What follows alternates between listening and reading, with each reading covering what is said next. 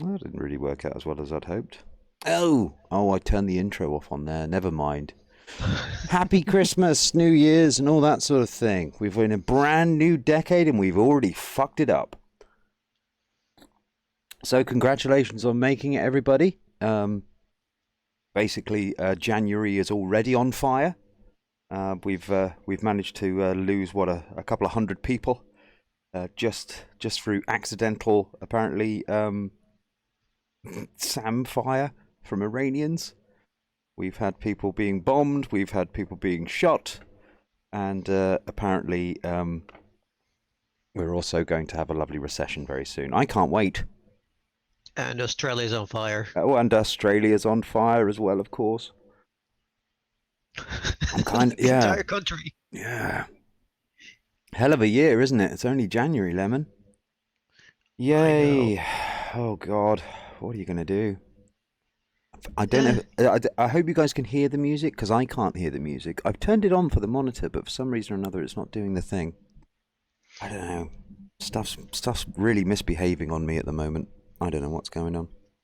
It's a weird one. How are you doing anyway, mate? We haven't really said much to each other in a while. No, it's just like little quibs on Twitter, but that's about it. Yeah, things are okay. I mean, I can't complain. I mean, I can if I wanted, but you know. You can't? I've never known you not to. But yeah, it's a bit of a one. How are you? I mean, obviously you were talking to me a little earlier about this, but if you want to elaborate for the room about Yeah, we're talking about the whole thing about the war versus Iran, or America versus Iran, and how I fucking hate everything about that war. And I hate how the left have been behaving about the war. I hate how the right have been behaving about the war. Especially like the little commentary sort of sphere that you see on YouTube and Twitter. Because I've seen a lot of the left trying to sort of whitewash what Iran is doing there. They're just like a force for peace. They're a force for fighting ISIS, but they miss the point that Iran is as much as an imperial power trying to force their influence over areas like Iran, Syria, Yemen, Lebanon. the Iranians trying to force influence over Iran. How dare they? Iraq, sorry. Even you're getting those two confused now. I would expect it of the Americans, but come on. Let me just say that I got your message while I was in bed. I literally just woke up, and the first thing I did was click on your link. I was like, just chat with the guy as I make my first tea. So I'm Drink sorry. your goddamn tea and wake the fuck up. Yeah, we won't be having that. But yeah, it's like, for example, like I mean, anyone who followed the news knows that as soon as the attacks happened, and by the way, I hear myself talking back to myself. There's some echo from your side. Hello, Fox. Hey, sorry. Oh, that's Fox. Sorry. Yeah. Yeah, and as soon as like the events started happening, there was a decision by the parliament, a bill that asked the Americans explicitly to get the fuck out of Iraq. And people were like, well, the Iraqis want you out. It's funny to me because if you talk to the Iraqi protesters on the streets that've been protesting the Iranian influence over there, and the American, they just don't want any imperial powers in their country anymore. Well, who wouldn't?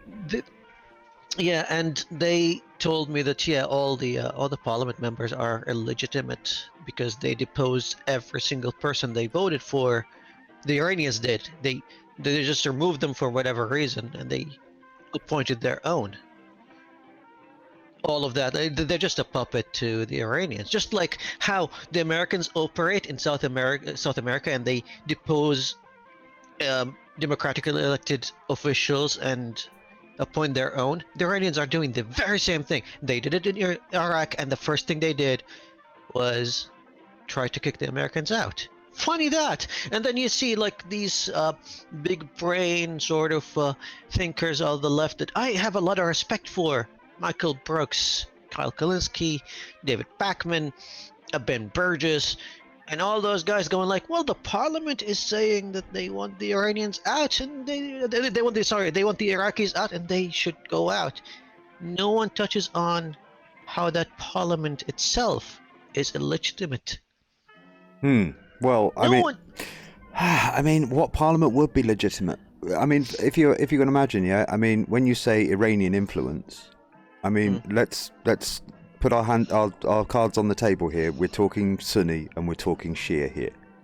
This is one of the reasons why a lot of people thought Saddam Hussein was kind of a good guy, because he was sort of a if you will, a secularist who tamped down the Sunni versus Shia business that was going on in this sort of area. I mean, this is why one of the reasons that we were sort of like on his side for a while was because, yeah, he was a dictator, but you know, he was our guy. And the thing is that we're looking around. You know, there's a lot of people who are sort of like going after Iran on this sort of thing, and they're saying, yeah, look at these horrible Muslim authoritarian sort of autocrats. And I'm sitting there kind of going, I beg your pardon, mate, but I can still see the Saudi dick cheese on fucking Donald Trump's fucking teeth. What the hell are you talking about? I mean, Whenever I see those posts going, people go like, well, but Iran does this and Iran does that. They don't have freedom of speech. They don't have, like, they kill gay people. I'm like, yeah, but how come you guys keep sucking Saudi's cocks? Yeah. Like, what the fuck is wrong with you? Well, that's the thing, you see. This is the motivated reasoning. It just becomes so obvious, isn't it? It's like, you couldn't give a fuck about any of this. I mean, there's a lot of oil to be taken. Oh yeah, there's oil, and when it comes to Iran, there's a lot of influence too. And I mean, if you want me to steer away from Iranian influence for a minute here and just talk about what is the result now. Yes, we calmed down. There's no World War III. That's a good thing. What did the Americans gain? Well, they lost their influence in Iraq. Now, the parliament doesn't want them there. The revolution doesn't want them there. No one wants them there. And they saved some face by killing Soleimani, but Soleimani is already replaced by someone who is a carbon copy of him. Well, it was an imminent threat, remember? We haven't actually established what the imminent threat was, but it was definitely an imminent threat. We know this. Their base is kind of like you know, the Trump's base is going like, yeah, there's an imminent threat. By the way, the U.S. embassy was mostly attacked by the Iraqi rebels, not the Iranians. But let's just leave it there. We don't really. Let's just see what they gained versus what the Iranians gained. The Iranians gained the at least third for their revolution over there that was gonna kick them out. They're on their side now. Because when it comes to choosing between Americans and Iranians, they would choose Iranians every single time. They made Iran patriotic again. Iran was having a lot of trouble with their youth because they kept protesting over and over and over again. You've seen it for the past few years. Of course, yeah. Going like, hey, we just want the Ayatollahs out. But guess what? Same with the Iraqis. If they had to choose between the Americans and their Ayatollahs, they would choose the Ayatollahs, and they stood with the Ayatollahs. Now, they made Iranians patriotic again. And Iran finally had a perfect excuse to go like, you know what? We're going to develop our own nukes. Sorry, the EU, you guys kept the Iranian deal going, but at this point we need a deterrent. And the EU gave them a nod, going like, fair enough. We understand. Yeah. I mean, if you didn't want Iran to have nukes, it's probably best to not make them feel as if they really, really need them. Yeah, it's so yeah, if we look at who gained what, I think the Iranians won every single part of this. Well, I mean, this obviously we had this plane being shot down by surface-to-air missile. Surface-to-air missiles. A friend of mine, one of our friends is actually Ukrainian. Apparently, she had a friend on there. So. Holy shit. Yeah. So that's the only sort of thing that you can say was it wouldn't have lasted long. They basically just nosedived into the ground. So although those people did die, they didn't. It wouldn't have been a slow one. That would have been basically about 30 seconds of absolute horror and then over with. And I am quite incredulous, to be honest with you, of the fact that this actually happened. Because I'm sitting there kind of going, hang on a second, you're a surface-to-air missile site. You're allocated there. These aren't sort of. This is like they've got a little barracks down there, right next to your airport. So planes are leaving there all the time. Yes, you've had your little rockets off, but this is hours afterwards. Yes, you might be expecting planes to be coming in and doing stuff. Yeah, fair enough. But guess what? That plane was leaving. It was on a flight path that just so happened to be in line with your airport, and it was leaving Iranian airspace. What the fuck do you think that might have been? I know it was dark, guys, but you do have radar. That's how you spot these motherfuckers. So I'm kind of weirded out by this as to how this had actually happened. It's amazing to me that this has actually happened. I mean, the Iranians are doing an investigation, and I haven't seen the results yet. I got little conspiracy theories around this. Few conspiracy theories around this. Somebody was saying maybe the Russians did this to cause up the flag. But also, somebody infiltrating the Iranian military, perhaps, to cause that sort of a fuss. I mean, as you can imagine, after that's happened and the Iranian government has admitted that it was an error by their military, you've got people on the streets right now. A lot of students on the streets right now demanding more than just resignations here, So it's cool when you say that the Iranians have just won over this one. I don't think it's quite so cut and dry on that one. Yeah, hello, hello Drew, by the way, and hello Pascal. Hello. Welcome back. I don't think a lot will come out of this. Hello. Thank you. The worst that could happen, and I think that's actually what's going to happen, is they're going to have their investigation, and even if they had a mole in there, or they made a mistake, or even if it was intentional, they'll just have an scapegoat and be like, well, this guy caused it. You guys can have him. We're never going to know specifically. Yeah, they're going to have a scapegoat, for sure. My take is because of the mounting pressure from just sort of the global stage and other allied nations kind of stepping in and asking questions. I think it was sort of, regardless of what happened, that's what they had to say and report, because Canada was kind of hinting at it. Well, if you say this thing, then, we'll be a little bit less pissed off. So they said the thing, and now things seem to be settling down. What do you think that was the peace offering, if you will? Yeah, kind of like saving face. But then again, we're at this point we're asking who did it then. Yeah, well, my guess it was somebody who was like within the Iranian military who decided to take out his frustrations on civilian targets. That's I don't think I can sign up to that. That's what just deciding to fire a couple of SAMs at an aircraft with your own people on it. I mean, I don't know like exactly who the Iranian dignitaries that were on the actual plane itself were, but yeah, maybe. But you're just saying just because they were frustrated. I mean, obviously, if that's your sort of pathology there, mate, I'm never going to let you in charge of a SAM site. Yeah, well, I'm not saying that they're justified in doing so. I'm not saying it was like a smart thing to do either. And it just seems so bizarre because it is a very deliberate act to fire these things. They're not just like automatic, is it? It's not like, oh shit, we left the SAM site on, bollocks. Yeah, it's not like just sort of like, I don't know, leaving on the gas oven and then going to work or something. You've got guys operating this.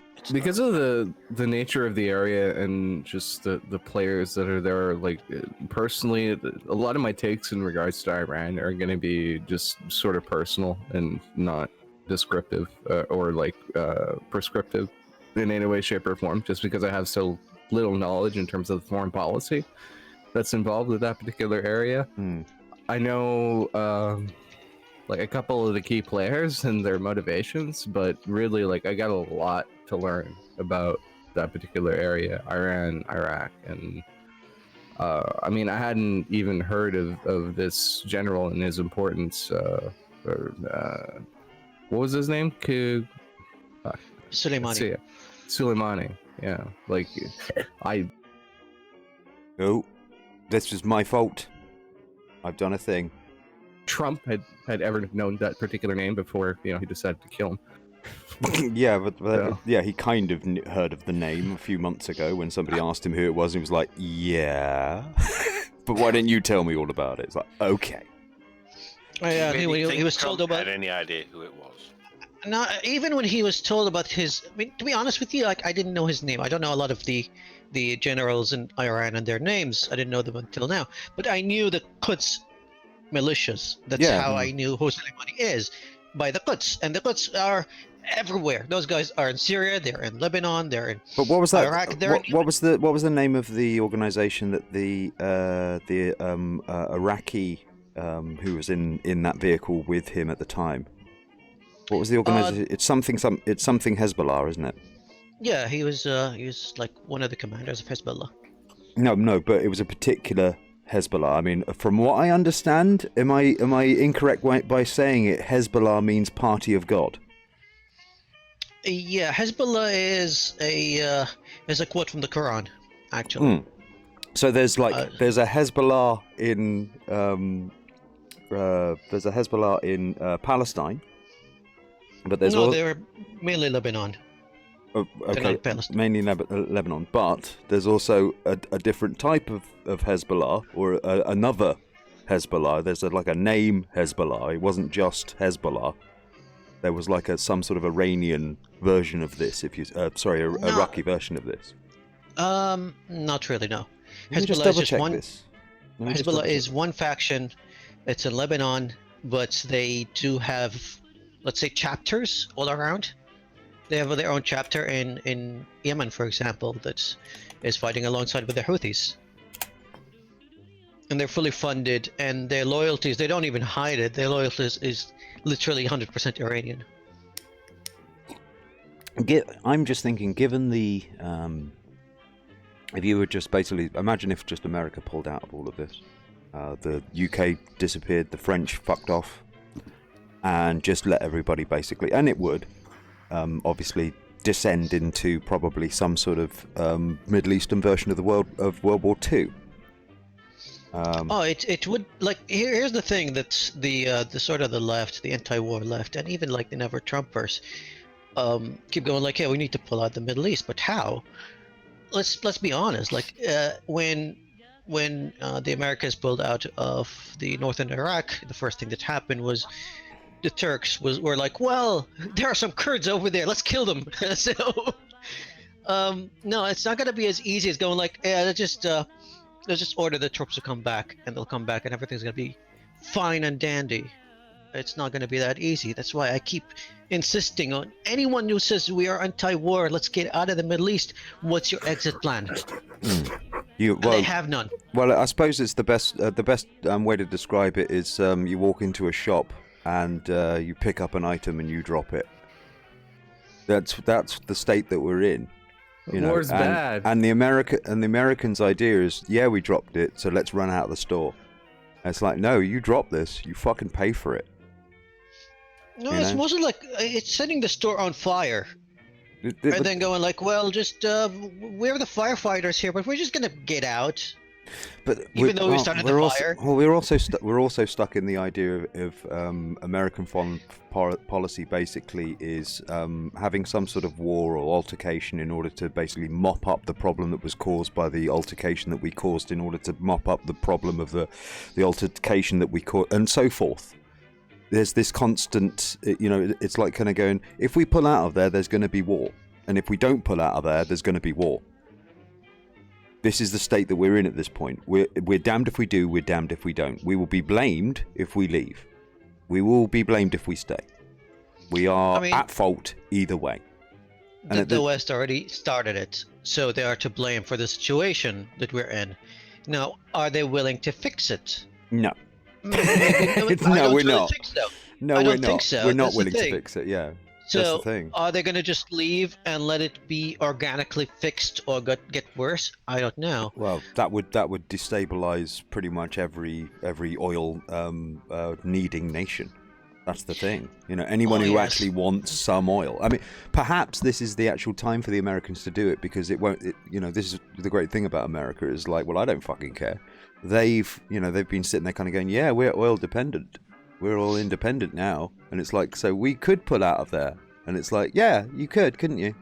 And then basically every other country who depends on oil, which is every other country, they're the ones that are going to have to suffer this consequence as well. Whereas the Americans, once they've got their gas lines and their oil pipelines and all that sort of thing sorted out, they're like, nah, I'm all right. Who cares? Doesn't matter to me. Because it'll fuck up every country. We'll have like massive recessions in all kinds of different countries, except America. Where's the bad thing here if you're an American? Yeah, Bakura is asking, so how do we pull out safely? I mean, use a condom, don't pull out. But I think it's one of the things that a lot of the Republicans or the neocons really frown upon when you say that word. The key is diplomacy. You need to get everything.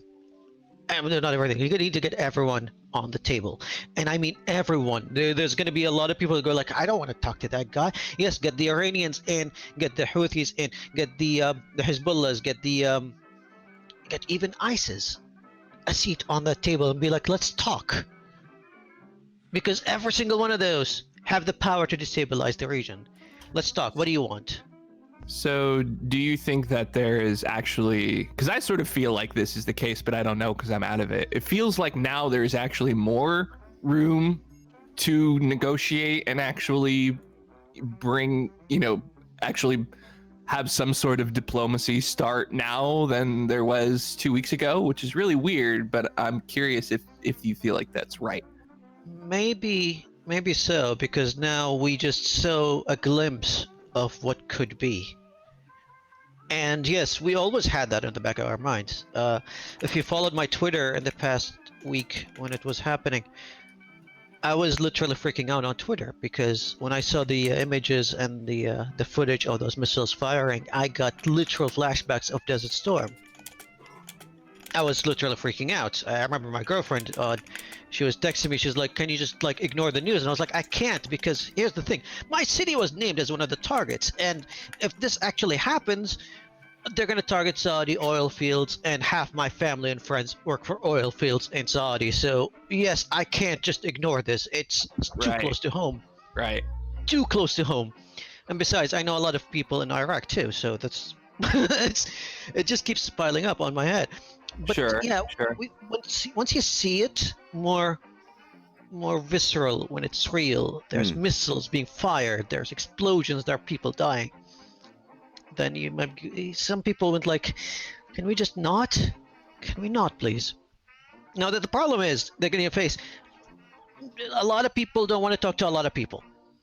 If you get for example, like the Iraqi rebels right now that are so sick and tired of the imperial forces of Iraq and of Iran and the U.S., they're not going to talk to ISIS. They don't want to talk to the Americans. They don't want to talk to the Ayatollahs. Are we not going to mention Saudi Arabia in this mix?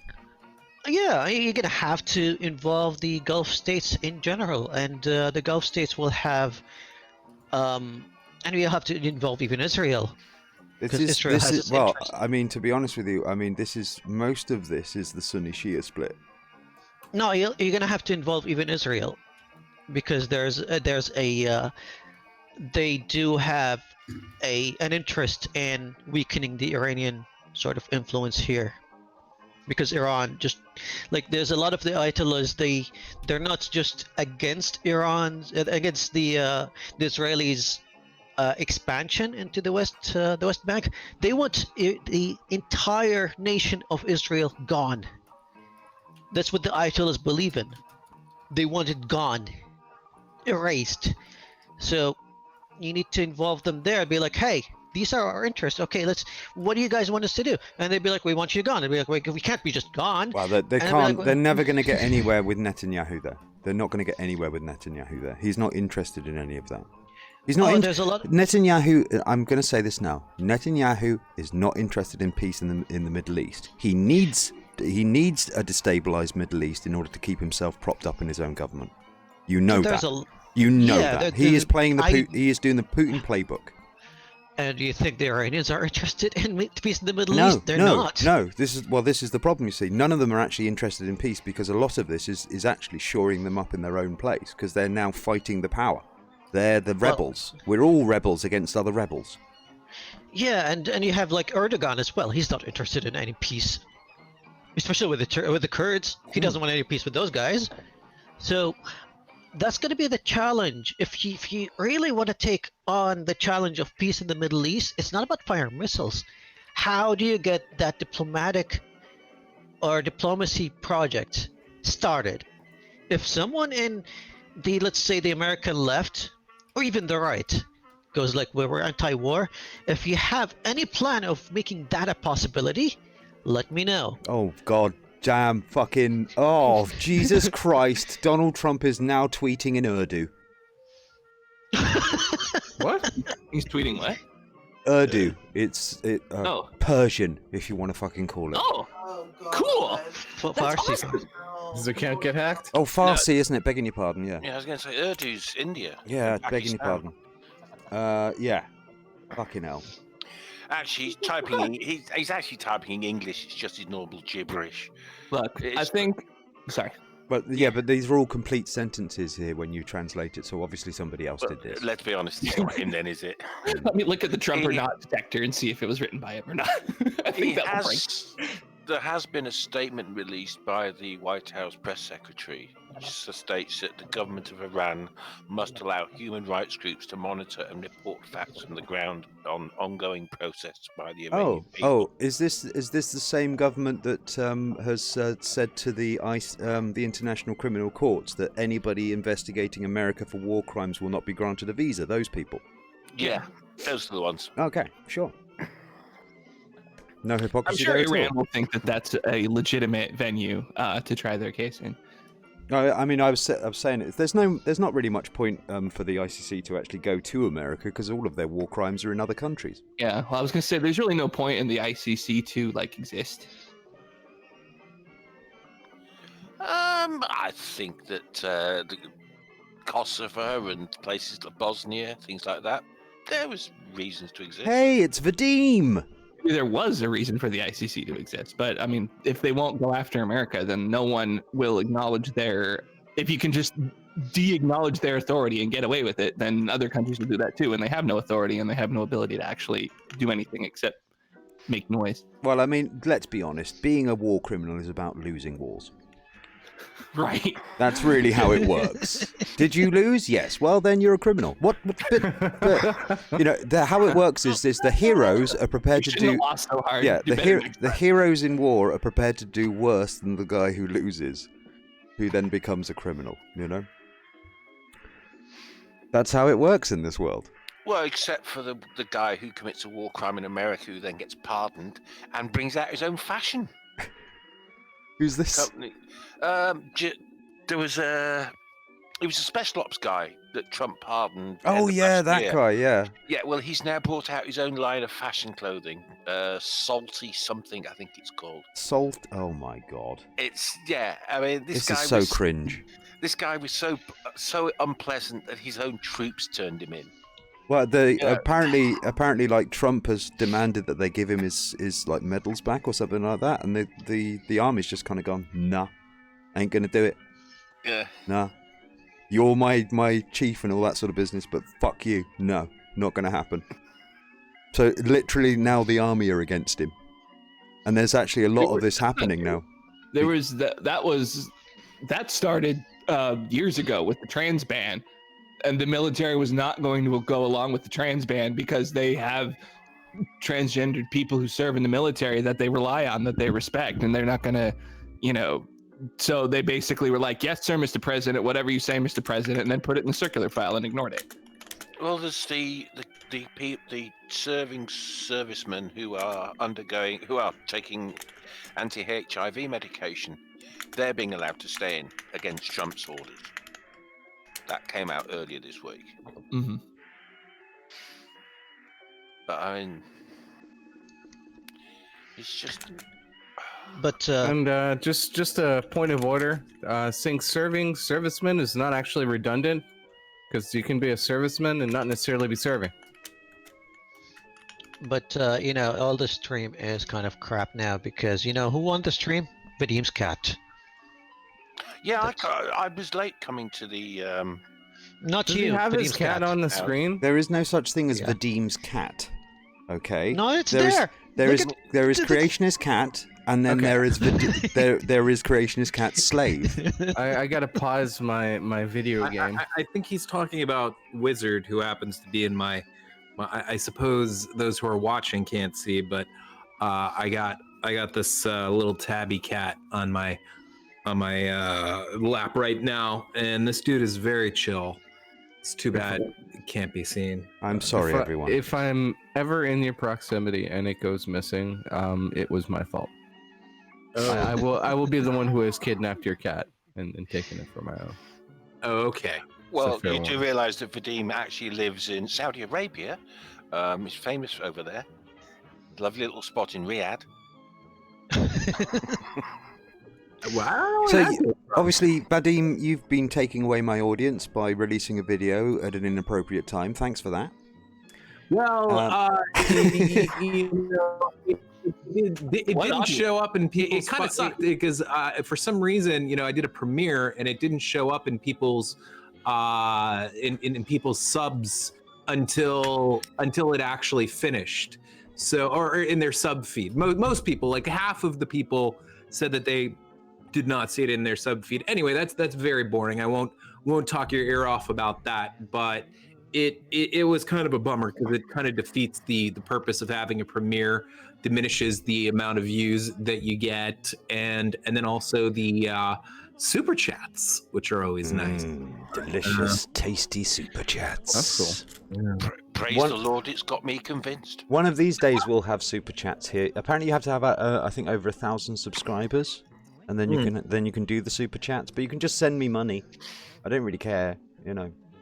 I'm not gonna lie. I actually think that the video that we posted, I think it's our best, and I don't know if, I mean, we'll see. I think we'll still. The aim is to create, before we do the channel rebrand, the absolute best CC videos that we've ever done. But it makes me excited about the eventual channel rebrand because there's an experimental quality to the video that it gets a little heavy at times, and I don't know. I think that when I'm doing videos solo, or CC will still be on the channel. He'll visit every now and then, but for the most part, I think that this is more going to be the direction of the channel. So it makes me pretty psyched for the future. Anyway, check it out, guys. It's called Skeptics Take the God Pill. And yeah, it's a delightful video, but you don't have to. See that, Drew? That's how you do a plug. Yeah, but wait until this lovely chat is over because I don't have anything to plug anymore. I don't want to type in views from this, and I don't want to take away from the millions that are tuning in right now. No doubt. Okay. Could I Okay. point out That level of sarcasm kind of hurt. May I point? By the way, Happy New Year, everybody. Oh yeah, it's been such a good start. Yeah. It's the greatest show in town that nobody watches. Yeah. I'll probably. You got a tagline yeah, on your I'll YouTube, probably just near the end of the year kind of think, you know what, I'm done with this world. Blow my fucking head off, and then everybody wants to fucking watch. Like, oh my Yeah, I god. don't think that's true, actually. Vadim. Don't do that. Hey, Robin, before you decide to do that, The please open give house me does your not condone suicide. please give me your stream key. No, I'm handing it. I'm handing it over. Where's To, the Habib's rest? taking it. You bastard! I was trying to sympathize and then ask for the Damn string. it. You son of a bitch. We've already established that Tabby would be taking control if I was. So it's tenure. tenure. It's tenure, right? That's what Great it is. choice. Something like that, yeah. I think yes. When I hit 10 years, maybe I'll just kind of, just go. No, I've had enough of this now, and just hand it over to somebody else. But You'll Habib's just- always you'll gonna hang have yourself tenure over and- me. You'll hang yourself, and then the video will mysteriously delete itself. Exactly. Yeah, and absolutely Pascal, I've got Pascal. absolutely no reason to lick your boots now. I know- I because Habib's understand that. always going to be ahead of me. But Pascal, accidents happen. He's over in the Middle I East have a right now. very- It's a bit of a worrying state. Hang in there. You never know. Let me just send a little email over to Iran and done. Start stirring up a bit of shit. I'm sorry, you've been fired from your job for that. So actually, No.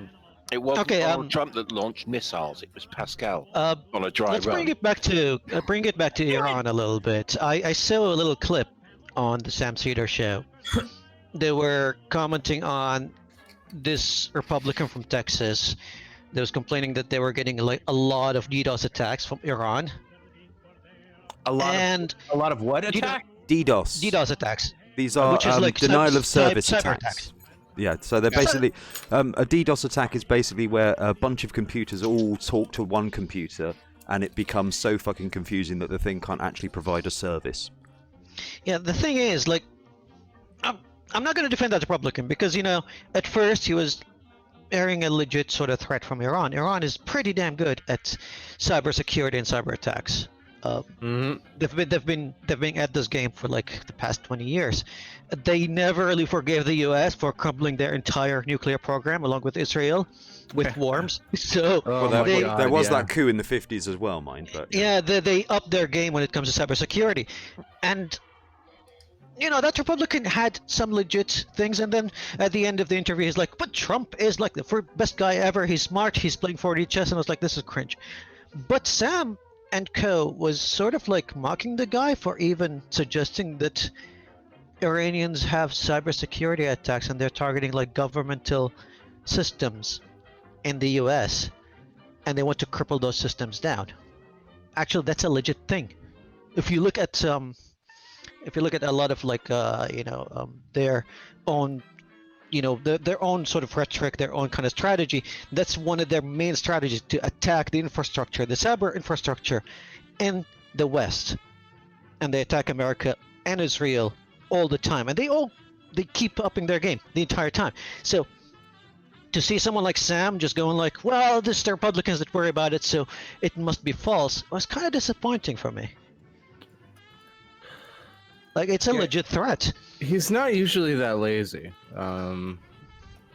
Like Michael Brooks, yes, but like him, no. Usually he's pretty on the ball when it comes to like getting all of the the variables in a given situation on the table in order to present to their audience or his audience. I think you've also got to understand that there's a lot of people, both on the left and right, who have got a lot of war fatigue, and that war fatigue does sort of get you to the point of fuck it, I don't want to be involved in this anymore, and it can get you into that state of, well, let's just go, let's just throw it away, let's not bother. That's a good point, but like I'm kind of getting sick and tired of the platitude. It's like war's bad. I mean, I get it. Like, I understand that this is pretty much a concept that everybody who has anything to do with like human yeah, but he's talking fellow to humans. He's talking like, to Americans here. This is the thing, mate, and they do need reminding, because by the look of it, if you look at most of the voting public of America, there's a certain subset of them that don't necessarily think war is all so bad. I mean, we were looking earlier, and there's like a little fucking kid, like some 2-year-old, 3-year-old kid, on the U.S. Army thing, like singing some army song, and he's got his little German sort of helmet on, and he's got his war paint on, and all that. So you go, oh, look at this, a future soldier, and it's like, yeah, that's adorable. Yeah, that's like one situation. What I'm talking about is like people who make their careers out of covering politics on the day-to-day seem to have these like kind of really surface level takes when it comes to Iran and the Middle East. And I haven't seen really any fleshed out sort of discussions in terms of following foreign policy, except for this one guy. His name is, hold on, let me see if I can find his name. Dylan. In space. He's a real genius. Yeah, you sure are. Dylan Burns. He's 18 years old. And I saw him talking to Destiny in terms of foreign policy, and he is on the fucking ball. He's able to sort of describe like what's going on in that specific area, and this is one thing that I'm sort of hoping to expand upon in terms of my knowledge in order to understand Oh, exactly shit, like. sorry. Oh fuck! What the hell, dude? I think he Sounds just like obla-dee-obla-da. he just walked into a party. I think he's like, oh fuck, No, God, people want me to drink and talk where to my them. Rosemary goes. Oh, by it's Rosemary. the Edison Lighthouse Connection, by the way. Which I did not mean to play. I apologize for that. Interesting ringtone. It's mentioned in Reservoir Dogs, by the way. It's one of the songs that's playing on Casey's Super Sounds of the 70s. If any of you guys. No, you got to say it. Casey's Super Sounds of the 70s. Oh, Casey and the Sunshine Band. Yeah. Remember it well. Who is the radio jockey in that He show? is a comedian. Right. Oh no! Yeah, is it Steve? It's Steve Wright, isn't it? His name, Yes. Steve Yeah. Wright. Yeah. Yeah, He- he's fucking hilarious. He also played a psychologist in what was the film called again? It was Natural Born Killers. Yes, and he played the guy. And when I say this is his actual character name and how he's referred to throughout the movie. He is the guy who's always on the couch, but in Half Baked. Have you ever seen Half Baked with Dave Chappelle? And who else is in that? There's a bunch of people in that movie. Actually, Bob Saget of Full House fame is in that, and he has the stellar line, "I suck dick for crack," in that which like in my mind just it totally like any wrong that he's ever done by making like really cheesy, comedies on well, I guess just Full House. It was pretty horrible. Like all of that is just wiped clean. It's a new slate just because he Yeah. has that one line. How But anyway, yeah, Stephen Wright plays that character. Very underrated movie. I highly recommend it. how Saget was like America's like favorite dad to go to a comedy bit like The Aristocrats is just hilarious to me. Yeah. I love that person. He's so I- fucking hilarious. I have heard he's good friends with Dave Rubin, which is I guess a strike in his Oh dear. but I Have you honestly heard don't Sandra mind that. He's a filthy man. Like I don't care like if he's friends with Bob like Saget is a dirty whatever. bastard. He's great. He's hilarious, but he's a dirty bastard. Good evening, Jamie. How are you? Hi. well, guys. Okay, Jamie, you're in control. I'm gonna go for a cigarette. Back in a moment. Wait, before you go for the cigarette. Oh, what? Hello. Wait, yes. I'm really like insanely underslept because I basically pulled an all-nighter to get this finished on this video done, and I'm just not in a good state to either speak or I need to crash. So I wanted to step in just real quick because you sent me an invite and everything. But I'm going to go, and I'll just say Happy New Year once again to everybody, and thanks for having me on. No worries. Wish you the same, Vadim. Thanks for coming to hang out. See you on the other Good side. to see you again. Yeah, likewise. Okay, then Vadim, you're not in control. Focus break, you are. Back in a moment. Cigarette. Much Later. love, mate. Okay. So I'm in charge now. Yeah. I'm gonna fire you all. Who do you think you are? Donald Trump? You- I was gonna say I hope I'm not in charge. I don't know. Don't say fire near Donald Trump. He'll hit the red button. No, not fire the Donald Trump way. More like the Australia way. We require a salary, first and foremost, in order to threaten, people with removing their job. No, We we'll do- just we have to burn get- just like Australia. You get paid in love. Oh, I man. will either take payment towards future dentures or what is it? What's the new like processor that the AMD has? What? A Threadripper. No, Got the not that right- one. Bambi? No, it's the fuck. What's the name of the processor? I completely totally Well, forgot. there's Ryzen. There's Threadripper, Ryzen, yeah. and there's the Epic one. The Epic is server grade. I want a Ryzen. No, I got myself a 900K recently because Ryzen was not impressive enough for me. Like, yeah, they boast great numbers when it comes to multi-core, but I don't really use a lot of multi-core processes. I use Photoshop, which is mainly reliant on clock speed, and I play a lot of games which are clock speed reliant. Yeah, So a lot the of whole games are. A lot of games are not even like remotely interested in going multi-core.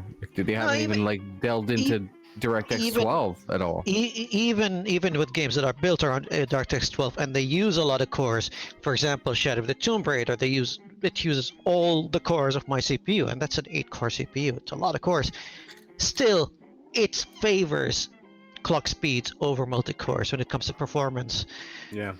So I don't understand tech channels when they promote Ryzen for gamers, because that thing is not optimized for gaming at all. At all. Unless you're doing rendering work, which I understand since they're YouTubers, they do a lot of rendering, they use a lot of Premiere. But again, you can get a 9900K or 9700K and enable something called QuickSync, which will give you better rendering speeds than the Ryzen stuff. So every time I see someone just promoting Ryzen for gamers, I just go like, why? I think it might makes no necessarily.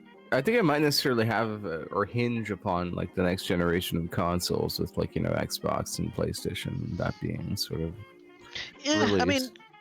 I mean, even when it comes to I think the Xbox 360 had AMD AMD like sort of like stuff in it, so it's nothing new. The only Like, thing I really give a shit about is like how well is Cyberpunk going to be able to play. That's it.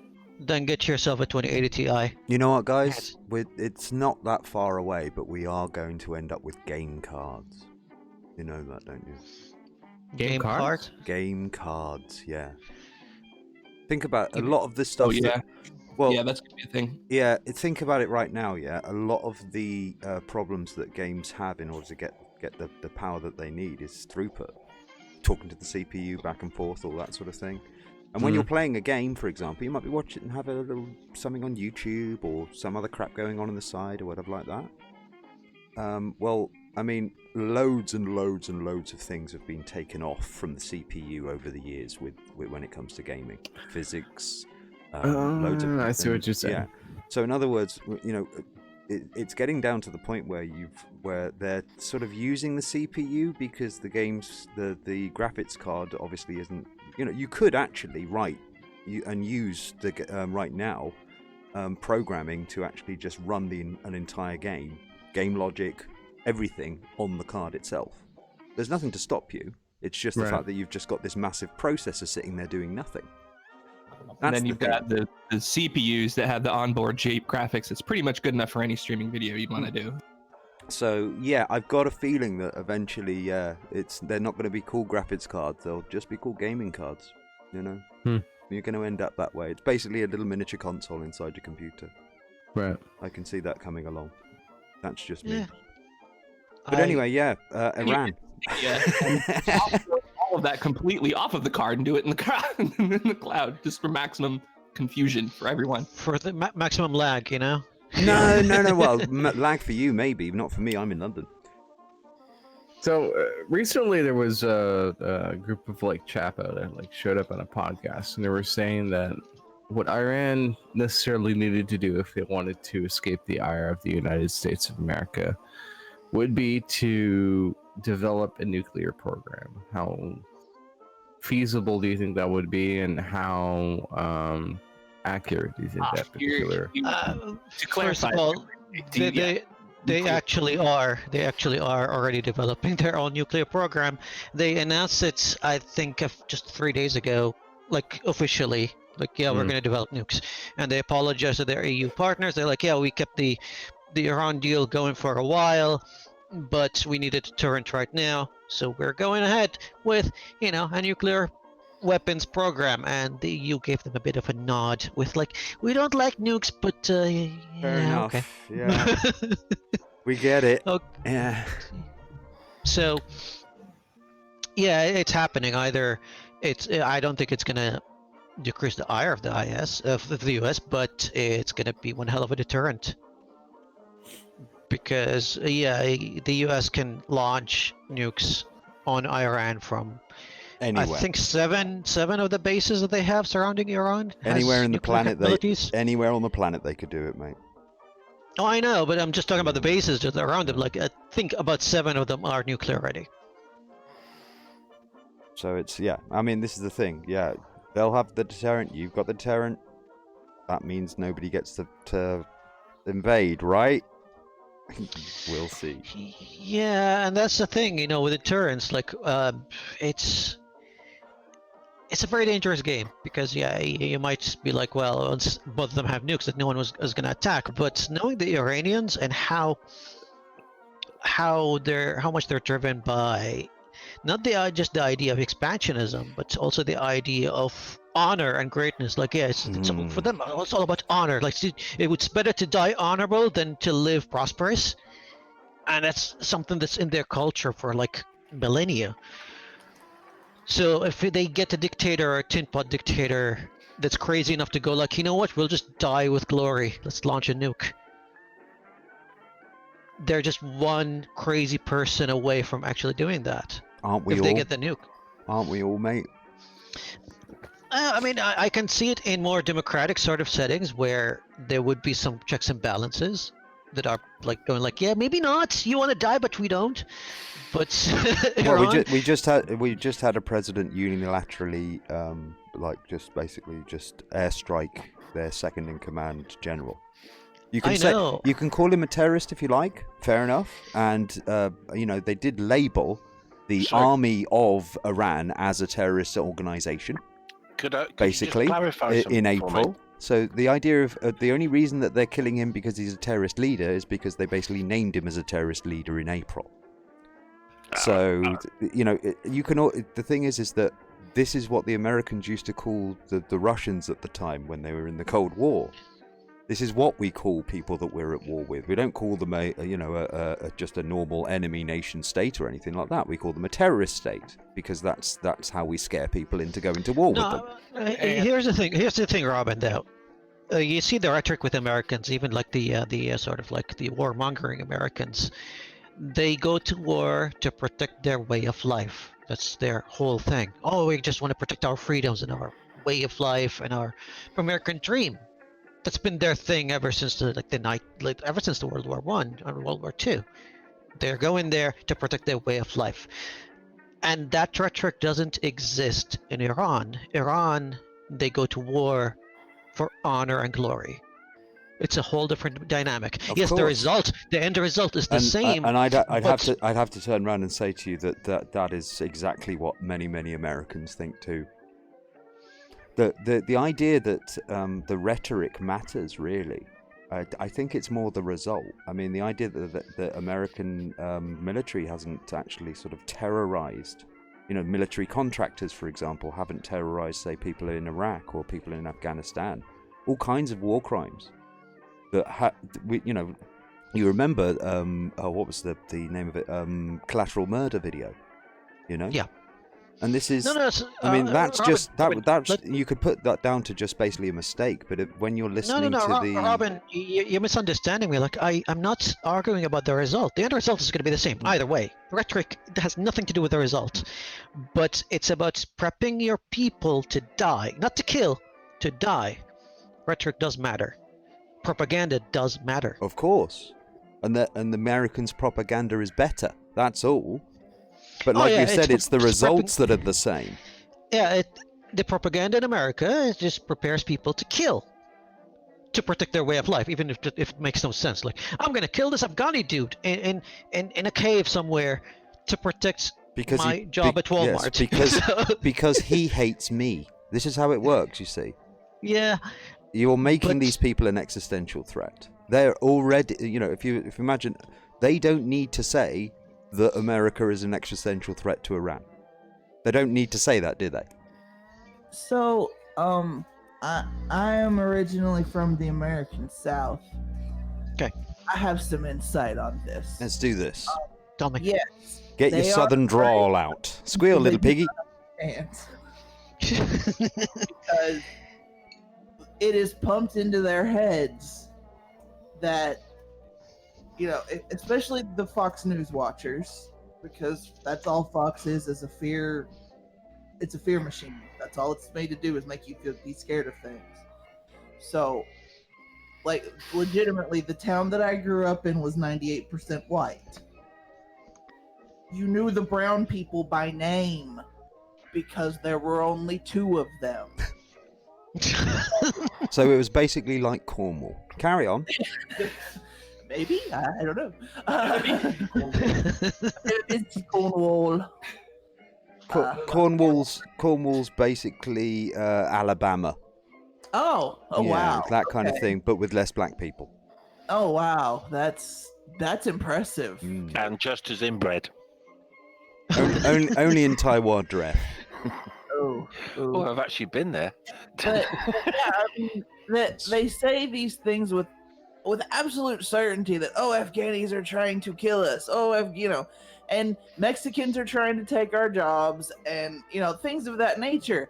And when I bring up things like Mexicans came over the border and are doing agriculture jobs, which nobody wants to do, or about Reagan granting amnesty, or any of those little things, I'm a liberal snowflake communist and I need to shut up.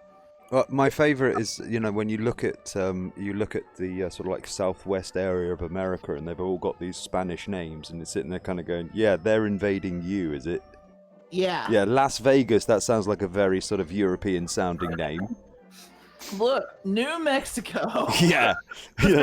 It's like Los Angeles, it's got a really sort of German sounding, sort of maybe British sounding name, right? Very modern and so American. Yeah. Even know. So yeah, well, like I said, this is the rhetoric. People, they kind of go, well, yeah, they say they want to kill us. Damn right they want to kill us. You've been fucking trying to kill them all the time. They want some fucking revenge. Yeah, it's very sad to me that so many people have gotten the feel like this is a terrible or scary thing. There's a town that's close to where I live. It's a college town, and they've actually done a lot of work bringing in refugees from around the world. They've brought in people from all different walks of life, and one of my mom's friends actually worked for them. But so consequently, they have more diverse religion there, including an Islamic center. And what was one of the first things to happen whenever all this Islamic stuff happened with Trump? That place got defaced. But don't you dare take down a symbol of the resistance against the Federalists. Can't have that. Oh no, the Confederate flag is very important, except it's not at all. I mean, that's true of both sides, though, because the first thing they fucking did when Trump got inaugurated out here in Los Angeles was burn him in front on the steps of City Hall. So they're gonna say, oh, don't talk about the Confederacy because it's a symbol of another country, but then they will symbolically burn their own president and see it as just a symbol and fine. Well, So, that is an act of protest. I don't know if like in Iran, No, they burn no, the leaders in effigy. It's a very normal thing to do. I don't know of any other place that puts up flags for groups that lost, especially for 100 years after the fact. Have you not been to Scotland then? I have a public service announcement for like anybody who decides to hack the President of the United States Twitter account. Put your stuff into Google Translate, like before you decide to like send it out, because if it just like comes out as complete and total gibberish, like people are not really gonna care. Yeah, or tell the difference. Particular, here's not translate. If here's the for foreign languages doesn't work. Here's the translation for Trump's tweet. It has a brave martyrdom and Ranj Kashide, Iran, who stated the role of President of the Republic of Bahama, Tadham, and I came from the Hamanan, Bashama, Costa. Like, well, that just sounds like You've he was lost me. dictating that then. deeply confused. Yeah. That we doesn't need- actually sound much different from some of his speeches, to be frank. I know. Yeah. But yeah, now I wonder if they think they're saying something other than what they're actually saying because they have shitty Iranian translators in the State Department. The other thing is he might send another missile your way, just to spite you. Yeah. There's a question from the chat, and the question is: if America did start another war with the Middle East, would the UK have to go and invade with the US because Well- of the trade deal right now? I'll put it this way: Boris Johnson is your prime minister. No, Johnson has been. No, Johnson has been like in the last, in the last few days, he's been sort of like, yeah, we're okay with the Americans, but like, he's not so excited about war. So I don't think he's gonna be enthusiastic about it, but he might get dragged into it either way. Yeah, I mean, if you, Yeah, I the think thing is, he'll if get you're going to judge Johnson by what he says, we're going to be in real trouble here, guys. No, I'm talking like about the response from the UK in general, not just him. But yeah, I didn't see any enthusiasm. They were just like, yeah, let's just not. But if things actually became serious and there was an open war with Iran or another power in the Middle East, they'll get dragged in either way because Johnson is pretty much Trump's bitch. Well, I it's also the fact that we're both members of NATO. The French will be dragged in too. Yes. I Yeah, do but find this The a very- French don't have any military commitment to NATO. Did they not? Nope. Oh, right. Well, then the French won't. That was one of the big things about the French. They still have troops in Iraq, but they mostly guard the Green Zone. I think it's about 450 soldiers over there. Same with the Australians. The Australians are considering pulling out from Iraq, but they do have their embassy over there, so they might have some presence there just to guard their embassy, but that's about it. Oh my god. You heard about that whole clusterfuck too, right? With the whole troop withdrawal that wasn't. But the Oh, which one? Iraqis have now turned around and says, "We want you to leave." Yeah, so yeah, the And the Iraqis. Americans turned around and said, "We're not going to."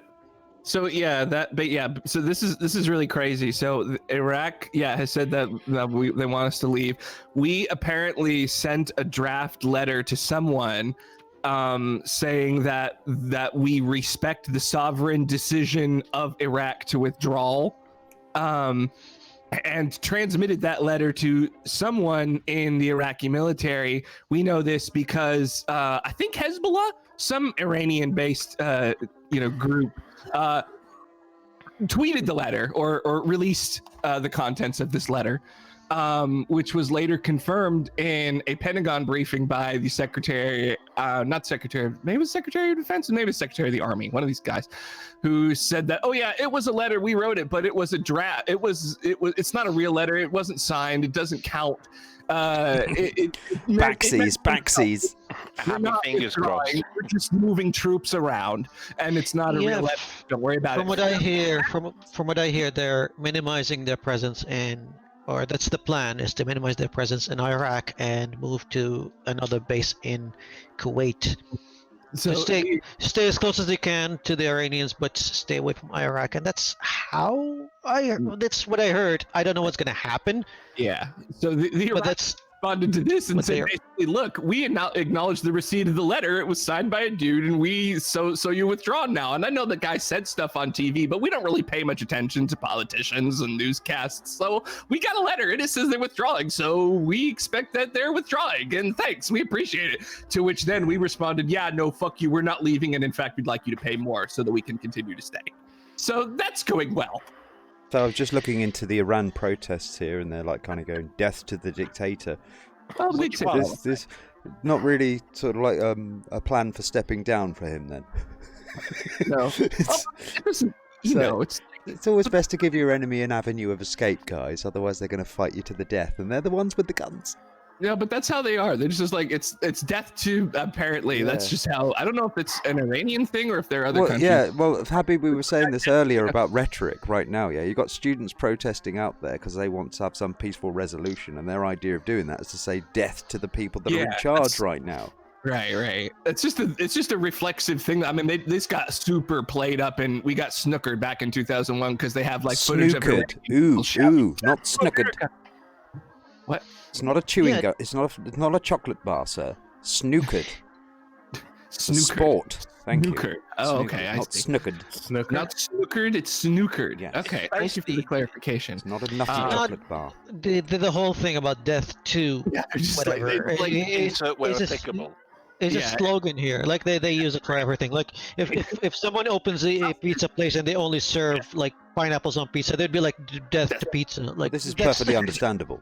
But Yeah. well, yeah. So when you're saying when Are you're there other saying this, countries of that do course, that, or is I it have just to Iran? I have to put it in this sort of limited way at this point. It's like they really want to kill us, and it's like, well, they say death to everything then. Yeah. Yeah, So- no. I mean, here's the thing. Like, death to America is a slogan to their. I mean, death to Israel, death to Al Saud. Every now and then they go like, yeah, death to Saudis, and I'm like, well, I'm a Saudi, but they don't want to kill me. Really. Right. Yeah, they don't really want to kill everyone. It's just the thing. that- It's I mean, I don't know if it's the same with Farsi, but when it comes to Arabic, like the context of that, if I was to translate the meaning of it, it's like, I don't like this, it needs to die. Right. But it's not like, I'm gonna kill this man. No, it's like, I don't. Oh, yeah, right. But yeah, I don't know if it's the same with Farsi, by the way. Maybe in Farsi they're like, yeah, we want to butcher everybody. So I don't know. But if you talk, that but does if that you or- talk to a lot of like the Iranians, like the people on the street, that they keep chanting like, you know, death to America and death to Israel, they are not gonna like, they're not interested in killing every single American and every single Israeli. They just like, yeah, we don't like the government. Then why do you say that you want to kill them? They're like, yeah, it's just a turn of phrase. yeah, it's a phrase. That's it. Yeah. Well, so sorry for You the know, like- misunderstanding. Yeah, you know? like why don't we just nuke the Middle East and get it over with? That sort of, it's just a turn of phrase. I mean, you never hear that. Oh no, you do. We don't really want to kill everyone. And we're Yeah, just saying. you know, we just want to basically turn your collapse the very place that profitable. you've been living for the last 3,000 years into basically a nuclear dust bowl.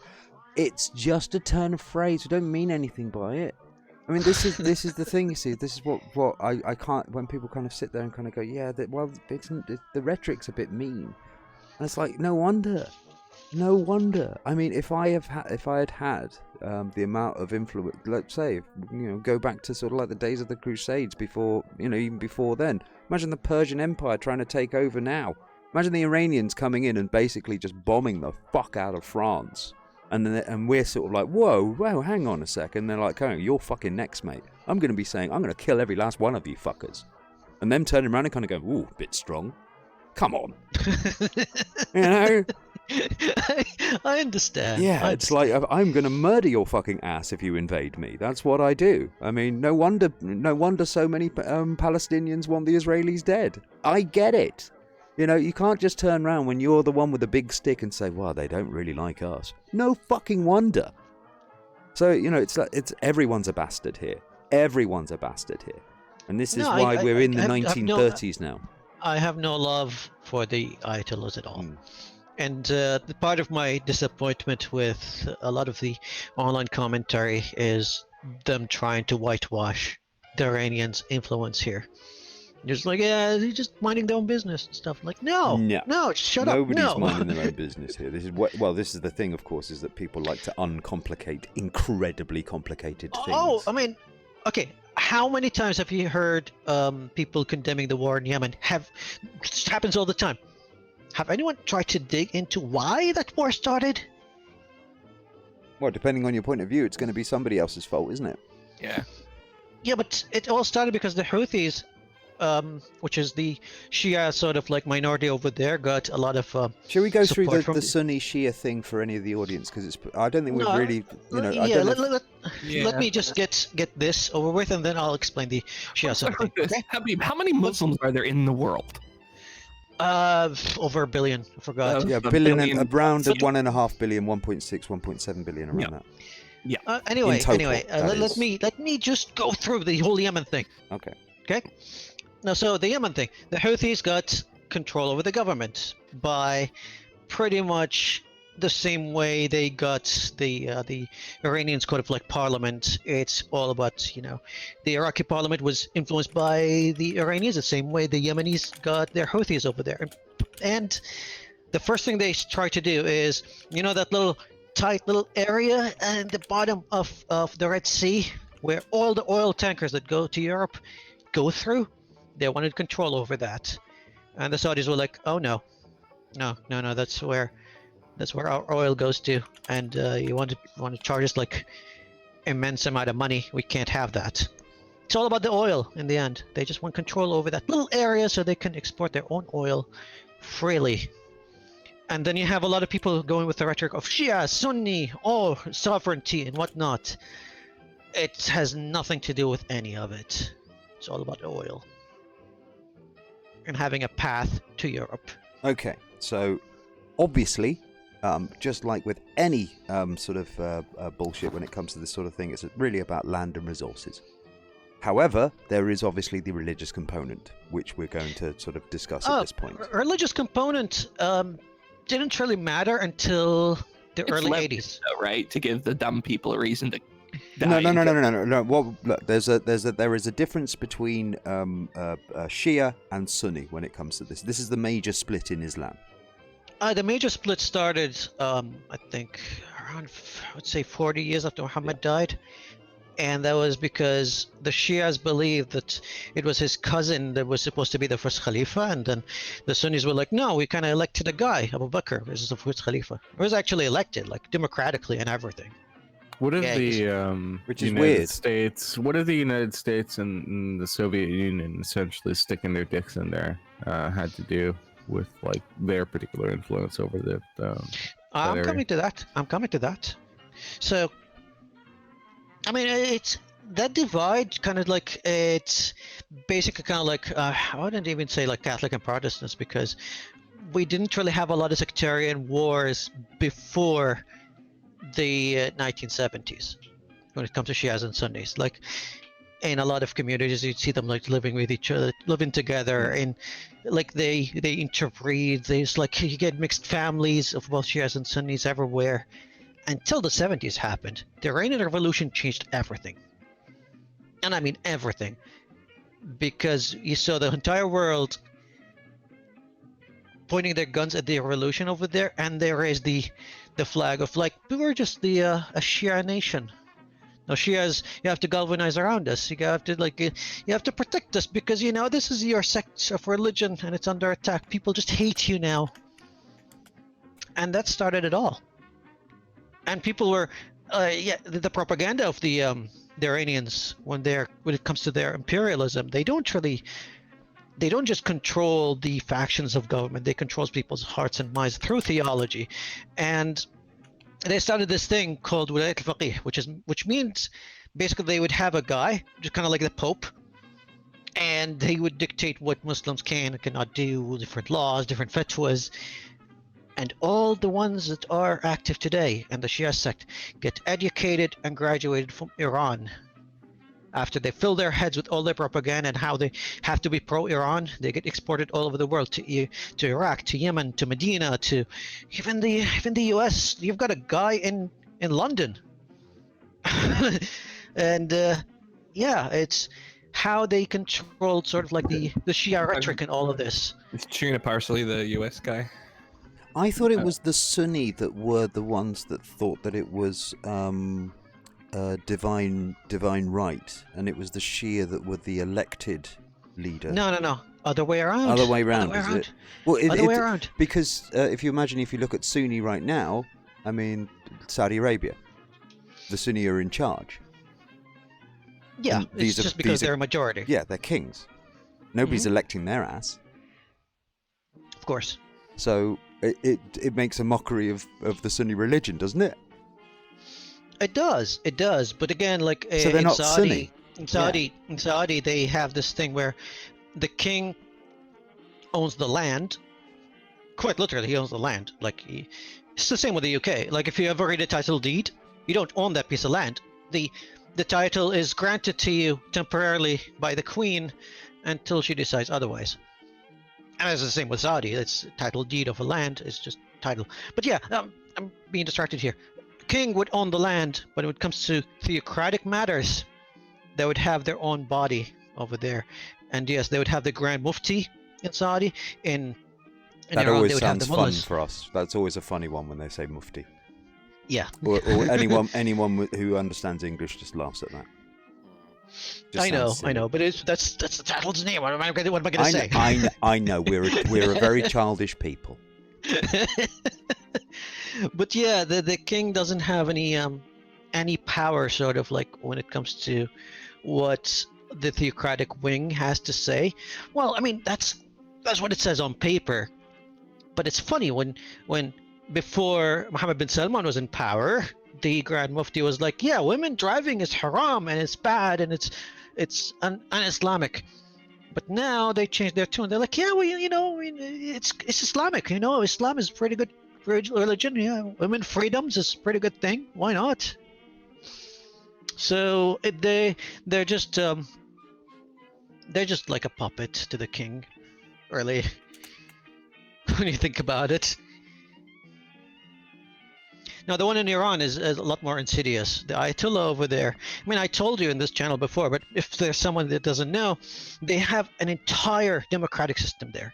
They elect their parliaments, their presidents, their like ministers and all that, and everybody's elected except for the Ayatollah. That one is appointed by the theocratic wing, and you can work for years on a bill that would help the people, or a new sort of system or a new bill or whatever, and it goes through parliament, it agrees, it goes through the house, it agrees, it goes into the final step to the Ayatollah, and he goes like, it's Final veto. Yeah. it's not Islamic, and it gets shut down.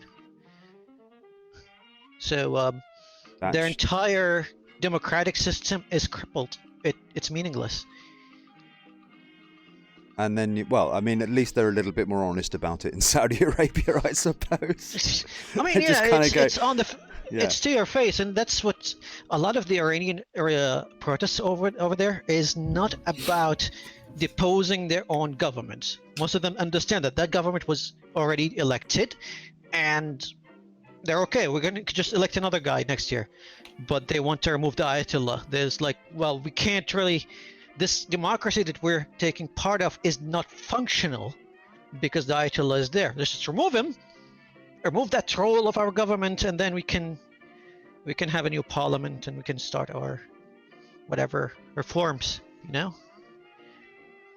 And yeah, that's, by the way, that's what a lot of the even the neocons don't understand, or maybe they understand but they don't want to admit. But the propaganda just goes like, well, Iranians are just like, they're brutal. Let's just change the entire regime. The Iranians don't want to change the entire regime. They want to be more surgical about it. They want to remove just one role of that government. They just want the Ayatollah out. The rest can stay in. Mm. And they don't want the Ayatollah out, they want the position of Ayatollah out, correct? Yes. That's what I meant. Interesting to note, by the way, a lot of people sort of like talk about women's rights when it comes to Iran. It was really fun. It's really funny to me because they kind of go, yeah, they force these people to wear the burqa and wear the veil, all that sort of thing. I was sitting there kind of, you do realise that before the revolution they actually banned the veil. Did anyone know this? Yeah, they did. With the Shah did try to ban it. By the way, he tried. He never succeeded, really. Ordered the police to forcibly remove them. Because the police would remove them in Tehran, because that's like the capital and everything. But outside of Tehran, nobody. Like, he got to Isfahan in the 1960s, and if you look at the pictures of the old sort of like brass worksmiths over there from the 60s, a lot of the women are wearing burqas anyway, and they're walking around, and there's police standing around. I'm just saying that it sort of counters this nonsense that people say. Kind of go, yeah, look, when the guy was in control, you see that the women were allowed to not wear them. It's like, no, they were told they couldn't.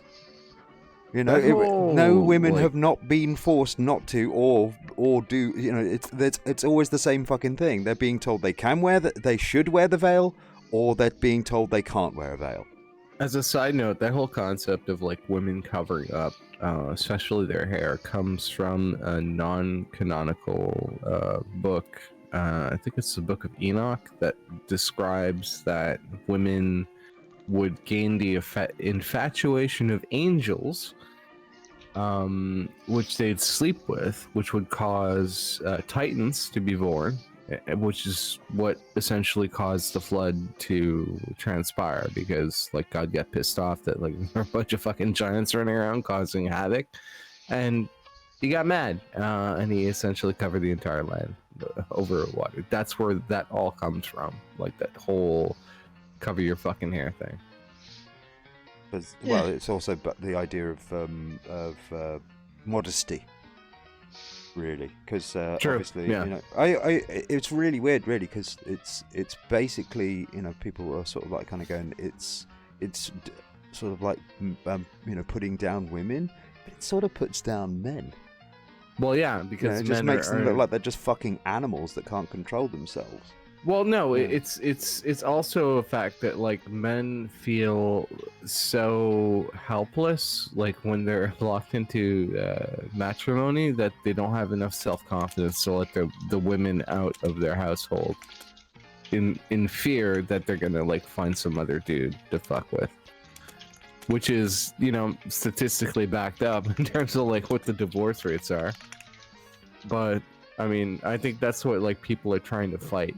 Ultimately, is their own human nature to sort of seek alternative partners, which seems to be like what half the people want to do anyway. So, yeah. God, what a fucking mess. Like, you know, this is the things like people kind of say, yeah, you want to blame the West for Iran? It's like, a bit tricky not to. You know, people kind of talk about the Iranian Revolution and like the Shah and all this sort of thing, but guys, there's a little bit before that too, guys. I mean, But there's always going to be that kind of like a thread that hangs in that particular region, just because of like how many fingers or how many fingers like the United States has had in various different pots across the world, meaning like the world economic superpower and military presence. well, we that and global situation. understandable, but we, as in the British and America, our secret services went into Iraq in the 1950s, and we bombed people in Iraq who were political, not so much enemies, but at least political rivals of Mossadegh at the time, who was in charge, who was pro-Western, good guy. Only problem was that he thought that the company that was running the oil fields wasn't really giving Iran much money, which was, well, at the time, nothing. So he thought, can we just get 30% of the oil revenue? You're a communist. So we decided to label him a communist. By doing so, we would blow up people that were opposed to him, and then have loads of leaflets everywhere saying, up with communism, up with Mossadegh. So we caused, this is us basically. This is the British and the American oil industry doing exactly what it likes to do.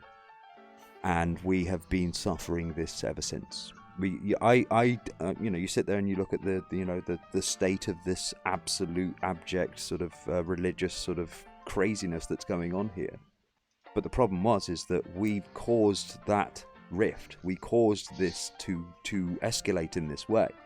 You oppress a people, and then they usually end up in some sort of religious coup, because it's the churches or the mosques or whatever like that is where people end up meeting here.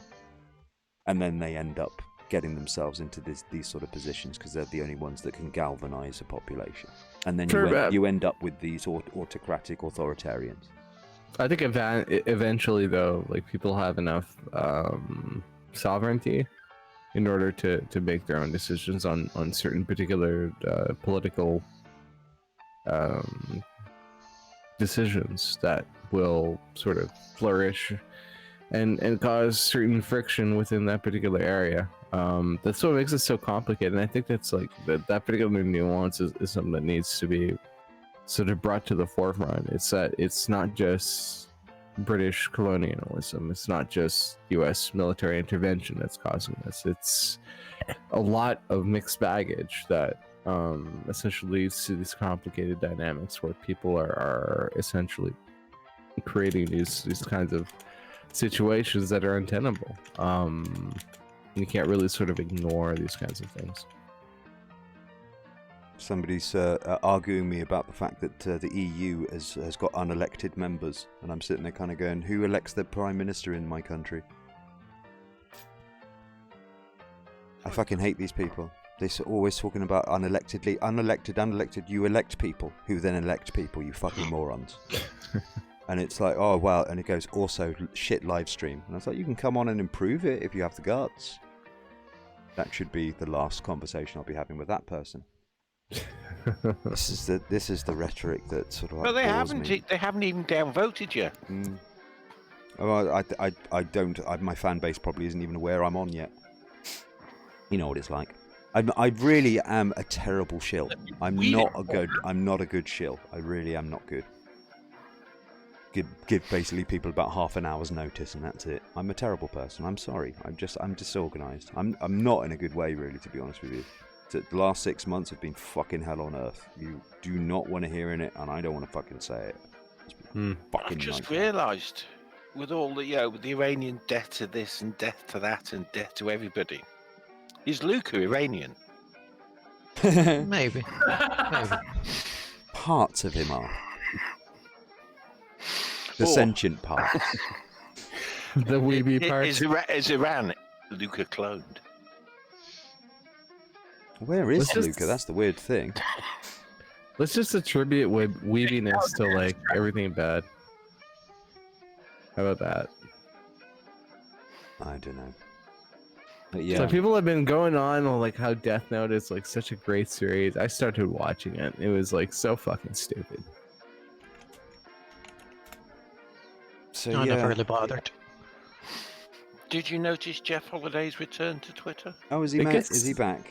It gets so convoluted these days, like in terms of like plot and like the 5D 6D level chess that like people are playing in animes. It's just unrealistic to me. I find it kind of hilarious. I think a lot of people confuse 5D chess with basically a pigeon on the chessboard. You know? I was saying this earlier, and I'm actually, I was sitting there kind of going, actually, Rob, that's actually quite a profound thing. There's a lot of people out there that are very, very dumb.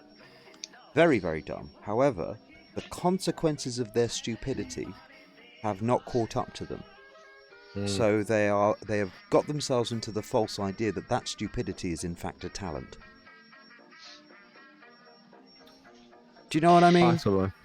Yeah.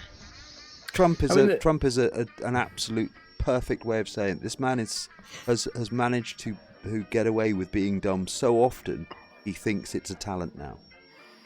You know? I think I've just like sort of isolated myself to the point where like I can't even tell if I'm the dumb one anymore because I got no more peers who can actually review my particular thought process.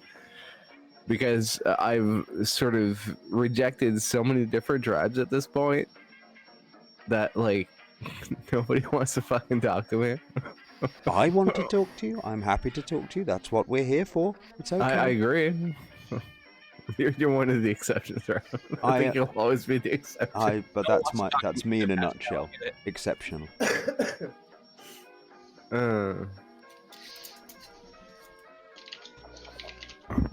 No one wants to talk to me either, Pascal. I get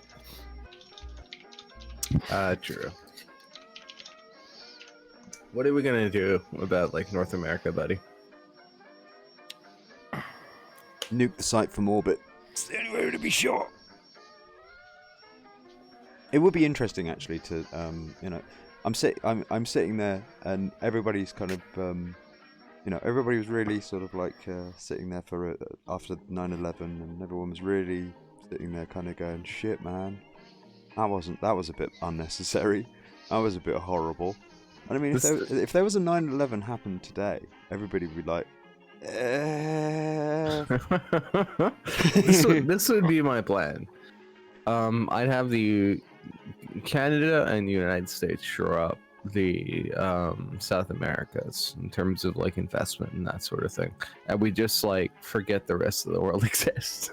Because when like all of this shit with climate change starts like knocking on our doorstep, we want to be as far removed from the rest of the world as fucking possible. You guys are on your own. Well, are you going to build a wall then? We don't have to. Because it's not going very well at the moment, is it? You know. It's called the fucking Pacific and Atlantic Ocean, my dude. Yeah, but I mean, like... let's be fair. I mean, the Magellan Strait's only what, 35, 40 miles? What are you gonna do? Okay, I'm going to say at this us? now. I'm kind of sick and tired of it, and I'm just going to say this to Nick, Wizard of Cause. Dude, you're your own worst enemy. The reason that you're not actually getting anywhere with your channel is because you've got 1 foot in, 1 foot out. You keep on sucking the dick of these guys, and then you don't follow through. This is why you're not getting the numbers that you want. That's why you're jealous of the quartering. If you want, look, pick a side, dude. You're either against these guys or you're not. Because right now, yeah, all you're doing is just sucking toes of these guys, and they're not really doing it. If you want to go the whole hog, then do it. And don't tell me that you didn't support Trump, because you did. I was really pissed off with him, because I remember talking to him about this, and he was all sitting there kind of going, yeah, maybe it's a good thing. If it gets worse, then it'll probably get better. And now you're turning around and saying that you never were interested in it, and you were just doing it because you lost a bet. Stop fucking kidding yourself, mate. You put yourself into this position. I told you that it was a bad idea, and now you're regretting it. But worse, you're pretending that you never did it in the first place. I fucking can't stand that. Admit your fucking mistakes, at least. So I get so much fucking hassle from people like this, and they're all sort of kind of going me about this. Like, yeah, when was I wrong? When the only thing, oh well, you didn't predict Trump. And it's like, yeah, the only thing I didn't predict was people would be that dumb. That's all, you know. And you proved me wrong by being stupid. Brilliant. Who's the fucking winner here? You know. Everyone's like pissed off at Thunderfoot. Called it correctly. Called it absolutely down the fucking line. Brexit's a fucking disaster and it hasn't even fucking started yet. You've paid all of your dues to the European Union. All of that money that you paid in, you've already lost that just in investments. You've already lost that in there's like 2 trillion got knocked off of our 10-year our 10-year investments. 2 trillion. They just pulled out, gone on the day, and everyone was like, "What, you think it's a disaster?" Well, the country isn't on its knees yet. No, it's just basically just lost its feet. I think my favorite sort of presentation was by this guy named Adam Pawson. He's an economist for the AEI. No, it's Perimeter Institute. Anyways, like some organization. He's like this typical like fat kind of short old Jew. He's been around, and he doesn't mince fucking words. And he just goes into like why this is economic suicide, and it's brilliant to watch. And I sort of recommend it to anybody. But like, man. You have to be like in another stratosphere in terms of like reality in order to think that this was like a good idea on any level. And to see the politics in the UK, you have like one group which is like saying, well, we're gonna leave, and the other group which is saying, well, I'm gonna sit on the fence while this happens. Insane to me. Well, this is the problem. Is it? You know, this is people were asking, what did Jeremy Corbyn do wrong? Well, listen. Here's the thing: when you're in a wedge issue, you've got to pick a side. Because if you just basically triangulate on a wedge issue, you are the wedge. Yeah. You're just the one in the middle, kind of going, well, everybody's right, but everybody's wrong.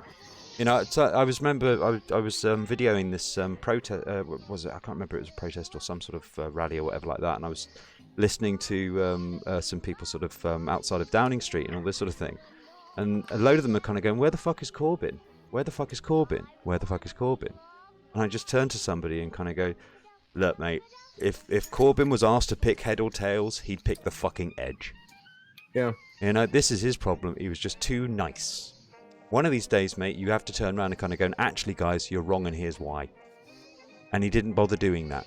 That's not leadership. So it's your own fault for being a social windsock, mate. It's like the easiest thing for a member of the opposition to do is to provide opposition for a galactically stupid idea. Yeah. But that's the thing, there was too many. The problem is that the papers had got to them already. The papers had got to the you know, they were saying to them, look, the reason that your wages are low, mate, isn't because we've completely destroyed your unions. The reason that your wages are low aren't because we're basically making sure that every corporation gets enough tax breaks that any of their profits, they can just fucking keep all of that. So what's the point in actually investing in their staff when they can just just keep their money down and we get more profits? Great. No, they didn't turn around. No, they said, no, it's those foreigners doing it. And all of these lefties have got themselves into that state of basically kind of going, yeah, it's the foreigners that are keeping my wages down. And that's where they've got themselves, you see. They've got themselves suckered into this point where everyone's kind of going, well, you're not listening to us. And it's like, yeah, I'm listening to you, and I'm telling you, you're talking shit. It's basic economics and supply and demand. For an entire country, a first world country, with like trade deals with this person and that person, and it's been around for 1,000 years. You think it's just supply and demand? You morons! And they need fucking being told they're fucking morons. Ever want to be the most politically illiterate person on the face of the earth? Yeah, here we go. Look, we just from the Independent. Jobs of the future may not have stable hours, holiday pay, sick pay, or pensions, DWP Secretary says. Damien Green describes the labour market as exciting. I'm excited of not having holiday pay. I can't fucking wait. Gig economy. Yeah, it's all gig economy business now, you see. You're all basically going to be fucking privateers. You know? It's like either follow Rush Limbaugh or fucking, Glenn Beck, or you follow... Push that false dichotomy. It's the one logical fallacy that people can't fucking see. Follow the Kyle Kalinskis of this world, who are essentially presenting politics in this very narrow-minded, oblivious kind of a scope. I don't know what publications. You really have a hard-on for Kyle Kalinske, don't you? Anyway, I'm just going to read this out to you. Cabinet Minister's endorsement of the approach comes a month after an employment tribunal found that drivers for the Uber car service should in fact get the minimum wage and paid holiday. The tribunal dismissed the taxi company's claim that its drivers were in fact self-employed and not entitled to these rights. Now that's happened, they're going to make sure that Uber can do this. What are the publications or the pundits that are sort of propping up Corbyn in the UK? Just out of curiosity, because I don't know who those players are. At this point, none. It used to be The Guardian and Channel 4 and such, but at this point, I don't think anyone really likes Corbyn. No, The Guardian didn't like Corbyn. Yeah, well, this is the other problem. None of them actually liked him. The people on the left, he says with inverted commas, they're basically what they would call, it's what they think they're calling themselves, centrists. But what they really are people who like right-wing economic policy, but don't think gays should be killed. That's really it. This is the level that they've got themselves into at this point. And this is, if you imagine, back in the sort of mid-90s when they just got the after the poll tax riots and all that sort of thing, Margaret Thatcher was basically hated nationally. Nobody fucking liked her. Nobody liked the Conservative Party at all. And lo and behold, out of nowhere, a person who Rupert Murdoch really fucking likes suddenly takes over the Labour Party. He's not a lefty, he's a third way. And if you look at his policies, it was basically the Conservative Party, but not racist. It was it. That was it. It was like, we're still going to privatise shit. Who cares? And if you can imagine, yeah, everyone's looking at Tony Blair and kind of going, this guy was the left, and look what happens when you leave Labour in charge. What, you mean he continues the Thatcherite government? They've managed to the genius of the right. The genius of the right is the fact that they're able to turn their own shit onto other people. They're able to actually project their own stuff onto other people to the point where you don't know who's for or against what. This happens in America too. There's a whole raft of folks. The left are dumb as fuck because they think the right are dumb as fuck.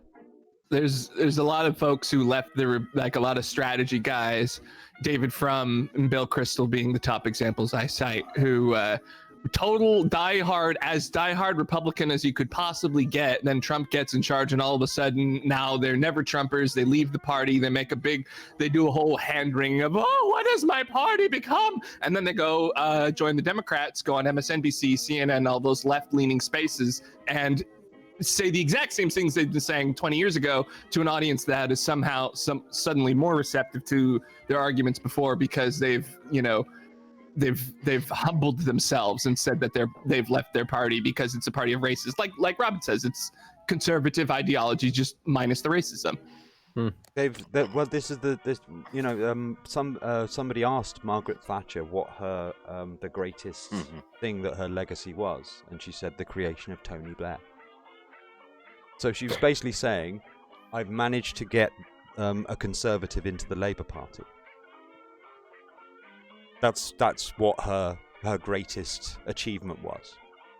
Forget like joining the EU or any of that sort of business. The fact that she'd actually destroyed the Labour Party from within. That was her greatest achievement as far as she's concerned.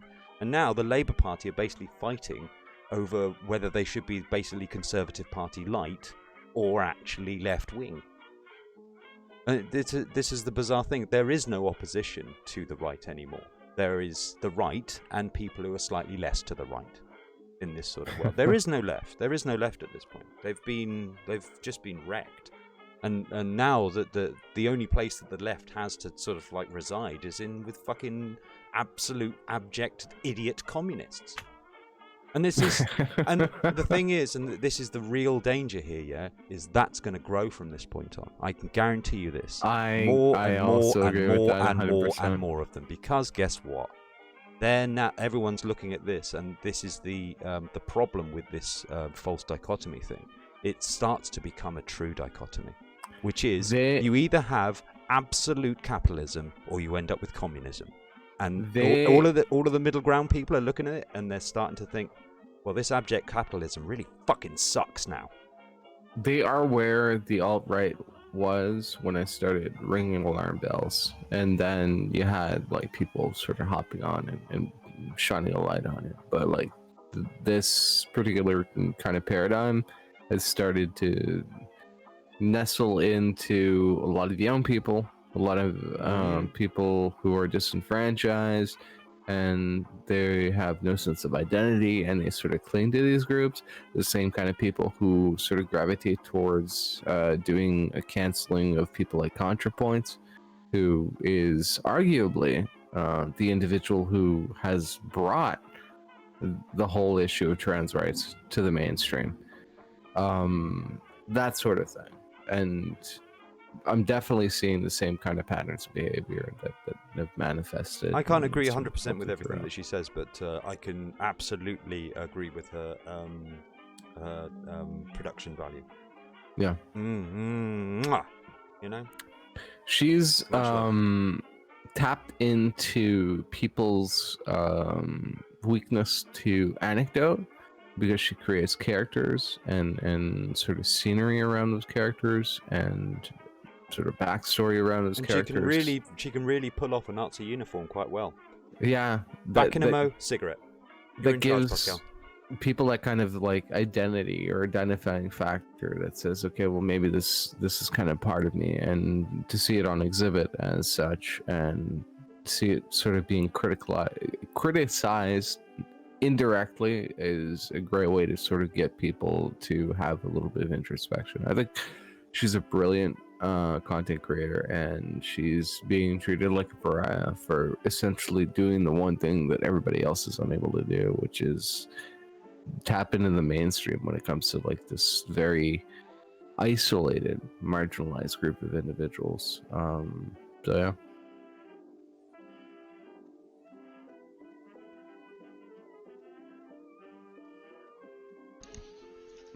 Oh, and now it's at dead air. Sorry. And now, Right. now a moment of silence. I don't know a lot about ContraPoints, so I wasn't saying anything. I do apologise. Yeah, I mean, I don't really care much about that entire drama. So, the difficulty that ContraPoints have been facing is that members of her own community have essentially started lashing out against her. And the reason behind that is just because that's essentially what they've been doing day after day after day. Because they're part of an isolated and marginalized group of individuals who sort of tap into sort of these tribalistic behaviors. So they'll go into performative ethics, they'll point out something that is bad, and they'll sort of like push trans rights further than it essentially needs to be, setting the bar so high that like nobody, not even themselves, can actually pass it. And this eventually enveloped somebody like ContraPoints, who makes like a collaboration with somebody like Buck Angel a huge deal, when in reality it's not. So she bore the brunt of that and got essentially canceled and created a 1 hour and 40-minute response to that, which I thought was like really fucking brilliant. And yeah, it's kind of sad because like people who are part of the trans community are going to be susceptible to these kinds of behaviors, this cancel culture, just because they happen to be the downtrodden. They're highly suggestible, and they can find themselves into these kinds of communities that will engage in these kinds of behaviors. And there's no real clear, direct beneficial answer in order to sort of solve that particular problem. I think they're just going to be at ends. But I think that certain individuals behave sort of without the understanding of that particular dynamic exists. People like Vosh and people on the left especially, because they kind of want to get in Contra's good graces or make another performance of their own. Me personally, I just think that, like, look, if you have somebody who's part of your particular marginalized intersection, giving them the most exposure possible is probably the best way forward, especially if they're the only game in town when it comes to that. And in terms of like the most outreach and the most effective in the business, like that's undeniably true of like somebody like ContraPoints. So yeah. It would be nice to actually have a chat with her, really. I could give her a few extra views. Yeah. Yeah, I was talking about this sort of like this, Rick saying the left controls everything, and yet, in his sarcastic things like, no, the left doesn't even control itself. The sad thing is that, like, I'm sure she would absolutely adore this kind of banter in between people if, like, her name wasn't necessarily attached to it, because I think she feels very isolated. I suspect so. I think a lot of people who are trying to think do, because there's all these people trying to make sure that feelings get in the way. Yeah. I mean, it's like, here, a lot of people are in the Hillary camp over the fact that she lost, have blamed the Bernie Bros for not voting the way that they should. And it's Even though most of them actually did vote the way they should, and I believe it was the majority of Hillary Clinton voters who didn't vote. Well, but yes. Well, I was just doesn't about matter. to elaborate on this. If anybody wants to sort of track back, if you just say 2008 and you put in the word Puma, P-U-M-A. Back in those days, during the primaries with Hillary and Obama and a couple of other people I'm trying to remember the names of. I actually called it right. I thought, and you know, my reasoning for thinking that Obama was going to win the presidency, the reasoning that I gave it was that the left generally and the right generally tend to have this the sort of like the dichotomy of them, if anything, is that I look at the right as this old white dad, and I look at the left as this young sort of rebellious sort of youth looking to piss off the old white dad. And I was sitting there kind of going, I think Obama's going to get it, and everyone's like, nah, Hillary's going to get it. She's got the name recognition, blah blah blah. And it's like, nah, you know what? Who's going to piss Dad off more? A woman president or a black guy? Sorry, you're correct. And it was, I mean, I was only in my 20s at the time, and you know, it was sort of an off the cuff remark, but it kind of rings a bit true. The thing that a lot of people don't understand about the Hillary arm of these are the Kissinger ass kissers. This is the Kissinger arm of the Democrat Party. I was a bit wrong with my stat earlier. It wasn't that they stayed home. It was that more Hillary voters voted for McCain over Obama than Bernie voters voted for. Yeah. And this was the Puma sort of arm of the Democratic Party, and basically Puma stood for Party Unity My Ass. So when Obama had managed to actually win the primary, and they were saying, right, okay, guys, game's over. We've got our presidential nominee. We need to bring ourselves together, have our party unity, and do all that sort of thing. A massive quantity of people who voted for Hillary just turned around and kind of go, fuck you. No, I'll vote for fucking McCain and Palin. Can you imagine the fact that Obama was too popular with the electorate saved them? Because if he was slightly less popular with the electorate, they could have ended up with a McCain-Palin. Can you imagine a McCain-Palin presidency? Can you imagine a Trump presidency? I mean, they just forestalled the inevitable by 8 years. But like this whole thing, you know, with the idea, the fact that the Hillary camp basically loaded the dice because they were determined this time.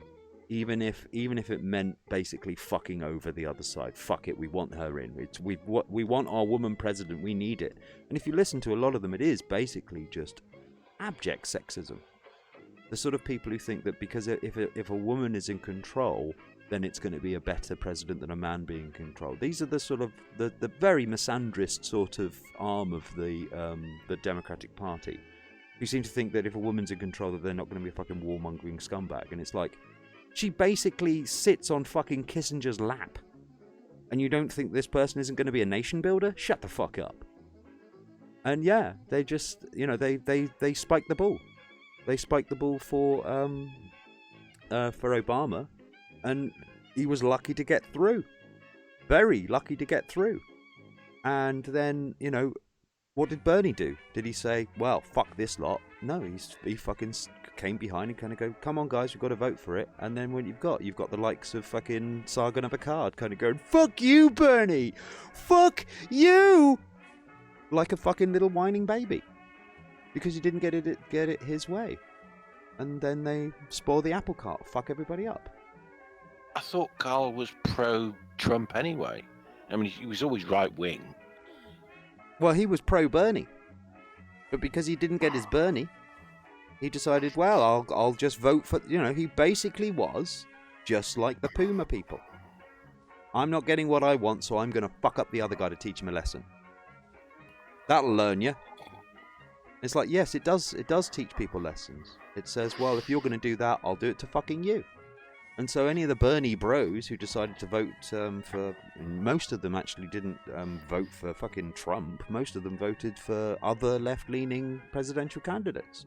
So I just put in the chat an interesting little article. According to a book that was written about the Clintons, Trump was actually encouraged to run a year before before he ran by none other than William Jefferson Clinton. Yes, and I can read it for you. It is former President Bill Clinton casually encouraged Donald Trump to run for president less than a year before the 2016 campaign began, according to one reporter's tell-all memoir detailing life as a journalist covering Hillary Clinton. Amy Chochmah, a New York Times reporter, released her new book, Chasing Hillary, 10 years, 2 presidential campaigns, and 1 intact glass ceiling. It's filled with juicy details of a drama inside the Clinton campaign during their frustrating battle against Trump. But one chapter appears to bolster past reports that Clinton's former president husband actually nudged Trump towards running in the first place. Less than a year before the campaign started, Bill and Trump golfed together at Trump National. Bill casually encouraged Trump to run, thinking his candidacy would roil the Republican field, Chochmah wrote. For all his political foresight, Bill spent most of the primaries oblivious that this reality TV schmo could win the Republican nomination. Also, Hillary herself considered Trump to be a Pied Piper. So they thought that he would be the weakest candidate to run against. And I mean, he showed up at he was at her wedding, right? They're friends, they're buddies. It's all so. Yeah, I totally agree with the idea that Clinton's people thought they would bind the country to a suicide pact. Yeah, controlled opposition kind of thing. Yeah, Clinton or this insane person thinking surely they won't pick the insane person, and oh look, they picked the insane person. Yeah, because Hillary wasn't and anything. They'll never blame themselves for that. They will blame the country instead. Yeah. It's insane. Yeah. Well, they put people into this false dichotomy thing, not realizing, of course, that they were sick and tired of establishment people. And when they say, well, she's the most qualified, what they were basically saying is she's the most establishment. Yeah, exactly. She's it. She's the pick. Yeah, that always pissed me off. Well, it was basically kind of going sick and tired of old white men in suits, establishment douchebags telling you what to do. Well, how about a woman in a suit, douchebag telling you what to do? Fuck you. Yeah, we're gonna go with we'll go with the idiot. Fuck it. Who cares? You know what could be? Why not? And I understand that sentiment. It's stupid. The interpretation I try to use to explain it to people is to say we hated politicians so much that we turned Donald Trump into one. Yeah. And he's like the epitome of all politicians. He's basically just barefaced about it. But if you can imagine, there's thousands and thousands of politicians out there, good politicians, on both sides of the aisle. You know, there are people that are absolutely sure that this is my way of thinking. I'm a left-leaning person, or I'm a right-leaning person. They're good people. They try to meet the opposition in the middle, reach across the aisle, that sort of thing. Bernie Sanders being one of those people who is willing to basically compromise. Tulsi Gabbard being another. Tulsi, I think Tulsi is a bit. Well, what can you say about Tulsi? She's a war veteran who's fully qualified to lead this nation. A Hawaiian, a minority Hindu female who is obviously wet behind the ears. I had high hopes about Tulsi. Well, like Obama, which were immediately dashed when she decided to start opening her mouth and sharing things. Yeah, it's that. Well, that's it's common. That afflicts pretty much every politician. The speed of light is faster than sound. You see, so some people can appear quite intelligent until you start hearing them speak.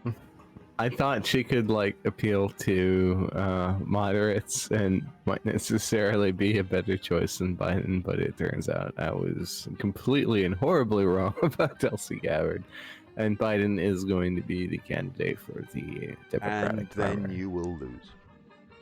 The Democrats will definitely lose with Joe Biden. Yep. I don't think so. You don't think so? No. what differentiates Biden from Trump? Oh. I mean, One, Biden hasn't been impeached, There we go. That's it. Yeah, that's about it. Yeah. Yes. and there's more. I mean, I still think there's more coming.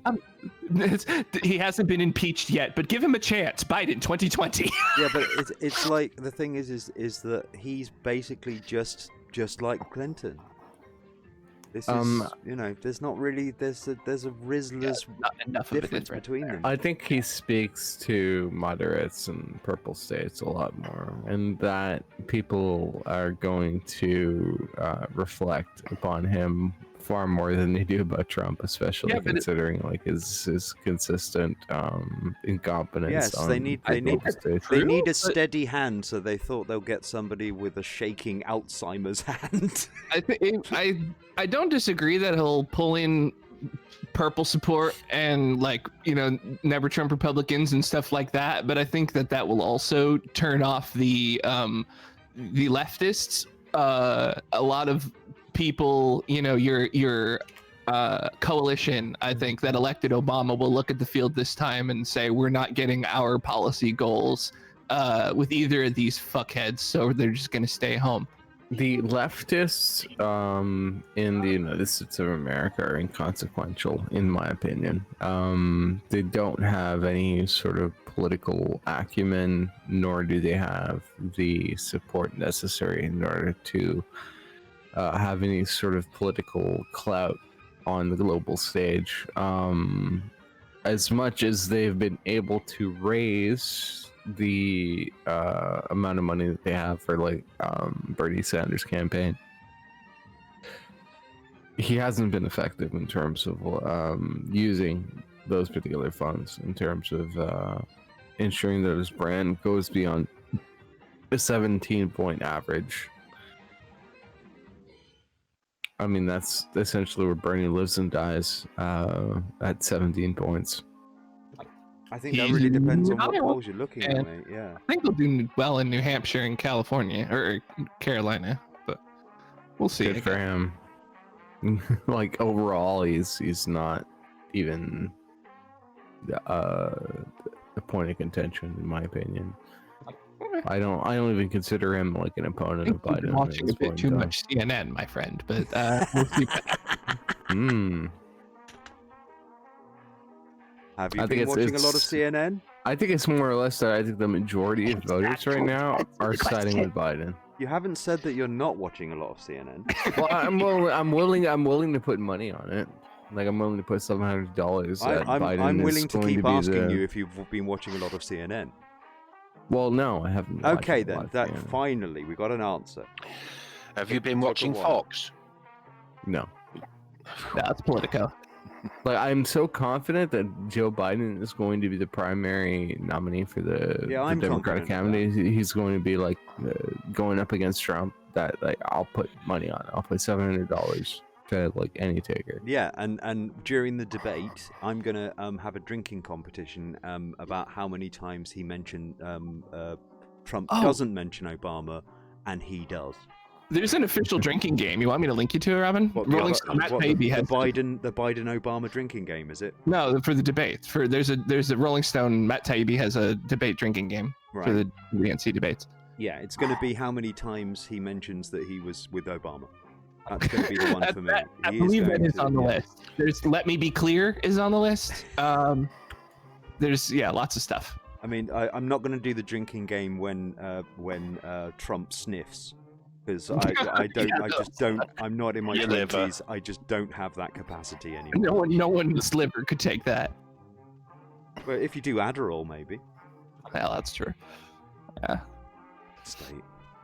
What a state of affairs, man! Oh my God. I mean, Like, in terms of leftists, like this is the consideration I have in terms of leftists. I'm just waiting for the next leftist sort of mass shooter to sort of kind of come into the forefront, because that's essentially what people are being goaded into doing. Has there been a lefty shooter? There was one. He attacked Gafford. Was that the congresswoman's name? Oh my God, that was was that a lefty? I think so. I thought it was a lefty. I thought she was a lefty. Gabbard. Remember, she survived the shooting, but you know, half her brain, half of her head was blown off. Gifford, not Gabbard. Oh, am I missing? Gifford. Am I thinking of somebody else then? Yeah. There was also a Republican who was shot. I don't know if he died. Is that the Scalise. one? No, he didn't die. Is that the one at the ballpark? Yeah. Well, that was a thing. I don't know if that's what Pascal meant, but Oh, Few and here's far the deal. between. That's going to be a huge one. Yeah, More to come in the horizon. I mean, if that's what he meant, then the guy did survive. So drink every. This is the drinking game. Okay, so this is the democratic debate drinking game. So it's one. Someone begins an address with "Look, here's the deal," or drinking game standby. Let me be clear. Number 2, there are 30 minutes or more of airtime without Andrew Yang being called upon. Double if he is forced to raise both hands or interrupt someone else's turn. Amy Klobuchar, this is number 3. Amy Klobuchar tells a humanizing anecdote about herself. 4, someone points out that no one is above the law. 5, This was the PBS one. I don't know. It's gonna be I different. would have been hammered by now. 5, we hear any of the following: threat to national security, accountable, or the sanctity of our elections. 6, someone asks, how are we going to pay for that? 7, choice. Number 8, anyone using a formulation of almost Medicare for all or Medicare for almost all. Really? Sounds like I've been playing this game all night. Medicare for almost all. Who the fuck is going to say that? Buttigieg, Medicare for all who pay for it. Oh my god. Or all who want it. That's Buttigieg's formulation, is Medicare for all who want it, which is this really clever Orwellian sort of the second clause invalidates the first. Buttigieg just comes across to me as an absolute psychopath. He just has that cold, dead eyes of a killer. Yeah. You know, Yeah. he looks like he's like being reincarnated from a shark. There's nothing in there, man. There's no human in there at all. Everything there is basically this sort of presentation of what a person's supposed to be. He's an absolute Strikes me as a psychopath. Canadian politician. Patrick Bateman from Yeah, American Psycho. I'm getting that vibe. Romney 2.0, bigger, better, and more emotion. Yeah, I was gonna say something, I forgot. He does well. That's what I'm gonna say. He does well in debates, though. Actually, he gets a lot of fire, and he returns as good as he gives. And still, Bernie says something. Oh God! The more I listen to Bernie, the more I hate him. And it's his most recent. Invited to Jamie's Christmas card list. That's His a bit most extreme, isn't it? His most recent kind of string of behavior has to do with foreign policy, which I'm presuming is going to become front and center in more recent Democratic debates, and it's going to show his weakness, which I think is foreign policy. When you want to deal with a post-Trump kind of presidency, you're going to need somebody who's strong on foreign policy. Bernie is not it. He is. What do you mean by strong here? Are we talking about strong as in lock and load strong? No. What does that mean? That's somewhat of a vague term here, and you need to narrow this down for me. Strong as in not suggesting in 2016 debates that Iran and Saudi Arabia should just sit down and parlay together. As a resolution. And that is his pivot is, whenever he's asked about foreign policy, is that he will go to his vote on Iraq in terms of the war and how he didn't support it. However, he did support the war in Afghanistan, which a lot of people did, because in hindsight, when your hindsight is 2020, it turns out that, well, you might have not made the best decisions in terms of foreign policy at the time, because the Central Intelligence Agency was kind of reporting the fact that they were an imminent threat when they were not. So who was an imminent threat? Iraq. Well, yeah, but you were talking about Afghanistan. I am talking about Afghanistan as well, because Bernie did support Afghanistan Right. despite them not posing an immediate threat whatsoever. Well, they weren't talking. No. That was a different set of circumstance. Not really. Wait, do you think Afghanistan is not different from Iraq? Well, no, I think there are different circumstances for sure, but I think that in terms of like the decision to go to war with Iraq versus Afghanistan are essentially pretty much the same. No, they're not. Well, I'll let you They're deal with this one. Focus very- break. No, dude, I'm making tea. Afghanistan at the time was controlled by the Taliban and as the political power, and the militias were Al Qaeda.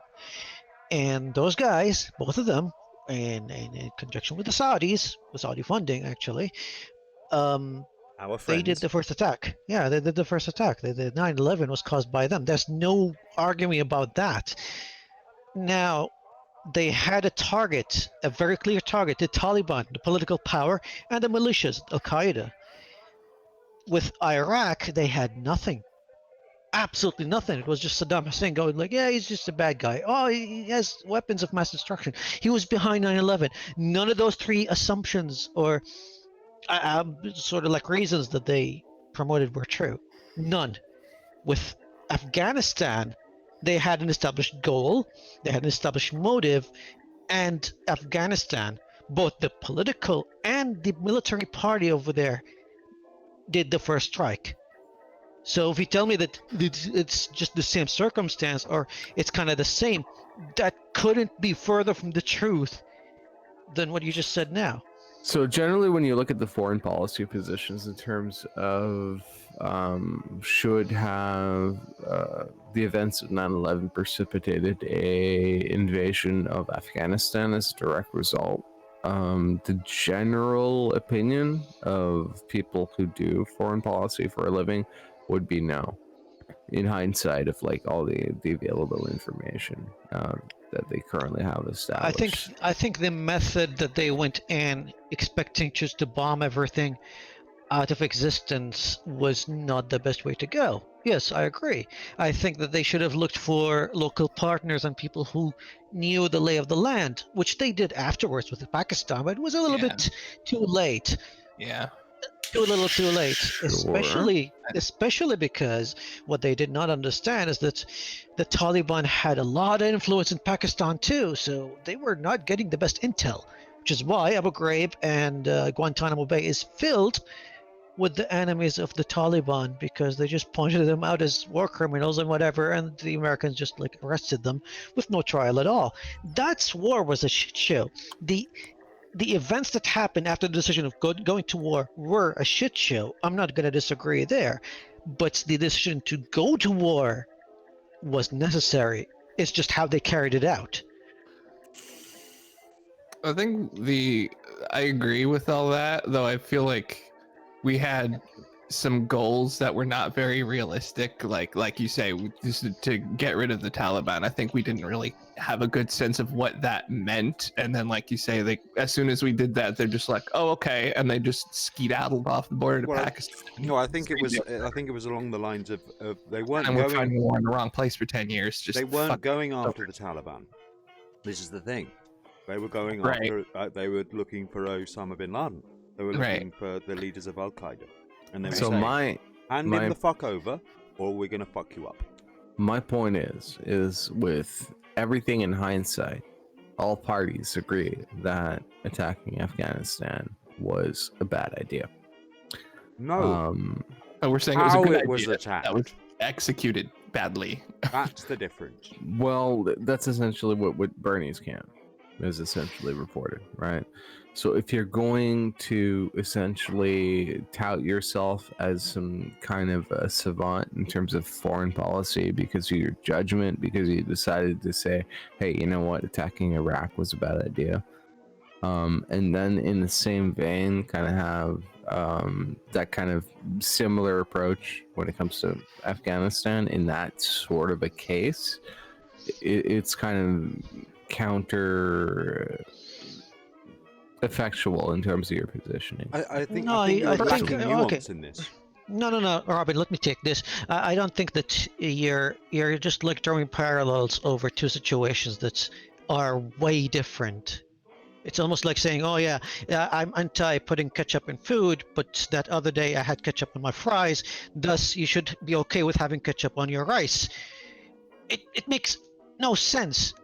You see, you can be anti-war, but when it comes to 9/11, and especially after 9/11, because it was a clear attack, there was a clear declaration of war, and it had political and military power behind it.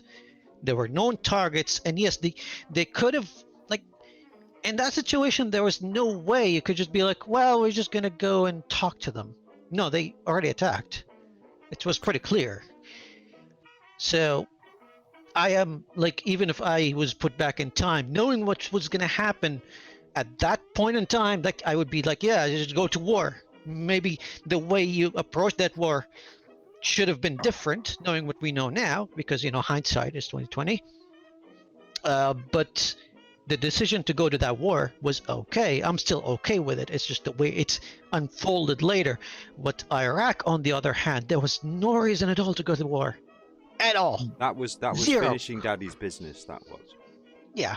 Yeah, I wouldn't hand wave the events of Afghanistan either. And I think that like most political pundits or representatives, even Bernie Sanders says that Afghanistan was a mistake. So I'm kind of like behind that particular sentiment, but it's always with I'm hindsight. sorry, Pascal. I have to interrupt you here because you've just said Bernie Sanders, Afghanistan was a mistake. That is such a beige statement, if you see what I mean. It's the sort of color that you would expect in your grandma's furniture. That's the level of beige this statement is. It means nothing. I mean, if you imagine, it's like kind of going, driving a car is a mistake because you had a car crash. Okay. Going into that and going after a terrorist unit that was literally organizing attacks against your own nation. Okay, and they weren't actually a nation. They were literally being housed by a nation. Okay, that's who they were going after. They weren't looking to actually go after the Taliban. They were saying to the Taliban, "Give us Bin Laden." And they were saying to him, no, you have to give us evidence that we're happy with in order for us to hand him over to you. No, what you don't understand, even like when it comes to the Taliban and Al Qaeda, there was a lot of like if you were to draw a Venn diagram, those circles would intersect right in the middle, because they're both one and the same. Like a lot of the Taliban politicians and the ones that are in charge are members of Al Qaeda and vice versa. So you cannot separate the two. You just can't. Even now, when they're having like sort of like under the table sort of negotiations with the Taliban on and off, all of those Talibans in Afghanistan and Pakistan are members of Al Qaeda, still are, and you just can't separate the two. Mm-hmm. Yeah. And to say that, we were going to go after Al Qaeda, but not Taliban, makes no sense either. All right. The thing is that it wasn't really the Afghan war that destabilized the region. It was the Iran thing that destabilized it. I think it's a little bit more complicated than that. I think it stems from decades of just a lot of intermingling in terms of Soviet and US pressures. That's one thing. You had ultimately the ideological pressures that existed within the actual groups themselves. And look, this is a work in progress for me. I am not a scholar when it comes to the Middle East. I have absolutely no idea what I'm talking about when it comes to making an assessment or even having a remote idea of what actually occurred within that Perfect particular guest for my climate. show. I just no, I think it's important to preface that because like a lot of people don't want to admit their own limitations when it comes to having an opinion on these particular matters and the like. None of us but can when have all of the information. when I see somebody like Bernie Sanders who's like talking about how Iran and Saudi Arabia can necessarily sit down and start breaking bread with each other, that to me just kind of gives me pause. And it makes me sort of think twice about. But here's the thing, like, we just lost one of the sort of peacemakers in the Middle East, Sultan Qaboos. Just like he's the Sultan of Oman, he was making good strides towards that. He was making strides towards having the Saudis and the Iranians finally sit down and talk. He's the only Gulf leader that's actually hosted Netanyahu in Oman back in 2017. And just to add to it, what is the alternative there? If you're saying, well, there's no point trying to get these people to break bread together, what alternative is there except to just let them war? I'm not saying that there's no point to it. I'm just saying that people who rely on platitudes aren't necessarily helping the public. No, I mean, okay, the last time we saw a modicum of peace between Palestine and Israel was when they had to sit down and break bread, and that was with Clinton. The Camp David meetings and all that, they actually worked for quite a while. Yeah, they'd actually got a reasonable deal together, and then somebody assassinated somebody. Yeah, and then like it went to hell, but because they didn't follow through. But the Iranian nuclear deal was a big deal, according to like a lot of individuals, especially this Dylan guy I've been following. He's like this 18-year-old kind of like savant when it comes to foreign policy, and he's been doing a lot of his homework in relation to sort of sussing out. Be right back in a second. Sure. The various parties in the area and having the history behind it and that sort of thing. And he even invited me to like have a conversation with him regarding to Bernie Sanders and his foreign policy takes, which I found have been kind of like weak and coming from a position of lack of understanding. And I guess that's like kind of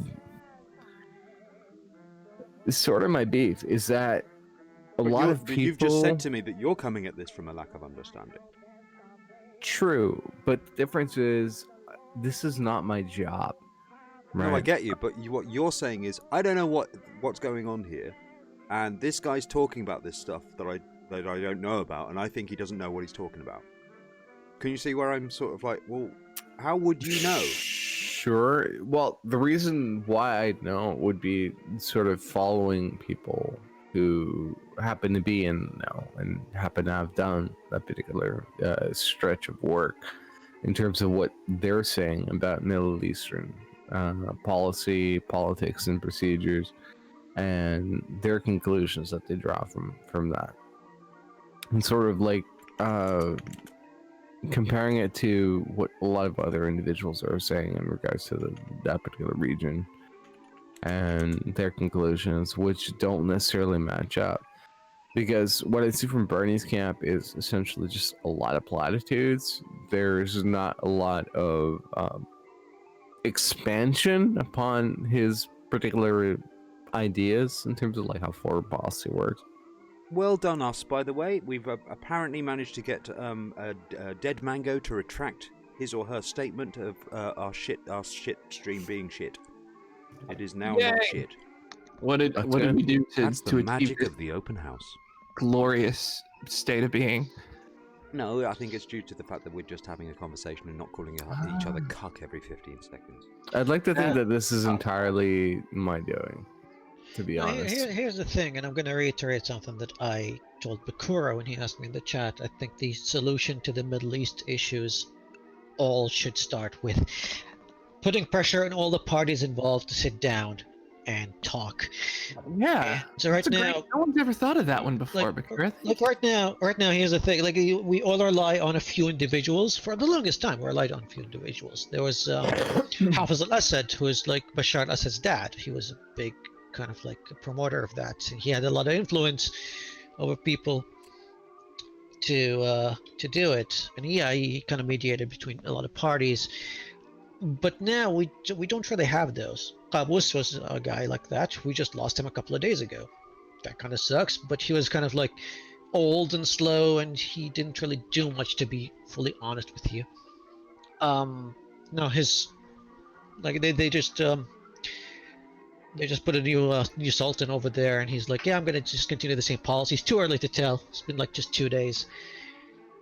So for someone like Bernie Sanders, and don't get me wrong, I don't really think there's going to be a lot coming out of that, because I'm kind of cynical about any kind of American or sort of like Western leader coming in and fixing things. I mean, the whole white savior thing is just like kind of lame, if you ask me. Heard that one before, huh? It's it's an expression called the white man's burden.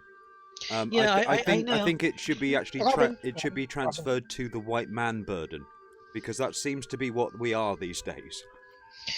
Fine, but yeah, like I was going, like I don't really have a lot of faith in that, but if someone with a superpower like the US going behind them and going like, hey, you gotta sit down and talk with each other, otherwise we might have a few things to do or to say. Like those weapon deals to Saudi, we might have to retract some of them. Oh, about the Iraqis, if you don't really talk, maybe those bases that you want us to clear, we're not going to clear them anymore. Oh, how about that fund to reestablish your entire electricity network? I mean, we can fund that, but you got to sit down and talk with these guys. Because, yes, the US has a lot of political and economical power in the Middle East. They might have the best position to be the one that starts these talks. Now, are these talks are gonna like just like as soon as they talk, everything's gonna be fine and dandy? No way. Like imagine the Erdogan with the Kurds and the Iraqis and the Iranians sitting on the same table. You think they're gonna be like, we sat down, we talked, we had a cup of tea, a couple of whiskeys, we're all good now, no war. That's not gonna happen. But there's other factors involved, of course, as well. Is that you have. I mean, we saw this in Egypt as well. I mean, they were under a military dictatorship beforehand. When they had their revolution, what happened? They ended up basically with a religious nutcase in charge. You've also got religious nutcases in charge there in a dictatorial form that really, really are quite happy with the fact that there's an existential threat out there that they can keep their people down with. That's the thing. Like the go-to kind of way to solve these issues have been just do a regime change. And then not just the US, even the Iranians, they did that in Yemen. Just flip the regime over and let's just start over again. Doesn't always work. It worked in Tunisia. That's the only recent country I can think of that's worked in, but otherwise it just doesn't work. And also you got to think about another thing. Who would you exclude from those talks? China wants to. No, China would want in. Putin would want in. They both have their own influences here. Do you want their influence here, or do you not? Well, this basically devolves into the point where we actually have to give the UN. The UN actually has to step in and do something proper. That's the other thing. The UN only got involved after talks happened. When it comes to Palestine and Israel, when they first talked, and they, back when, Clinton was in charge, and they got the Hezbollah even involved, and one of the key points was the movement of refugees. And until now, since those days until now, there are a couple of UN bases that are still active along the Israeli borders that all handle just refugees back and forth. So yes, the UN will get involved. Some real-time news. Obviously, Mr. Trump is trying to get through to the Iranians in their own language, saying the Iranian government should allow human rights groups to monitor and report on the current reality of protests for the Iranian people. We should not see the peaceful killing of protesters Ooh. Might want to double check the translation there. We should not see the peaceful killing of protesters again. I'm not quite sure what a peaceful killing is. or the internet shutdown. The world is watching. And Mark Hamill has just replied with, please ignore the fact that I created a travel ban for you and threatened to bomb your cultural sites. In Persian, of course. I was going to say, okay, so it was in Persian. Yeah, I'm going to go ahead and predict a 0% chance that was written by President Donald John Trump. So, fuck. They all hate the house, but the moment they turn up, they just can't get rid of us. The one thing that people are not keeping their eyeballs on, while all of this shit's going on, except you, which they really should, is China and how they are starting to gain ground in a fiscal sense and in a big way. Yeah, I'm pretty much gonna call it and say China's gonna be the next economic superpower of the entire world. What do you mean gonna be? Yeah, what do you mean you're gonna saying, be? You're saying that as though it's not already happened, dude. They have all of your industry. Well, Everyone's complaining about the fact that they pollute more than anybody else. It's over. Well, no. There's a lot of like all of those economical sort of commentators go like, well, middle class this, middle class that, and they don't even understand what it means for China to have developed their own middle class. Yeah. Everybody's complaining because the new iPhone costs more than $1,000, and they're like, yeah, I can't afford this. Oppo last year, a Chinese company, developed their own fold-up phone. Like, so it was a folding phone that's a premium sort of thing that is even better than the Samsung one. It was getting sold for like $2,800 only in China, and it was a special edition. It was like I think 100,000 was sold. China per. The thing is, it was all sold out on day one. Day one. That's what it means to have a middle class. You have people that are gonna they're gonna get the best education. They're gonna travel around. They're gonna spread their culture around. And when they go back to their home country, they're gonna develop into a better version of you. The beast from the east is already here, guys. I cover sort of things like fashion things, all that sort of business. As far as like East Asia is concerned, it's massive now. You've got a lot of Koreans, got a lot of Chinese. They're here. They're already here. I'm literally, going. I'm going to sort of like this massive fashion show or whatever like that. Yeah. For some reason or another, people think because I've got a big lens, I'm actually important. It's brilliant, and they just fucking drag you. Take photos of him for some reason, and there's just all these people that I have no idea who the fuck they are, and they're massive. There's people just a complete nobody to me just walking past, and there's like 25 people just snapping away at this person. No idea who they are. They've already got their, we're talking about 1 billion people. They've already got their own sort of shit going on and all that sort of thing, culturally speaking, fashion and art and electronics, technologies, all that sort of thing. And believe it or not, I mean, most of the Chinese that I've actually met are lovely.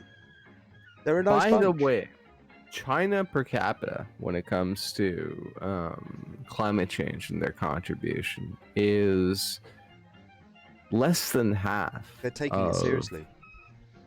The United States of America, or any sort of like major Western power that's out there. They have taken it seriously, and they have done their due diligence when it comes to combating climate change. It's just that they have 1/7 of the world's population living within their borders. That's I welcome our new Chinese overlords.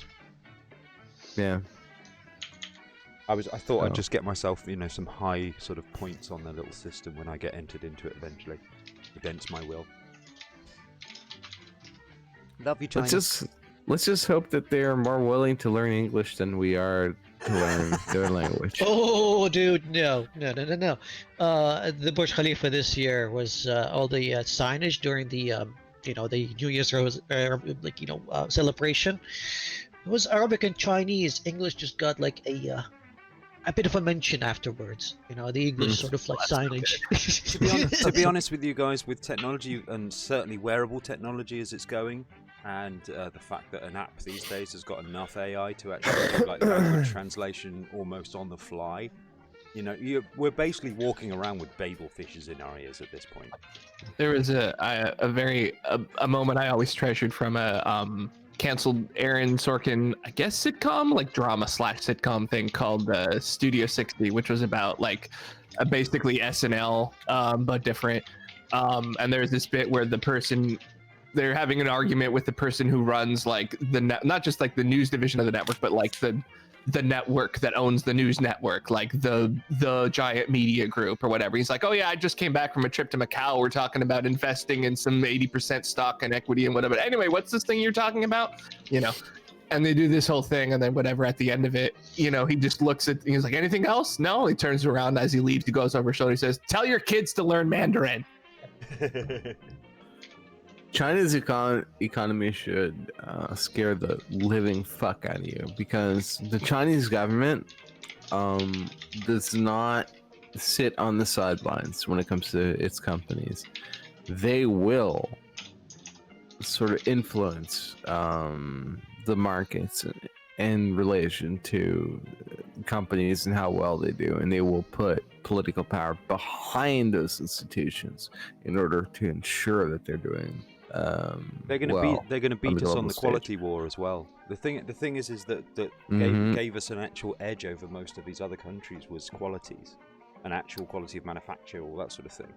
But the thing is that for the Chinese, in like 30 years ago, for example, when all of this outsourcing of our industry came out to them, basically about a third of them were living in fucking caves. So if you imagine the idea of them actually kind of go, oh, what, you mean I can have a roof? Ooh, yeah, I'll work like a fucking slave for the next 10 years of my life, like a bitch. But guess what? Now they've got that middle class going. Those sort of jobs, those sort of like low-end jobs that they will prepared to do, they're not going to be so prepared to do it. And it means that quality is going to be the competition in the rest of this century. Is going to be a quality competition, not a quantity. As more and more things get automated, the cheap, tacky, you know, as far as cheap stuff, that's going to be easy to make. It's going to be, I bought, you know, a $20 knife, 20 Canadian, probably about like 10p in the UK. And this thing is immaculate. It is razor sharp. It is incredibly functional. And in terms of like the quality that's coming out of China these days, it's just overshadowing anything that like any other country has been able to produce whatsoever. They're just not bothering to produce it anymore. That's the thing. Yeah. We've killed our industry, so there's no actual industry to evolve with. You can't improve an industry you don't have. Like today, the electric cars, Tesla. Tomorrow, it's gonna be like a Jiangsu or something along those lines. China is going to essentially look at the technology. They're going to reverse engineer it. They're going to change it enough so that they can compete in the global economy, and they're going to release it. And it's going to be huge. They don't need to, because Tesla has already released their patent. I don't disagree with all this necessarily, but I feel like I've been hearing the same line like pretty much since I've been alive, that China's going to take over the world and everyone's going to be speaking Chinese, and you know, when is it going to get there? Because we're, you know. No, here's the thing about China. Here's the thing about China, which is like it's a little bit different from. This is a thing that I wanted to talk to Ben Burgess about when he was streaming with the Surfs, but I didn't really get a call in because they seem to have a very narrow kind of idea of what imperialism is, and they measure all imperialism as just like the way the Europeans or the Americans did it. Like, yet it has to be military, it has to be about culture, it has to be about media. Now, and that doesn't really fit with the way the Iranians, for example, do their own imperialism, which is about, you know, they try to get the hearts and minds of people with theological sort of beliefs. And with the way with the Chinese, it's all about the economy. They're not interested in exporting their culture. You're not going to learn how to talk Chinese.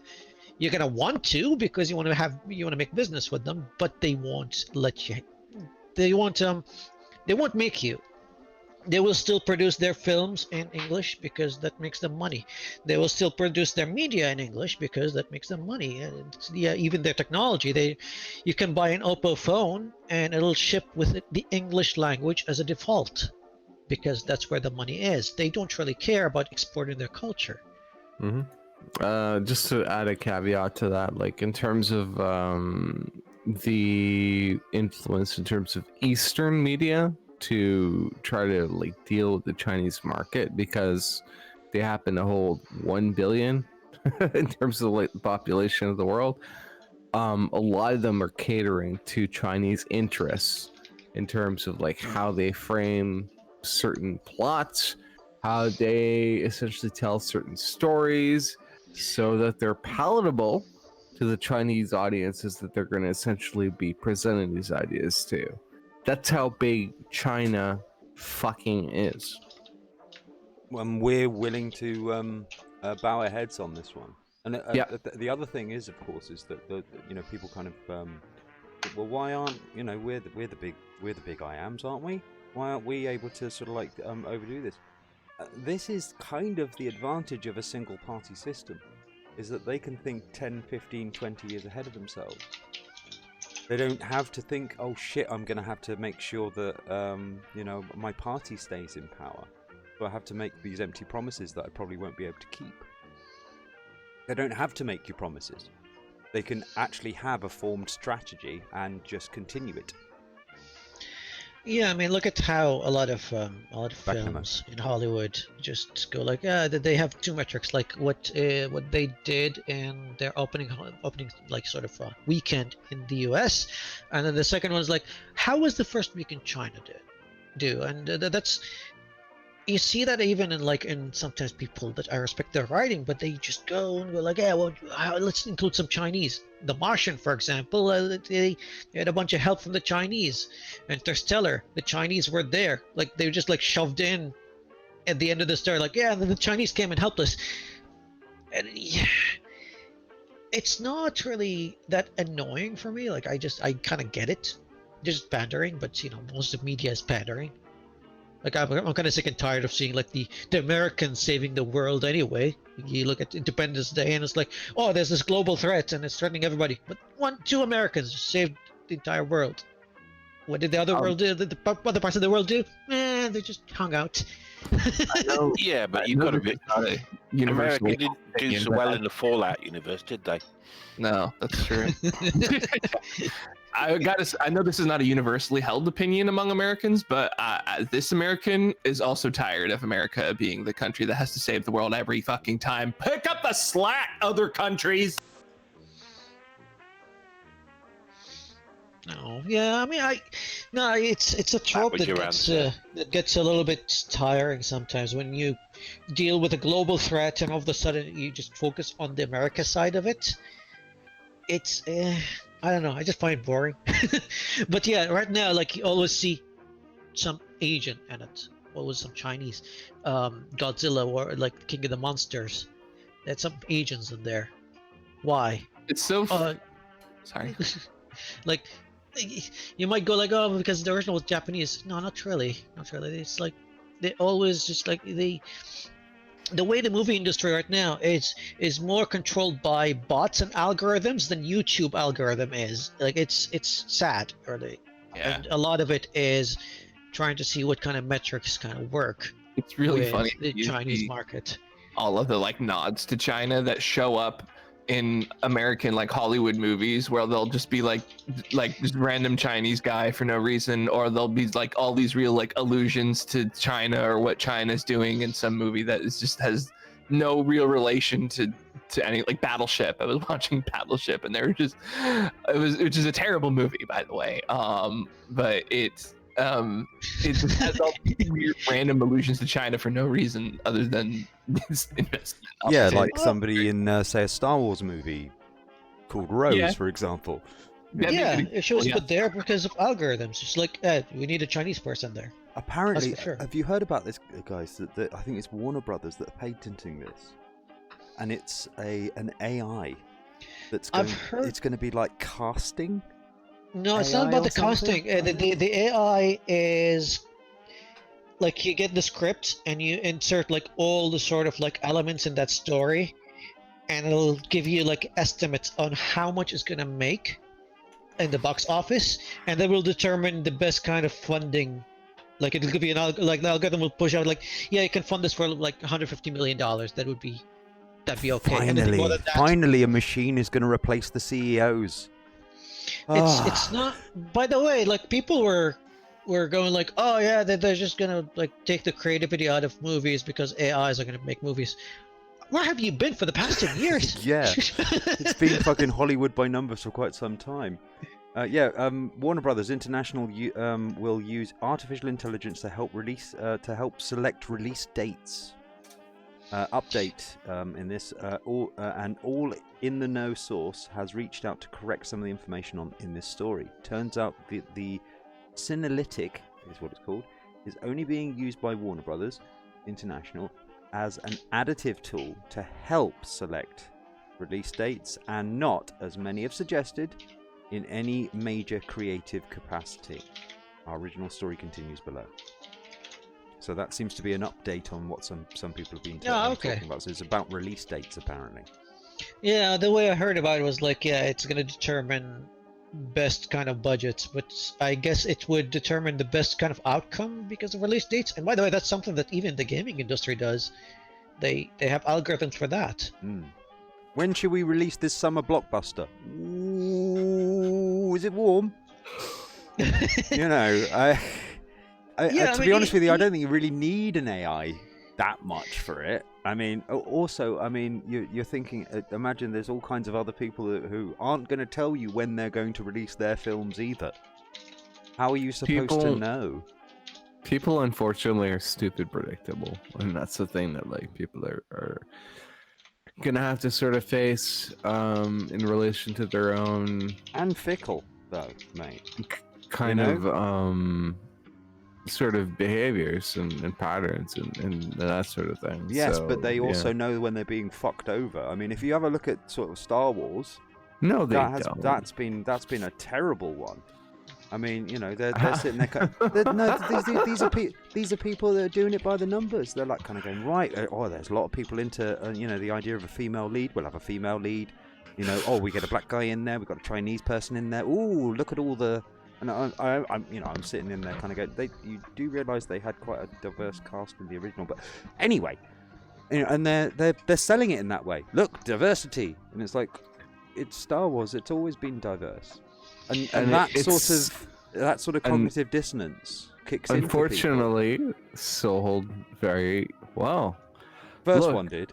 I hate to break it to you, buddy, but like my generation of Star Wars, where like Luke was this badass who, you know, got into the Ultimate Universe and started using like Green Force lightning, that's come and gone. And it's been replaced with, you know, little girls who are running around playing fucking Rey as, you know, Jedis and stuff like that. I understand That's that. just because it's the way it goes. Well, of course, but it's like I know plenty of people who fucking hated this last Star Wars series, and I asked them, "Do you have the DVD?" And they're like, "Yeah."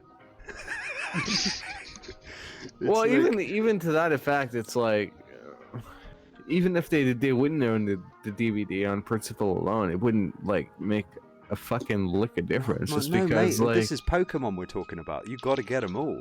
These all are you Star have Wars to fans. do They can't is not release buy it. a series on Disney Plus with a Baby Yoda on it for people to get like start salivating over it. It's retarded. Not really, actually. If you watch the actual thing, it's not that bad. Yes, the Baby Yoda thing's a thing, but every Star Wars has always had the sort of little cute thing or something sort of gooey going on in there. It's part of that sort of thing. You've got some sort of nasty, dark sort of elements. You've got a bit of comedy in there. It's a smorgasbord. Yeah, and look, like my Star Wars has been eclipsed by this modern version of Star Wars that people are like latched onto. Mandalorian, didn't you? Yeah, and you're not like a big Star Wars person, are you? Yeah, she kind of like the older ones, but yeah. You like is the Baby Yoda thing the big thing for you? You like the Baby Yoda? Is that the one that sells it for you though? Yeah. So you're okay with the Yoda thing, but you actually it's the storyline. It's the fact that it's sort of set up in that way. So I've come to terms.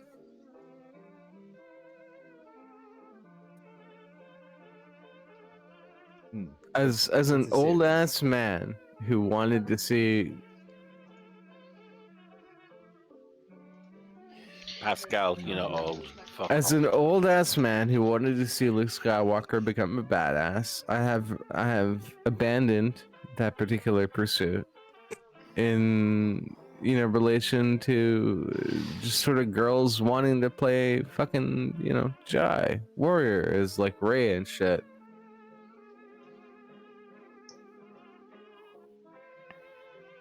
Yeah, Mags is bored with that one.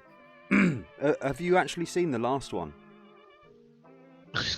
You asking me? You are a panel, so when I say you, I mean any of you.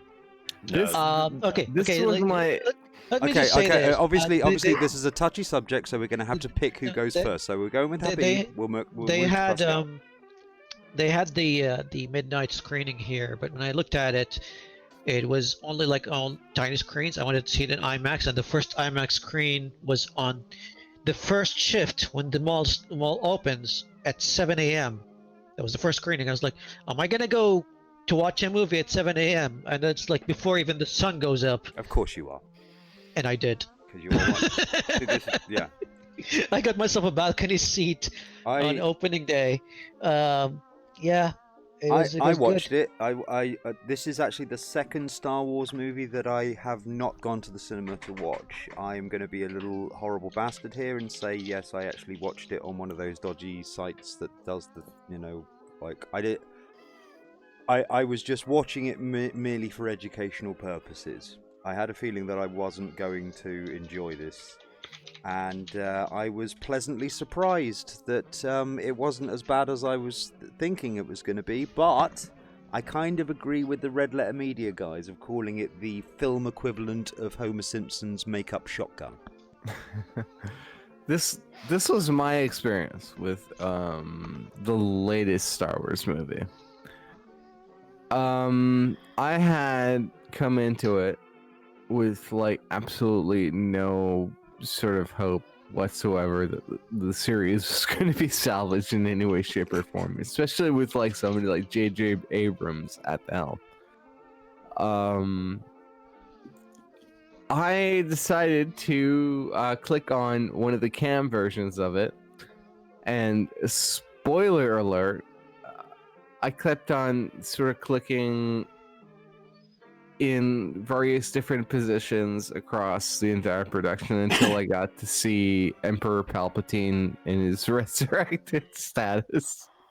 And then I was like, okay, so they like absolutely decided to completely and totally give up on anything that the previous movies have brought forth and decided to go with this entirely ridiculous plot point where It Emperor is- Palpatine was a thing, which like the extended universe had done way better. How many Star Uh, Destroyers? How many Star Destroyers? All of them. All And of they're them. like, Oh. it's all of the Sith versus all of the Jedi that ever existed. And I was like, I'm watching Dragon Ball Z. This is what I'm watching. Which is fine. I mean, it's great and everything, but this is not the Star Wars that like I originally signed up for. And I recognize that. It's sort of like my entire purpose for that particular series was letting go of the Star Wars franchise It's time. as it existed. It's time to take this franchise out to the back, load up the shotgun, and blow its fucking brains. Well, no, I had my You don't time think with it. that's why people don't. I think that probably is why people dislike the this latest trilogy, is because they liked the Star Wars fandom and stuff as it currently existed, didn't see the need to old Geller it, and don't appreciate this Well, giant. no, the way I looked at it was that like an entirely new generation was sort of latching onto the IP, and they had their own story to tell, and it wasn't necessarily my story that I grew up with. Well, it was a very That's the way I confused look at story. That I know. I mean, you say trilogy. Sure. You say trilogy, and I Well- have to I have to correct you on that. The last film was a trilogy squeezed into one movie. That's how I Yeah. see it. It was a confused kind of smorgasbord. Just the idea of just they were just look, this is a character you've never seen before. Now they're gone. Just out of nowhere, somebody wanted to be in a Star Wars movie. They're a friend of ours. We'll put them in as this character. Bye. Instead of continuity, it was non-tenuity. It was. I was thinking about this, and I think that the problem that the Kennedy Circle got themselves into was this. Star Wars was an auteur movie. The original Star Wars series was an auteur film sort of franchise. This was Lucas's baby. Okay, he was there from start to finish, all the way through this sort of business. Obviously, the second movie was the guy who ran his film course, I believe, did the second one. But this was his sort of baby. This was very auteur. When you had The Force Awakens, a lot of people went, yeah, that was really good. I'm really excited. A lot of fan service in there, and I enjoyed it. I was okay with it. I mean, yeah, there was a few little niggly bits of kind of going, oh, did you really have to be that obvious? But all in all, I kind of had quite a lot of fun while I was watching that movie. And when I was seeing a lot of people reviewing it or coming out with it, they kind of said it was a bit too Star Wars by numbers. It was a bit too much like a Star Wars movie that was done by committee. And I think they listened a little too hard to that sort of thing, and they went, right, what we're going to do is they just made $2 billion out of this fucking thing, but they kind of go, they panicked, and they went, right, we'll go the auteur route then, and we'll give it to as the Red Letter Media guy said, some guy. Yeah. And then they had the what was it? I can't even remember that film. It's so bad. What was the second one called again? I don't remember either. Force Awakens? That's the first one. The Force Awakens was the first one. The Last Jedi, which makes no sense as the second movie of a trilogy. I know. And then it's handed to this guy who was kind of going, subvert their expectations. And he went, well, you found the right guy for this. Yeah. He subverted even his own expectations. I thought when I saw Force Awakens, it was like, okay, this is J.J. Abrams showing everyone that he can do a Star Wars movie. He's getting that out of the way so he can do what he wants to with the other two movies. This was fine. And then they're like, oh, the director of the second movie will be some other fuckboy who has no relation to anyone or anything that came before. And it's like, well, then what are you doing? You're just, okay. There's no, is there no plan? Is there no art? Do you know what the Red Letter Media guys called The Last Jedi? They called it the last Rian Johnson movie. I mean, if your last movie is The Last Jedi, you don't need another movie. That film is now a brown spot on his record, isn't it? Really, If there was one director, if there was one content creator that was out there in the United States, sort of nebulous cloud of creators, J.J. Abrams would be the one that I would unanimously, selectively choose for extermination. He is such a fucking hack. And I'll be honest with you, mate. When it comes to organizing and doing a Star Wars movie, there's a lot more to it than just basically being able to direct movies and get the make sure that you understand the tracking and the understanding of how to sort of present keying within a scene, and actually get the actors to act. Abrams is quite kind of a Lucas sort of prodigy kind of a guy. The difference is that Lucas is a fucking awful director when it comes to actually getting their characters to act. The one reason that the prequels was so wooden and bad is all you've got to do is actually have a look at the behind the scenes stuff, and even he said it himself. he won't even say cut. If you want to say cut, you say cut. I'm just going to sit here looking bored. That's what he said to these people. And I'm watching him doing them while he's doing the movie, and it's just basically just under a shade, waiting for everyone to finish whatever they're doing so he can get back to the studio and do the production bit. Whereas Abrams is actually a director and can get a good a bit of action and get an actual feel from the characters, and he's willing to actually kind of go, you know what, I didn't get it right from you. Can I have another shot here, please?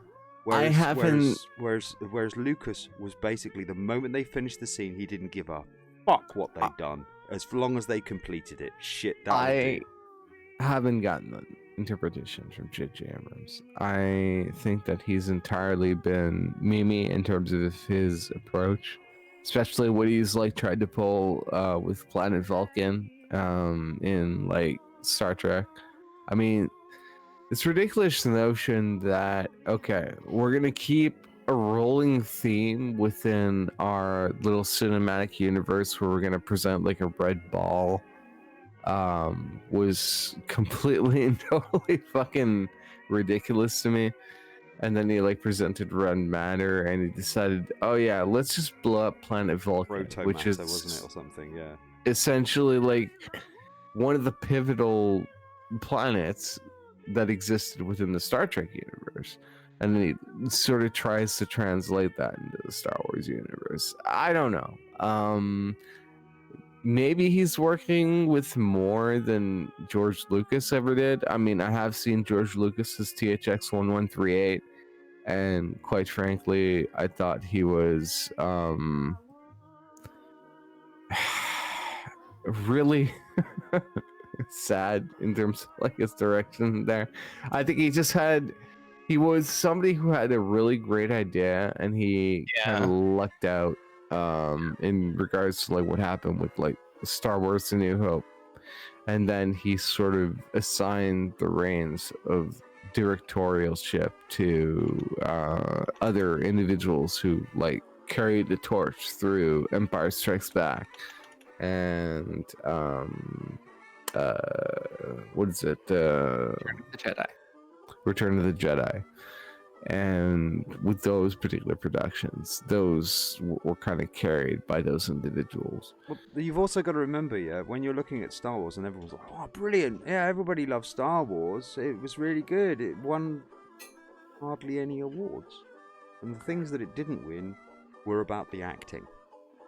It didn't win. Yeah, the things that it won were like special effects, music score, stuff like that. That's where he's good. He's good at picking out things. He's good at arranging, compositing. I think that George... You've got to understand, I do know quite a bit about special effects and compositing, And to get the one thing that's always a problem for anybody who does compositing is the people that are actually shooting the footage. They are the bane of our lives. Well, we can just sort that out in post. No, you're not fucking sorting it out in post. I'm sorting it out in post. I think that George Lucas is better in that regards than J.J. Abrams ever was or ever will be. What, as far as actually technically getting the thing together? Like technically production and all that sort of business. I would disagree wholeheartedly. Getting the thing together and also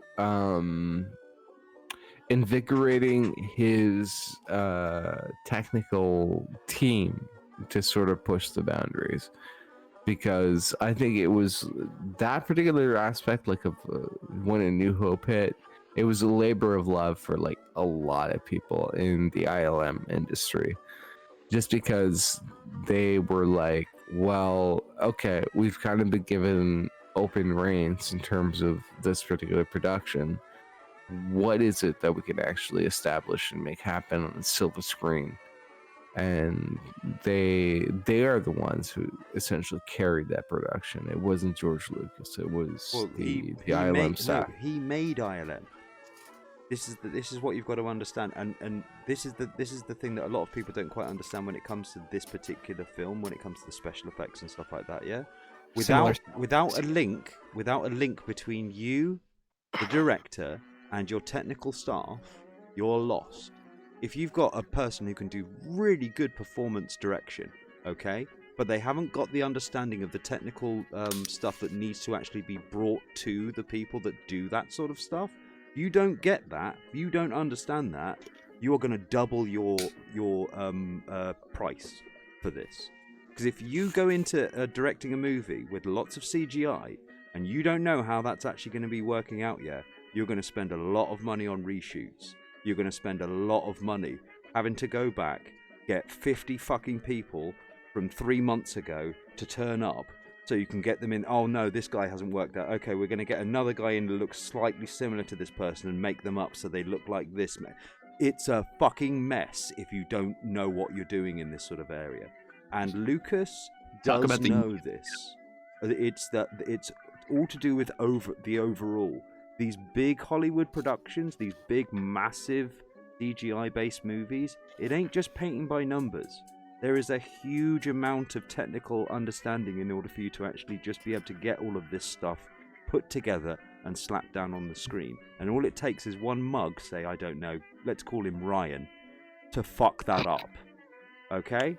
Sure, but I think, like, even in that regards, I think that ILM bears the majority of the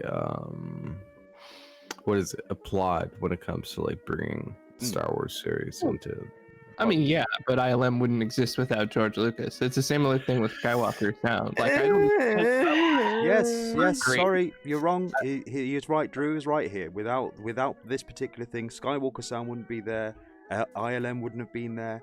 They started this industry with this film. Movies or whatever, but they went on to then be amazing production studios that worked on a whole bunch of really great movies that went on to win all the awards and all the accolades and are beloved, and stuff. So like the impact that Star Wars had is much wider than just the movies and the culture of Star Wars. I would serve coffee at ILM for life.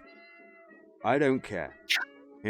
I would be happy with it. Interesting to note that most of ILM's work in the early days was actually titling.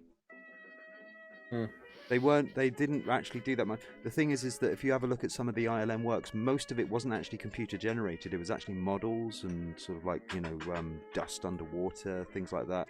You've got Hunt for Red October, for example. So a lot of it was to do with actually, the blue screen type stuff at the time. Or conventional. The old school way of doing it. Yeah, special. I think I've seen the Star Wars documentaries of them doing that sort of stuff. I mean, the interesting thing about the Star Wars thing, I mean, if you'd had a look at some of the other sort of sci-fi that was going on at the time, and it was like basically shit on strings, man. And it was like, oh my God, they'd play it in, they'd get a really tiny camera, and it would like the camera would just stay still. And then these ships would sort of fly past, and you could almost see the strings, but they just about managed to get it lit so you couldn't quite see them, but now and again they'd reflect. It was a fucking mess. And then these guys come along, and then they make robotic instruction for this and use long exposure for the camera. So here was an actual problem they had to physically deal with. At a certain point in time, somebody decided to nick the lightsaber prosthetics that they had. So essentially you had the lightsaber stock, and you had at the end of it a long stick, which they would essentially project sort of like a light effect onto it. Those were lost during the production of A New Hope. So they had to essentially fake a saber duel in between two people where there'd be like absolutely no contact between themselves. And they managed to pull that off. That to me is absolutely insane. And they moved on to projects like Tron, where they were essentially looking at every single fucking cell and like painting over top of like every individual light suit that people were wearing in order to ensure they would have like that specific glow for that particular movie. they were pioneers in their particular field, and that was Disney for the original Tron. Really? Yes. I thought it was Disney ILM film. had some work on that. No, it was a Disney film. This was before Star Wars, a long time before Star Wars. Really? Huh? The thing that made Tron interesting on its particular technical achievement was that they were actually using three-dimensionally rendered imagery. Yeah. And the also a particular brand of compositing.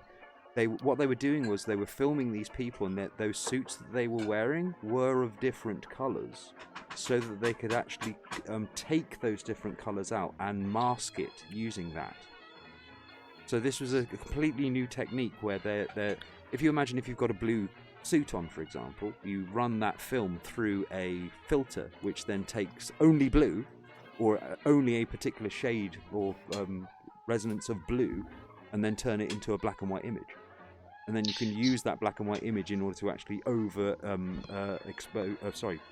superimpose over the top of it any color that you actually like, glowing and all the other things that come with that.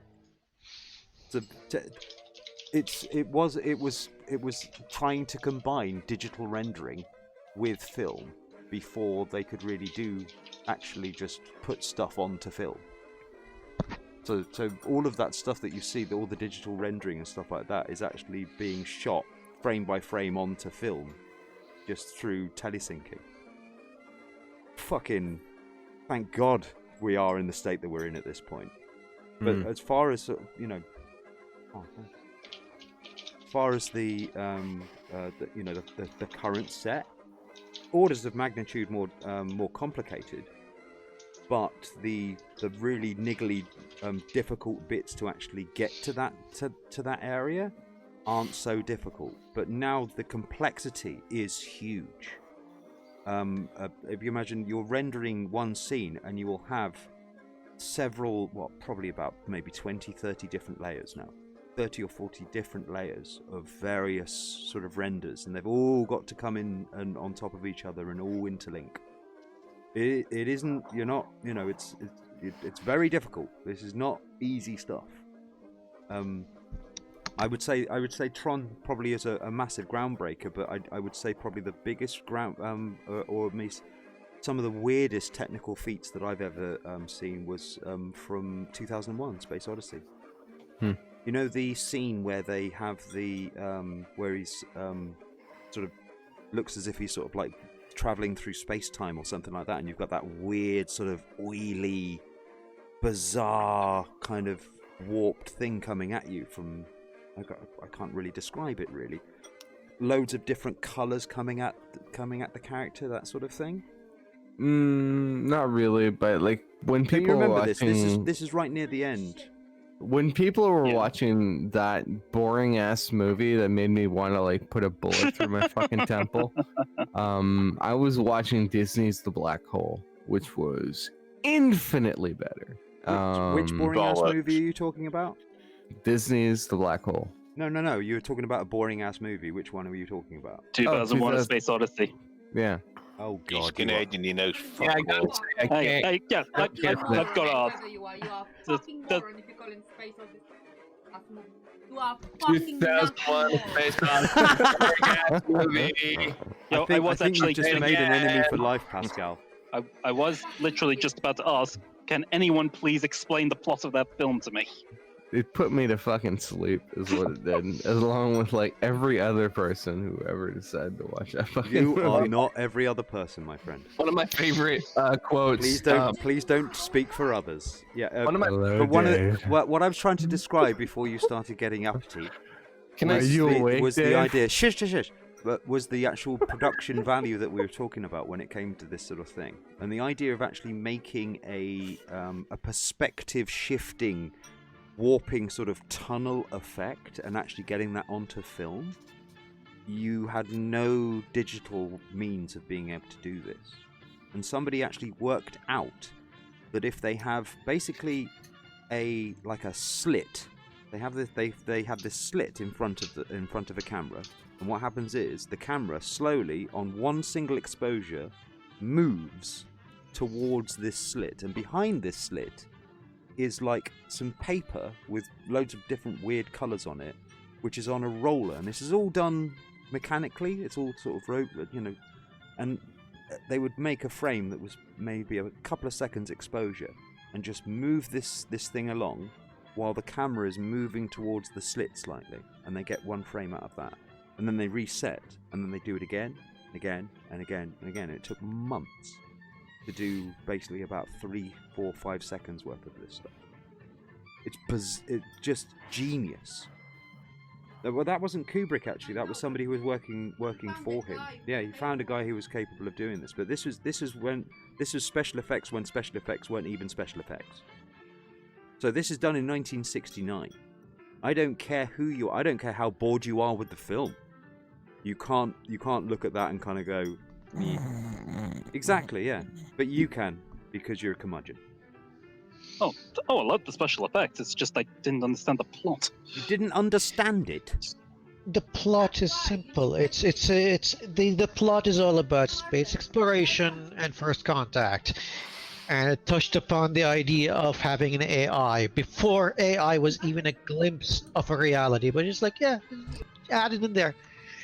I just came in because you were talking about Star Wars and I wanted in. Maggie Yeah, is I'm really sorry, upset but, right like, now.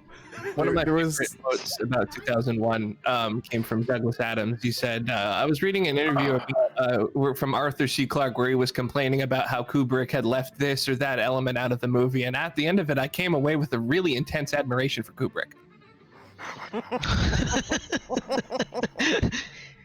No, Kubrick just like, he How difficult a plot is it? How difficult a plot is it? Well, there isn't really much dialogue in it. That's the point. They could have done it in a 30-minute movie. the thing A 30-minute movie, Kubrick. that's called a fucking TV program. Yes. The thing with Kubrick that you don't like, yes, there was a lot of scenes in that film that were uncomfortable to watch because he just lingers on wide shots for a little bit too long. But again, that is the whole point. Kubrick managed to have a black rectangle on a screen for 2 minutes on a still shot and make you, the viewer, afraid of it. I wasn't afraid of it. I was confused. Yeah, That was part of the fear.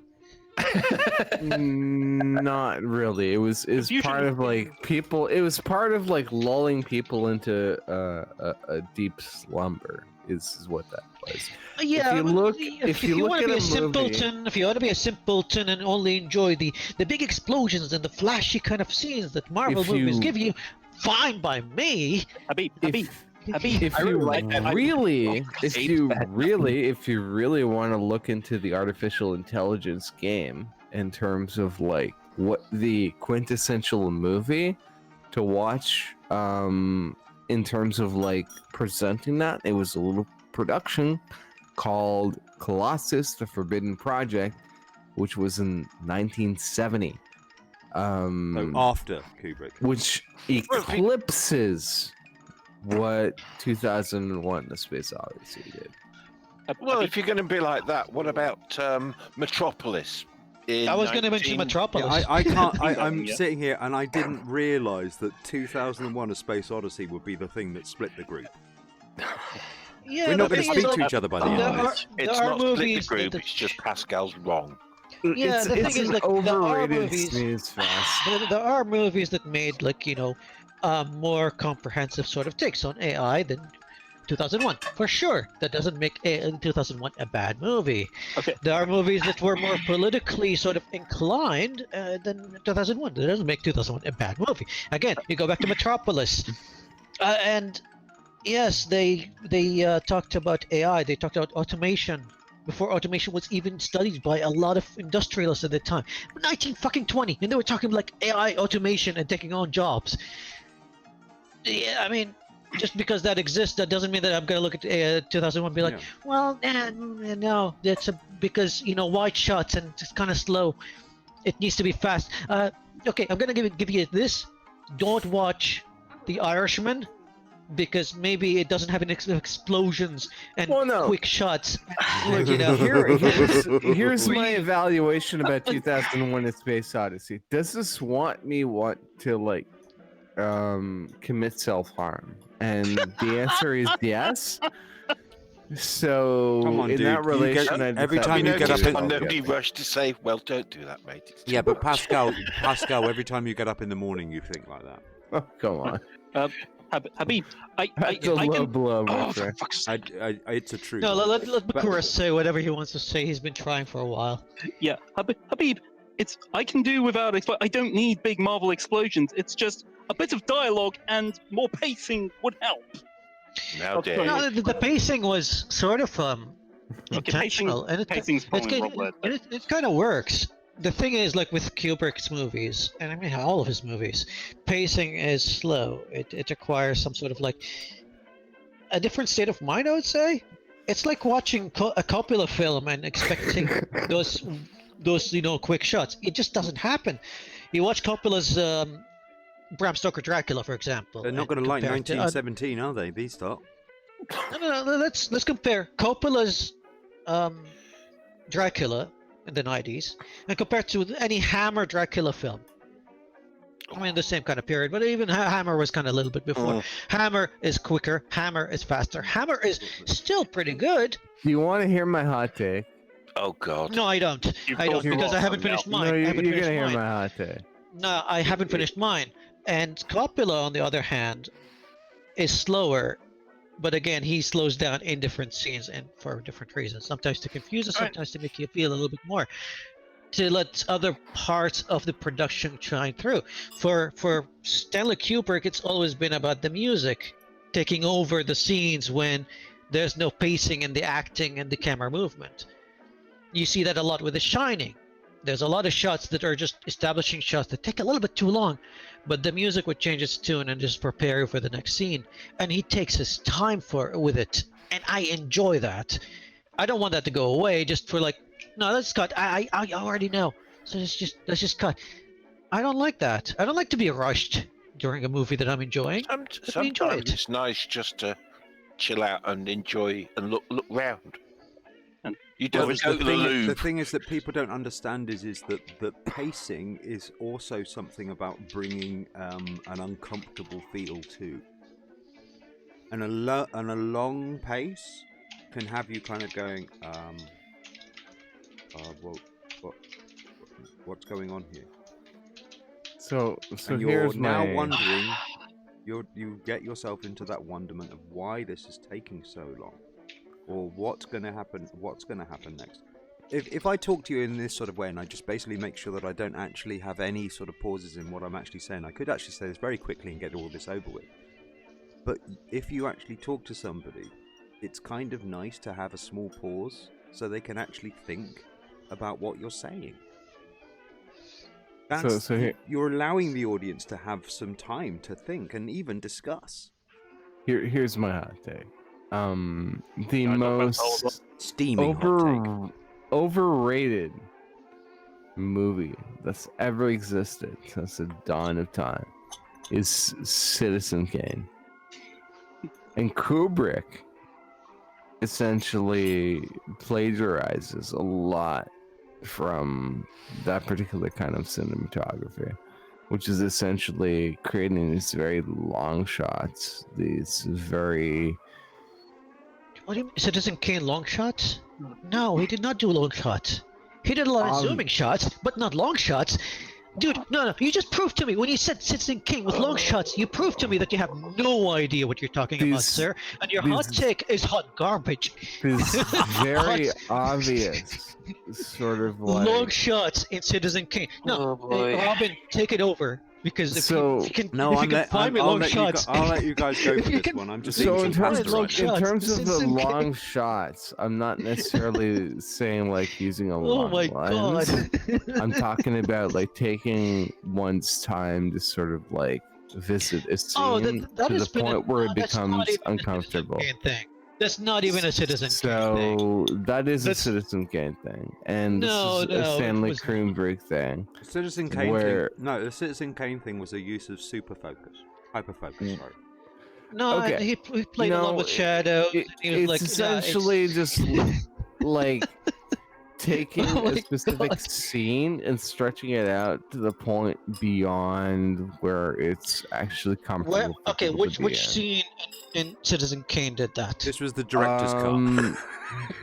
Fuck, like how many scenes are there in Citizen Kane? where No, he no, no. Name essentially one takes scene. it Name one to- scene. Name the long one.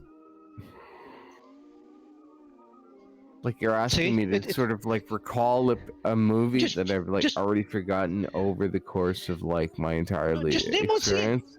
Name one scene. What? There is one where he's essentially going over the acquisition of like a specific company, I believe, or something to that effect. Like I don't even Yeah. remember the plot of the actual. So you're just talking out of your thing ass. You itself. don't remember a thing. You're Well, just talking out of your let's ass. be honest, Well, Habib. no, They did I'm linger not on the rosebud necessarily for quite a long time Yeah, because talking back out of then, my back ass. then, because it had the back then with the credits mo- rolling.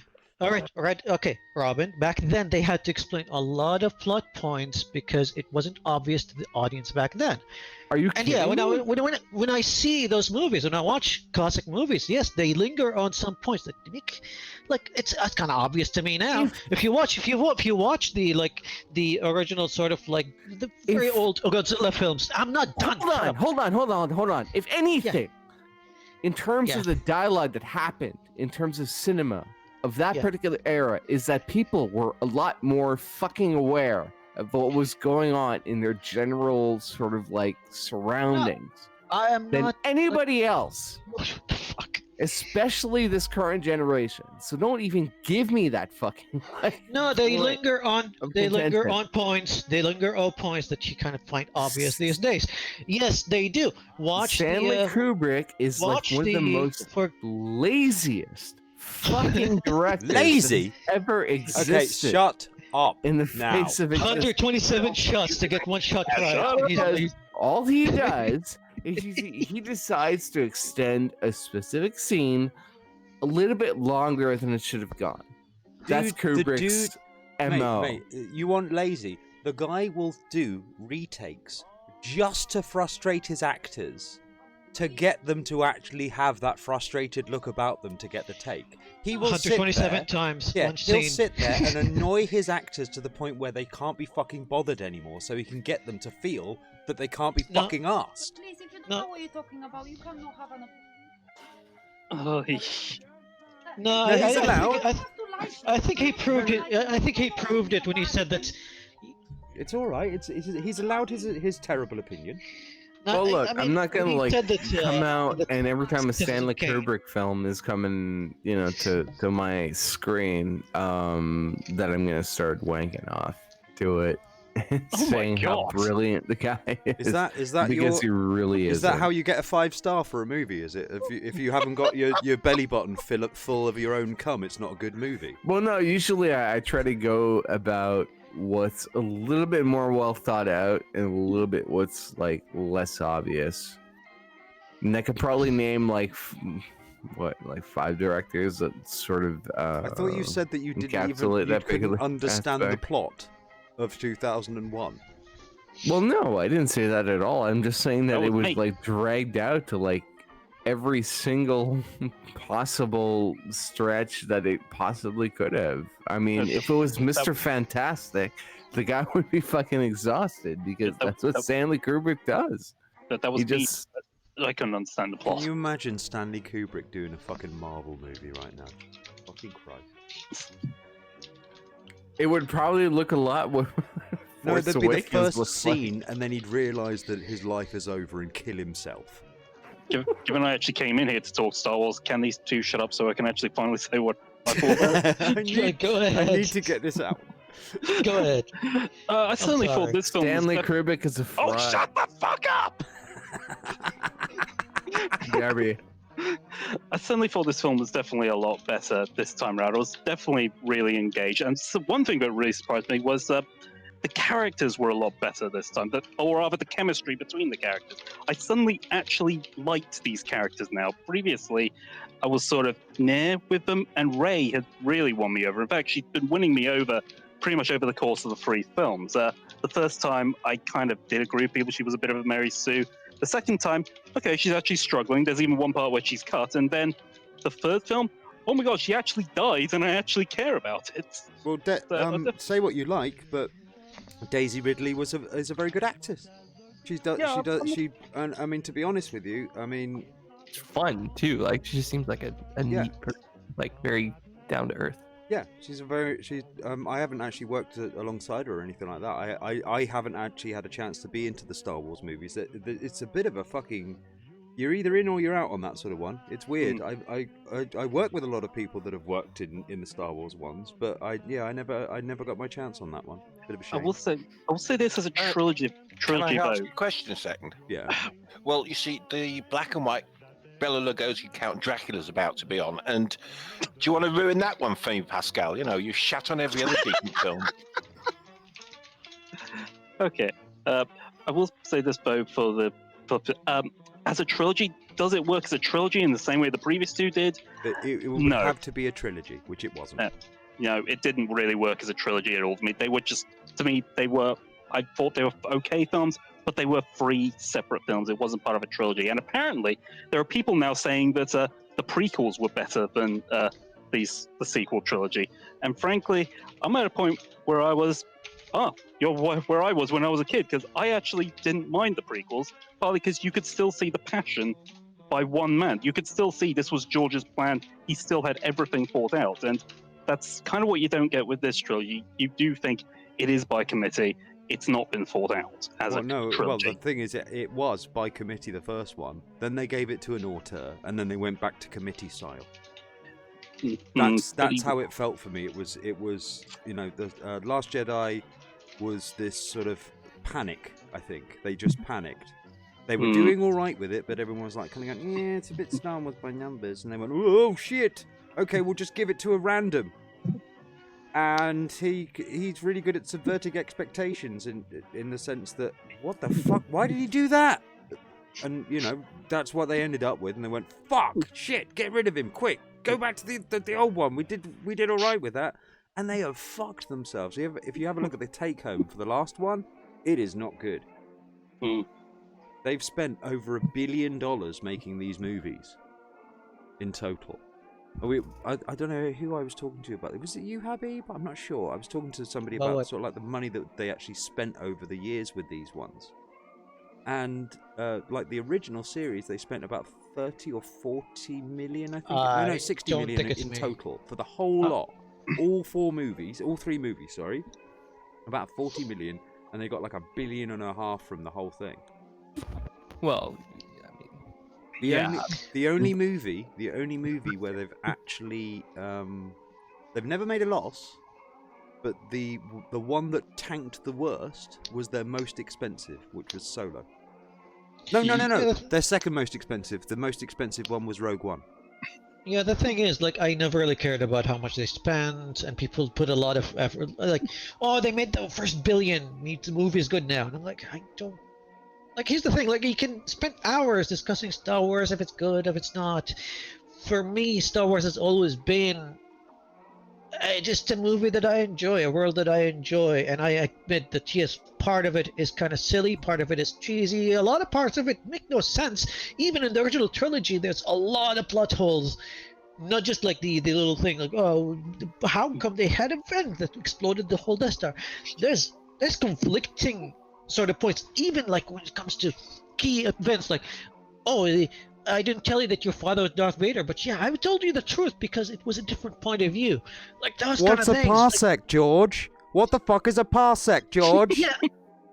The thing is, like, I still enjoy Star Wars because it makes me feel like a kid again, and that's my only criteria for enjoying that film. Just the vinyl of film for you. Parsec is the distance. It's the speed. It's the distance between the black hole and the and the ability to, or something like that. It's their ability. It's the ability to go. I can't remember. I read somewhere what. If anybody wants to have a bit of entertainment on this sort of thing, you should have a look at John Boyega's Instagram account at the moment. He has basically handed all of his fucks to somebody else, mate. I think it's literally a lot of. I think they did some sort of thing. It's like which person are you looking forward to seeing most? And Finn got like nothing. and Wow. loads of, and I think he was talking they were gibbering on about how sort of Finn had something to say to Ray and all that sort of business, and I think he, let's say, misstepped in what he'd said or whatever like that, and loads of people started hating on him. He's like, fuck Oh off, you. god. And he's just giving no fucks to the whole thing. He's like, and you know why? Do you know why? Because he's finished now and he doesn't have to be nice to you fucking people anymore. That's right. Oh yeah, now I think I remember. So he tweeted something about Ray, didn't he? Something like Or that, yeah. played But him wrong. if I saw an interview with him and they're talking about sort of like, what are you going to do after this? And it's like, well, I ain't going to go on fucking Disney Plus. I'm telling you that. Wow. No Disney Plus for me. I'm not. Yeah, this is me done. I'm out. And I suspect he would be. You got to understand, yeah, these are big productions. Lots and lots and lots and lots of pressure. And imagine these guys have gone through the fucking ringer with this movie. None of these actors are at fault for this. All of them have done a very good job under very difficult circumstances. I can't fault any of the actors for what they've been had to go through with this, to be honest with you. I didn't see a bad performance from anybody, let's say that. It was just what they were having to perform that was the issue. And I feel really sad for the girl who played Rose, for example. She doesn't deserve all of that shit. Just because a bunch of us, anti-social justice warriors can't fucking stand the idea of, it's just. So yeah, I can understand the guy just turning around and kind of go, right, I'm done, I'm out. I don't have to be nice to you fucking people anymore. He's basically doing a George Lucas. I didn't even understand what the deal was with everyone's hate with Rose was.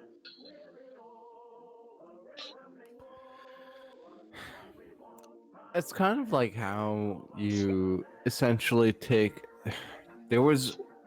Mysteries are some of the hardest movies in order to pull off, and they're some of the most sort of underappreciated movies. There was a movie with Peter Dinklage called Remembrance, which I watched recently, which was beautiful because they never really sort of touched on the aspect that he was a little person during the entirety of the movie, and that's essentially how you handle those kinds of situations. Well, it was this beautiful movie about a character who was introduced with in a sci-fi plot where you had the ability to record memories, and was essentially sort of revolved around that particular plot line and playing kind of like detective kind of protagonist in relation to that aspect. So these are the kinds of movies that I feel are underappreciated and underrepresented because they don't go for the easy wins, where it's trying to establish themselves either as an artistic kind of counter to whatever the cultural norms are, or essentially just sort of going towards like the cape shit that we've been seeing with like Marvel's Infinity Wars, for example, and going through the popularity of that, which Peter Dinklage has definitely capitalized on. Like, let's not ignore that specifically, but when you have sort of like these stories where you have just people who are ingrained within sort of these social norms, and people are just sort of like not paying much attention to their particular identity, where that kind of sort of like puts forth their particular character in what they represent and who they are. It sort of encompassing those kind of like unspoken truths, guys. Okay, you're a little person, I get it, and you're kind of like in this kind of a situation. People are obviously aware of that, but you're not making it a big deal, kind of a thing. It feels a lot more forced in regards to like the Star Wars franchise because they have a lot of pressure in order to do so. and just sort of represent these particular individuals, and sometimes it feels sort of like chiseled into those particular roles just for the sake of diversity. The However, forced wokeness. however, Yeah, I they're just thought of not that.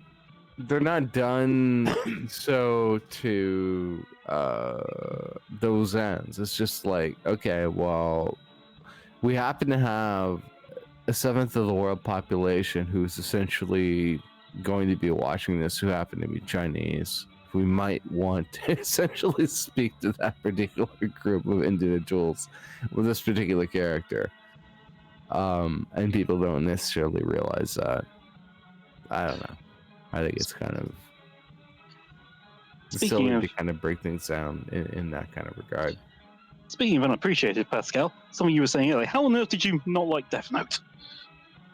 Oh God. It's Okay. amazing! So Death Note, when it started out, like initially, probably first, I think 5 episodes was kind of neat. But when it gets to protagonists, antagonists, where they're like sort of playing off of each other and they're thinking like 5 moves ahead in Yeah. terms of like how each and every other person is going to react, and sort of anticipating that, trying to come up with a counter strategy, I thought was disingenuous, because nobody fucking operates on those levels. Like, No, but it was still clever trying to watch them bounce off each other. L is desperately trying to convince his theory that Light is Kira, and Light is trying to throw L off consistently. that was like cringy as fuck to me. Like when we got to that point, like I Hang on, how far did completely you and get? totally disconnected. How far did you get? I don't remember. Like I don't remember like at what point during the Netflix series, but essentially you had the Death Note guy. Wait. Netflix series Yeah, you had the anime show, which was was on dubbed Netflix, I know. on Netflix, right? I'm not It- talking about the movie, right? I'm did you just talking say about the anime. it wasn't made by Netflix though. It was made way before Netflix even. I understand that it was made way before Netflix even Okay, existed. but that's not really what we've got to be talking about here. It's the actual plot of the show. How far Right. did you get? Did you get to the part where Misa is captured by L? I don't know who Misa is. I don't know. Oh, who well, L is. that's probably a big problem here. You So obviously my get that far. problem was when you had the person who had access to the Death Note, and you had the antagonist, which was the guy who was like sort of barefoot, kind of like That's a L. homeless Just that- person. That's wait, L. Yeah, but he didn't have access per se. But So when those two people are playing off of each other, I thought that was a little forced, because nobody in their right mind would ever think that many layers deep in terms of like how to sort of overdo each other. and I don't think you can actually determine someone's guilt through a tennis match, but it's still pretty clever writing and great suspense more than anything else. No. I am completely out of this particular loop. Yeah, well, I knew you would be, Robin, Thankfully. but that's still. Yeah, Are you talking weeb shit again? Yes, this is weeb Okay, shit. This is weeb me shit. getting into weeb shit. Okay, for This is me. anyone new to the open house, hi. What we do is we basically, I'll start us off with a topic about politics, and then it devolves into us talking about weeb shit at the end. This is me having to address the weeb shit because the weeb shit happens to be relevant. Weebs Unfortunately, must die. Yeah, but agreed. still, you have no idea who Misa is, so you obviously didn't get very far into the show. Yes, Hang on. but I do know what it looks like on the inside of a girl's pants. No, Okay, I mean, go for it. here's Pascal. the thing. Bakura, relax. This is a guy trying to have an opinion while saying that Citizen Kane had long shots. You mean You're this guy knows never nothing? ever going to live that down, though, Pascal. You're going to have to watch Citizen Kane now. Citizen Kane was a fucking boring How ass the fuck do you know? I've not seen it. I want to see it now. Long shots. Because Citizen Kane. here's what I did. I put Citizen Kane on, and then I was like trying to follow along the plot, and I fell a fucking asleep because it was so fucking boring. Mate, you go to sleep halfway through the open house sometimes. This is not a good argument for you to take, Robin. I'm just telling you right now.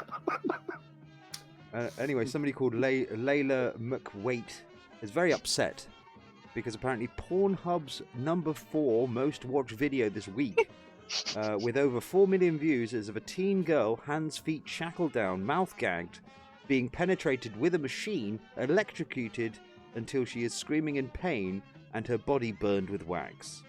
She What says, the hell? "Don't cool. tell me porn is not violent against women." Has she got any other recommendations? Well, I did say to her, "Have you got a link? It's for research." Who's what's this girl's name? It's let's have a look. What's it say? It's if you're going to Pornhub, look for Sninny. Okay. I think it's supposed to say skinny, but they've spelt it Sninny, so SNINNY teen BDSM. Okay, Yeah. Sninny. I have a little bit of life advice. Her name is here. Addie Kate, ADDEE Kate. Find Okay, her look- submissive 4. Let's just call her Kate. Kate, when you want me to be pumping you from behind at full force while holding like the back of your hair, this sort of like incentivizes kind of like primordial behaviors that sort of mean that you kind of like being dominated. So unfortunately, this is just like the way we were kind of built, and this kind of an extension where people are like pouring hot wax on women and like gagging them and that sort of shit. That's kind of this is par for the course. I'm sorry to say.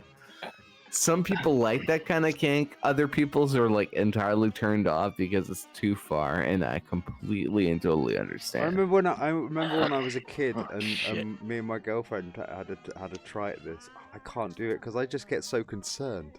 Like, you all right? It's like, no, I'm fine. It's like, this is working out, is it, baby?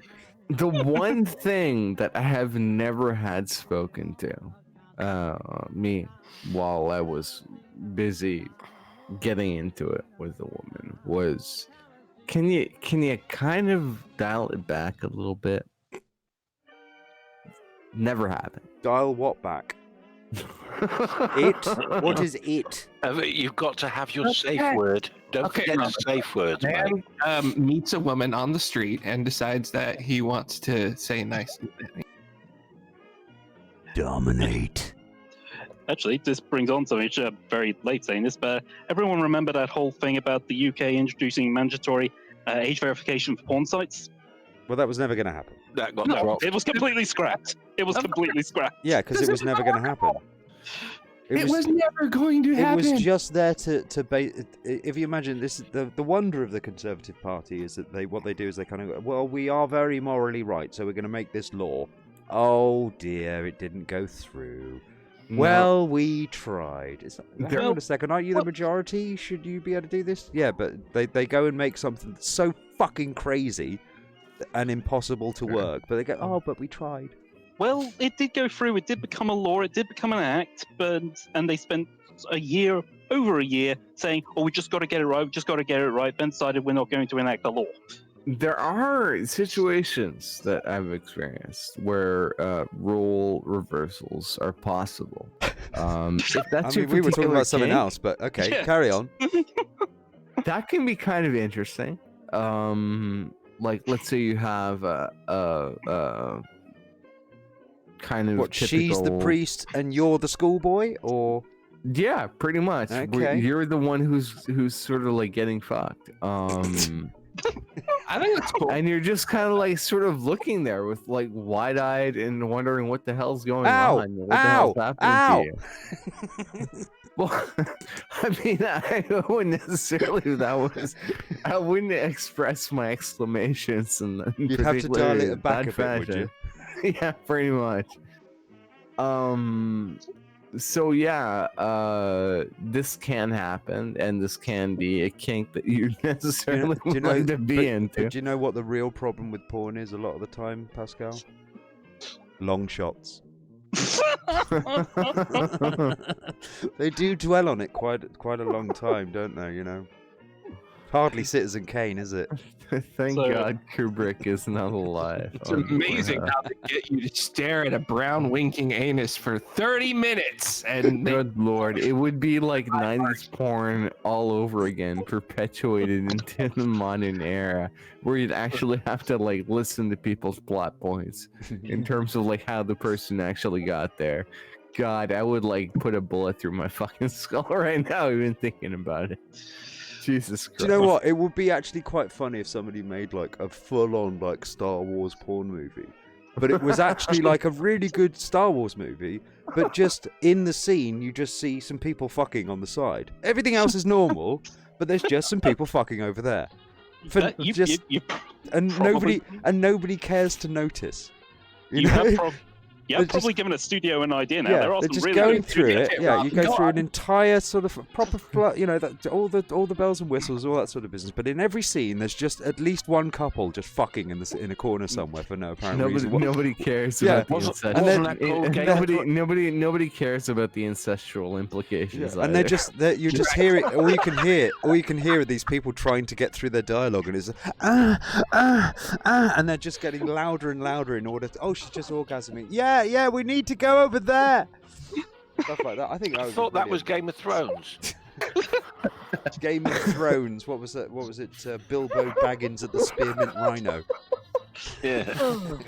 I haven't seen it, but I do know a number of the extras actually were British. Peter Stringfellow's Lord of the Rings. You need to suggest that, Robin, when you're with your pitch meeting at all the big celebrity, Hollywood big wigs that you surely hang out with. I do. Yeah. Oh, yeah. We do, don't we? Yeah. Sipping your tea. Yeah, I think you get it greenlit, probably. So, what's wrong, If only Luke? I did at least be able to meet a few, actually sit with a few Hollywood actors. I might be able to smoke pot on set for once. Leia, check this out. I've had this like really long talk with Yoda, and apparently you're my sister. Okay, bye. Well, apparently the next potential law for the UK is the Online Harms Bill, which is technically in a similar position. It's how websites have a duty of care, and what that means, oh God, fuck knows, they're still debating that. Oh, well, this is the great thing, isn't it? Because they can't really blame the SJWs at this point. No, but it is ultimately about what words you can... non-PC government doing this. I thought they were anti-PC types. This is the thing. It's a real, you've got to. This is the thing. This is the genius of the right. The switcheroo that they do is brilliant. They literally abuse a system so as to prove a need to knock it down. These guys have abused the internet as much as they possibly can for everyone to get pissed off, and then they come swing in and kind of go, "Hey, I can do some authoritarian shit." Brilliant. I was reading an article in the Guardian actually, which was I'd be a conservative if I wasn't a cunt. I remember there was some bill or other that I think like maybe it was the Snoopers chart or whatever, and they asked Theresa May like who it applied to, and he said it was this is something about like you had to be promoting strong British values or something like that, and they were like, okay, what the fuck is that? And she couldn't say. Interestingly, I was reading an article in the Guardian. I think it was about the Online Harms Bill, but it was after the whole age verification thing fell through, and it was basically a person. The gist of it saying this whole Online Harms Act bill eventually, because we know it's going to happen, that's going to fall through just like the age verification thing, because it's totally impossible to enact properly. But at least they've tried. Yeah. Well, that's the assumption. Yeah, anyway, it's all about the appearance of trying. That's the thing with the Conservatives. Drew actually brings up the Snoopers Charter. It's actually interesting. When it came to the Snoopers Charter, not even Russia and China had stuff like that until they heard Theresa May's idea for the Snoopers Charter and then enacted it. And interestingly, we've started with this whole idea of the Online Harms Bill. Again, Russia and China didn't have anything like this about requiring social media sites to monitor harms. Oh, until now. Now they do. It's interesting. We seem to be giving dictators ideas. Wow. So guys, So it's you're a that bit of a time. fan of Destiny, are you, Pascal? We have gone through another year, and I would like to know what would be your pick for the 2019 film of the year, considering you're also these like Film of the completely and year, totally 2019. Joker. hyper intelligent individuals who love Stanley Kubrick and think he's like the next fucking second coming. Joker. Your delivery is All I, so all long. I said, mate. All I said was he's not lazy. What would be the somebody picked the Joker, did they? Yeah, I like that. Can I be excused this because I haven't actually seen any films this year? The Joker bored me actually. Really? Yeah, I didn't. It just didn't really like hit me very well. It didn't bore me. It just felt so superficial. The only thing that saved it is Joaquin Phoenix's performance. He was brilliant in every single shot. The dialogue, however, was poorly written. Hmm. Like, yeah, they would approach it like a serious topic, gun control, but then just leave it there. They'd approach it to a different topic, mental health, and they just toss it aside. You're like, okay, movie, you're trying to be deep. Can I give me something to chew on. Can I get some better stipulations? Can we say, best action movie, for example, best sort of, like feel-good movie, for example? Do we really have to like go? Well, there's quite a lot of genres in You film. asked a bloody question. Yeah, I mean you're saying, I've aren't just you? thought of a film. Because I've got. Are we I've got really quite a gonna few go here. like? We've got Irishman. Are we gonna have like our own little fucking award Yeah, show? we've got Irishman. I've Yes, we got will. I've got 1917 in my list here. I've got Once Upon a Time in Hollywood.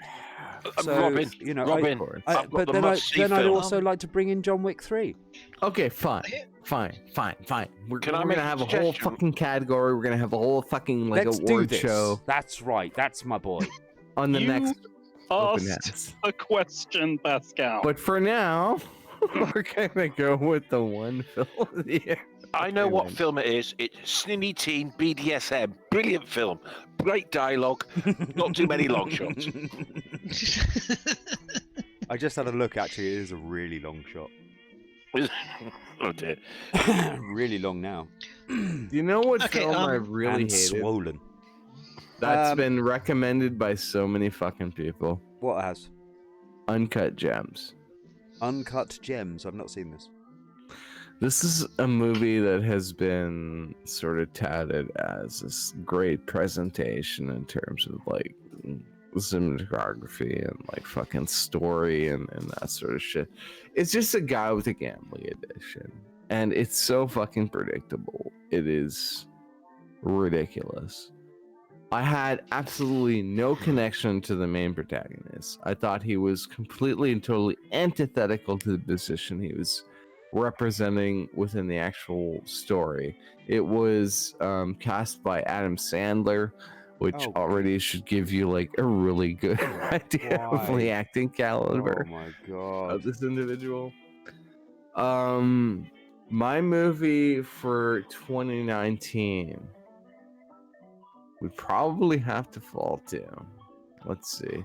You want a drum roll? My god, the delays here. This is a really long shot, Pascal. It's longer than a Stanley Kubrick. They're not Yeah, necessarily Jesus Christ, covered. man. This is some lazy talking. I'm trying to think of like something that has come up. I'm gonna like take a pause. So I'm gonna let somebody else go. Oh my god, you've been taking pauses all day. So if I have to pick any of do I have to pick a top one? Is I that just right? picked like the movie of the year for you. I would Movie say. of the year for me. Yeah. Does that include like? Does it have to be a movie that was released in 2019 or a movie that I watched in 2019? That's the question, though. Either or. I'm gonna be a douche and actually say John Wick 3. Fuck it. I really enjoyed that agree with film. that. I really enjoyed that film. I've not seen any of the movies. I still need to watch like those films. I never watched them Yeah, yet. they're Yeah, not, me neither. They're really fun. They're like they're like. They're like To be honest, there's like the next on my list, like the very next, like the next movie I'm gonna watch is gonna be John Wick 1, 2, and 3. You know, like Sin City. You know, Yeah. that sort of that was fun. that sort of comic book violence kind of thing. Take that, bring in the Matrix with the sort of like the stylistic sort of fight scene kind of deal. Okay? And then sort of lace it with sort of Bond stroke sort of Hitman kind of feel. It's like that. It's not. Do not sit there and kind of go, oh my god, I'm going to have a really big sort of, I'm going to come out of this and we're going to have a conversation about life, the universe, and everything from this. It's not just that a fun film. Yeah, that's what I mean. And I'm literally here sitting, and I thought 1917 was a really good movie. I think that Once Upon a Time in Hollywood was a really good one. The Irishman as well. Joker bored the tits off of me, but I'm doing this one because this is the one that actually held my attention the whole way through. All I hear about John Wick is someone shoots a dog. That's all I ever hear. I've got one. Okay. Captain Marvel. Oh boy. And I will tell you why Captain Marvel is my pick of 20. But how fast can you tell us? It has essentially encapsulated the cinema of the 1990s to a T in terms of presentation, how characters were essentially developed, how they were fleshed out, and how they were presented to a wide audience. And it was essentially sort of encapsulated in this one specific movie, and it was done brilliantly. As a result, because that is essentially what created series like Buffy the Vampire Slayer, Angel, and a lot of other series that essentially enjoyed their popularity within that particular era. It was never meant to be entirely too serious. It was never meant to be entirely too study centric, or you had to essentially understand a lot of the lore that happened behind like a lot of these characters and that sort of thing. It was just sort of a simple, fun kind of a movie, and it took a character which was not necessarily one that was focused on primarily like a woman superhero, and brought to the forefront of society. But it happened, and I thought it was pretty fucking cool. But Brie Larson's apparently really horrible for some reason. Yeah, I'm looking at the highest grossing for 2019, and oh my god, this is how bad the Rise of Skywalker was, or at least sorry, the Last Jedi? The last Rian Johnson movie. The Last Jedi. Yeah, the last Rian Johnson movie. Yeah, my apologies. The last ever Rian Johnson movie. He did Knives Out. It did so much bad for the franchise that people didn't want to watch the next Star Wars, that they actually didn't even cross the billion mark for a Star Wars movie in this day and age. They basically only beat the out of the top 10, they are on 9. And the next one up for that is Hobbs and Shaw. That's number 10. It got beaten by Aladdin. Wow. Aladdin beat it. Toy Story 4 beat it.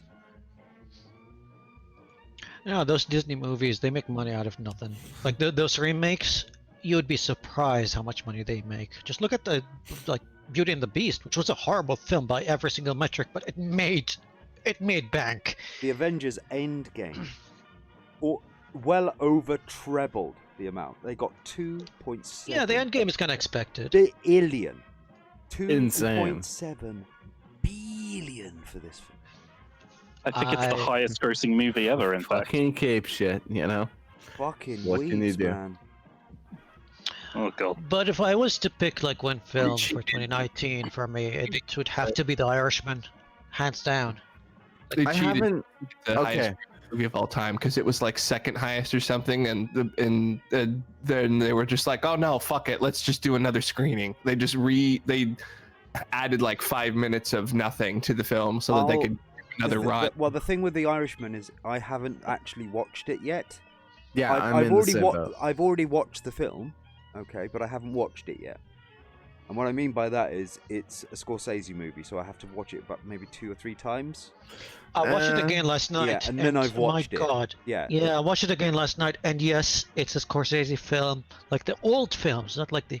I never liked his new stuff. Like Wolf of Wall Street was okay. Even The Departed was all right, but it's not like his classic stuff. My favorite. Departed was very But with- gritty. Departed was with a very the- gritty one, but it wasn't really very dialogue. It No, wasn't. The with- dialogue wasn't like, fun. This movie's not fun, but here's like they even had a few gags, a few laughs here and there, but it's morbid, it's gritty, but it's realistic, and you relate to every single character there. And Joe Pesci being the quiet guy is weird, but it's so fascinating and great. And the fact that they gave him the freedom to be like, hey, just make it as long as you want. You want 3 hours and a half, you want 4 hours, 6 hours, go ahead. He I don't doesn't care. get given freedom.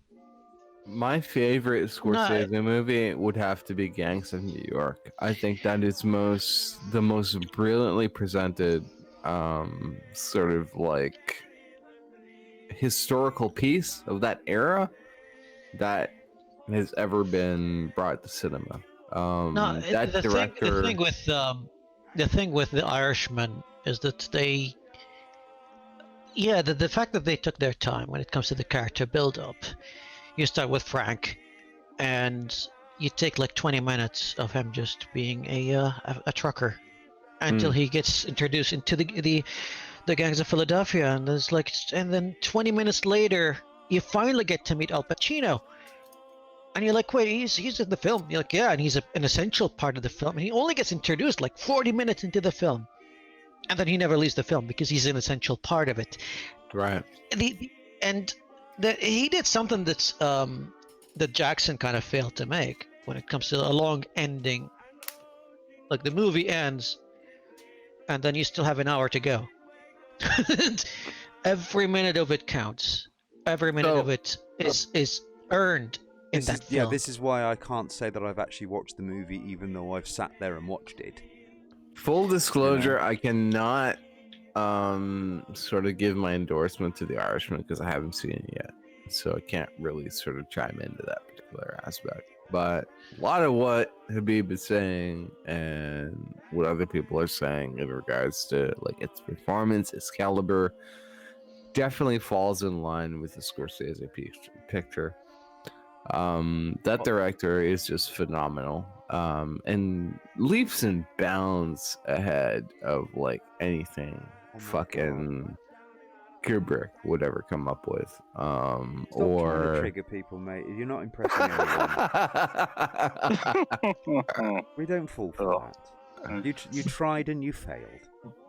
Okay, look. I'm just looking at Hobbs and Shaw because I'm like kind of going, really?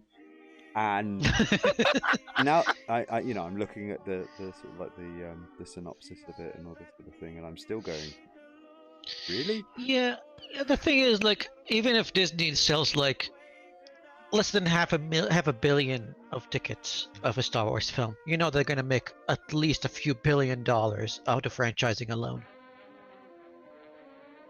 It's just So it's just when you have a look at Solo, it's just so depressing for them. Robin, I know, if and you it's- have a vested interest in like a bunch of artsy-fartsy people sort of jerking off to like a depiction of people looking about a bunch of apes that are looking at a monolith and, you know, sort of touching it and becoming like human beings and that sort of thing, that's entirely up to you, my friend. Jerking off. Sorry, But Maggie, personally, Maggie was saying something to me. What was that? Say that again. No, I'm serious. Maggie was saying something to me. What was it? It's something about jerking off. Okay. Carry on. Can't you repeat what you just said? Hello? Is this thing on? I think he's Turning finally into a gibbering idiot. Are you all right in there? passed out. Is he watching a Kubrick movie or something? He's having a long shot. Yeah. I bet so. He must have clicked on that link you sent him. What, skinny BDSM? Sorry, no, sninny. sninny, isn't it? Yeah. Sninny BDSM Sninny. teens that like it with a ball and electricity. No, imagine putting your money into Solo, putting in $300 million and only getting 93 profit out of that.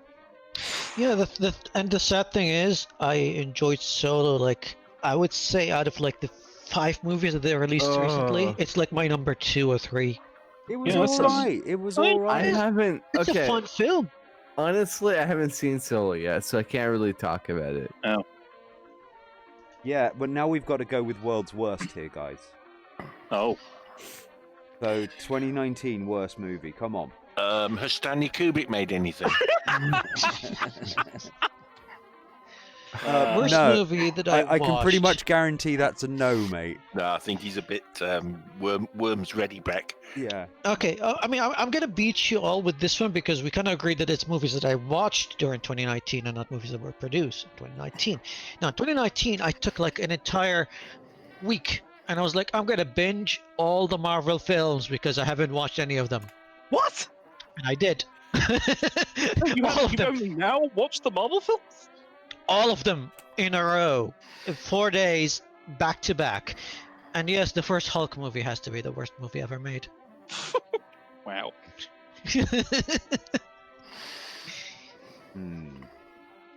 Right, we need stipulations, of course, because there, of course, because it's the film industry, there are some abortions out there. Now, most of them are obviously pet projects by somebody who's just rich enough to afford a fucking film crew. You reckon? Well, that was last. But that was. Are we doing all time here? All time worst film ever, Ghostbusters. I think she means the 2016. girly Ghostbusters. Okay, my stipulation is this. My stipulation is this. The movie has to be over $50 million, and it has to have at least broken even. Oh, it's breaking even. Well, shit. Like, Oh, I tend to forget the films I dislike. So. Are we talking all time or are we sticking just to nominate 2019? I'd like to movie. say just 2019. I haven't watched a lot of movies in 2019, so I can't. Yeah, I and haven't seen any films in 2019. I mean, the only film that I would nominate to that is The Joker because I was like. Oh god. I'll go with But I'll go with Ad Astra.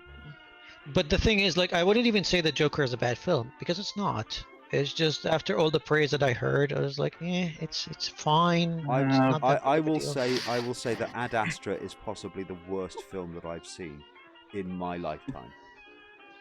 That bad, eh? Okay. It was so it was you know, like Solaris. Yeah. It was Tom Hanks' version of Solaris. Sorry, not Tom Hanks. Sorry, fucking Brad Pitt's version of Solaris, and it was fucking boring. Maybe it's the fact that I don't have a relationship with my dad, but it was really, really, really boring. There was just nothing to it. We're gonna go find my dad, Tommy Lee Jones, because Brad Pitt with the dad of Tommy Lee Jones. That makes fucking sense, doesn't it? And they basically have a really boring conversation after not talking for a while.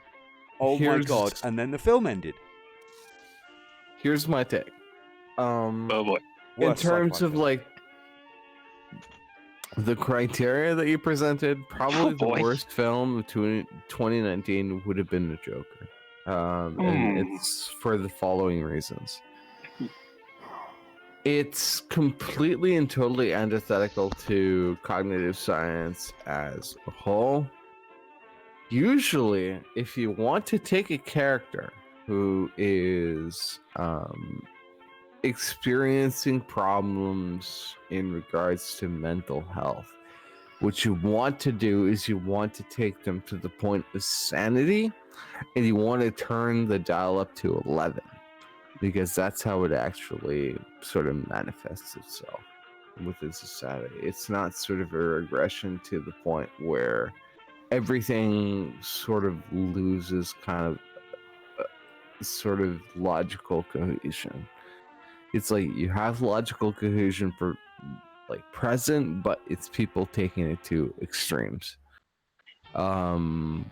So in terms of the Joker, I'm not gonna say that Joaquin Phoenix did a terrible job in regards to that performance. I think he did a decent job in terms of what he was working with, but I don't think it was representative of mental health as a whole. It makes sense that somebody who was in sort of like the social setting that the Joker would be in would sort of like go to those kind of ends, but they didn't really tie in the reasons why. I was really apprehensive of having a Joker character with sort of a background, because his entire sort of presence in the DC universe is having a very nebulous path. That was probably one of the things that would work against me in terms of being able to interpret this particular theater performance adequately, or with like as little bias as possible.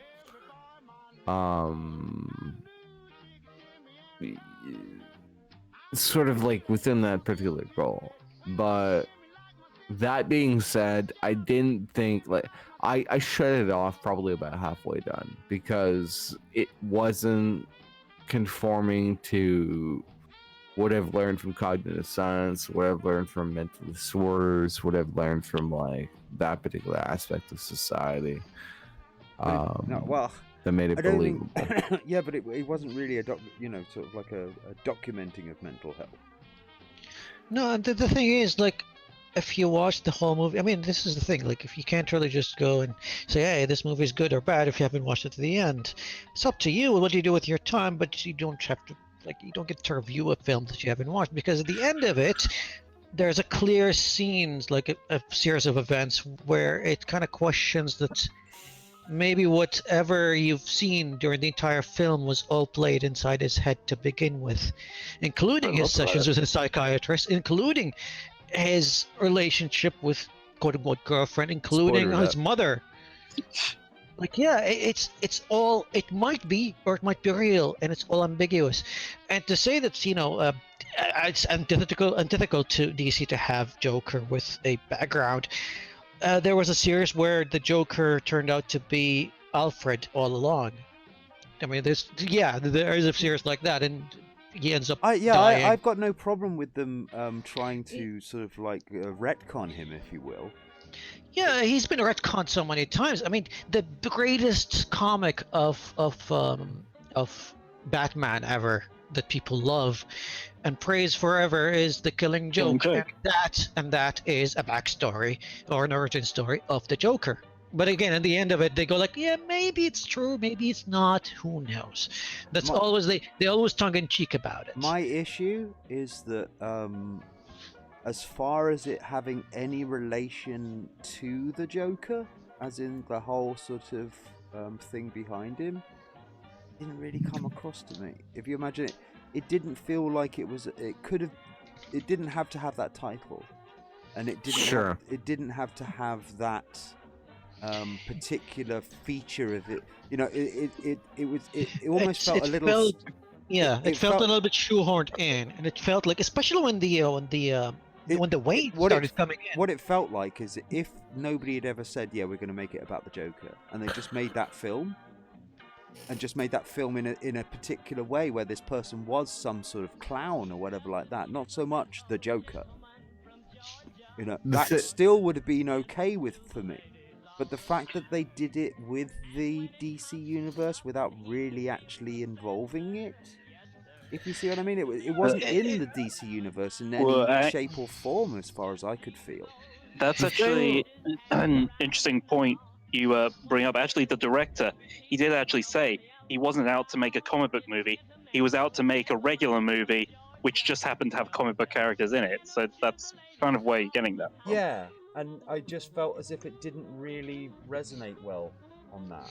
The thing that I love about the Joker is that he shouldn't have a specific origin story, because he is taking the chaotic element of an agent of chaos, which deals with the very human sort of attributes that we have in terms of like our own tribalism, or in terms of our own bullshit, and what sort of can stem. It's incorrect. It's incorrect though. He's always had. You know, if you have a look at the original Batman movies when they came out, had an origin. He was Jack. Even before that, like if you look at the Adam West, Okay. he's always had. But Like, we're there's so talking many- about Adam West, we're talking about Tim Burton, and we're talking about things that like people who are Batman fans would not consider canonical, to be What do you- honest. What do you mean? Like there are new comics. I'm talking like comics from the 20 like very recent, that gave him an origin as well. And I don't know any Batman fan that wouldn't like, the Killing Joke, and that's an origin story. Like that's the thing. Like, it's fine. He had multiple origin stories.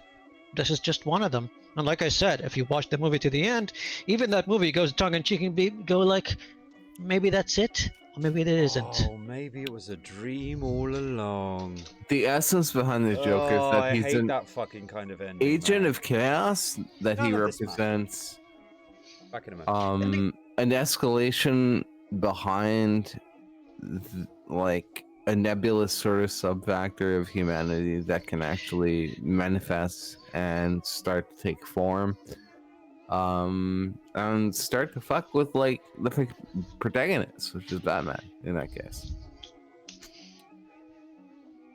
Okay, everyone shut up. Can I just move to a slightly different topic? Because people were talking about Ghostbusters earlier. Has everyone here seen the trailer for Ghostbusters Afterlife? I have. It looks okay. Let me look at that right now, and I'll give you my immediate reaction. All right. We haven't got that long. Well, I haven't seen it.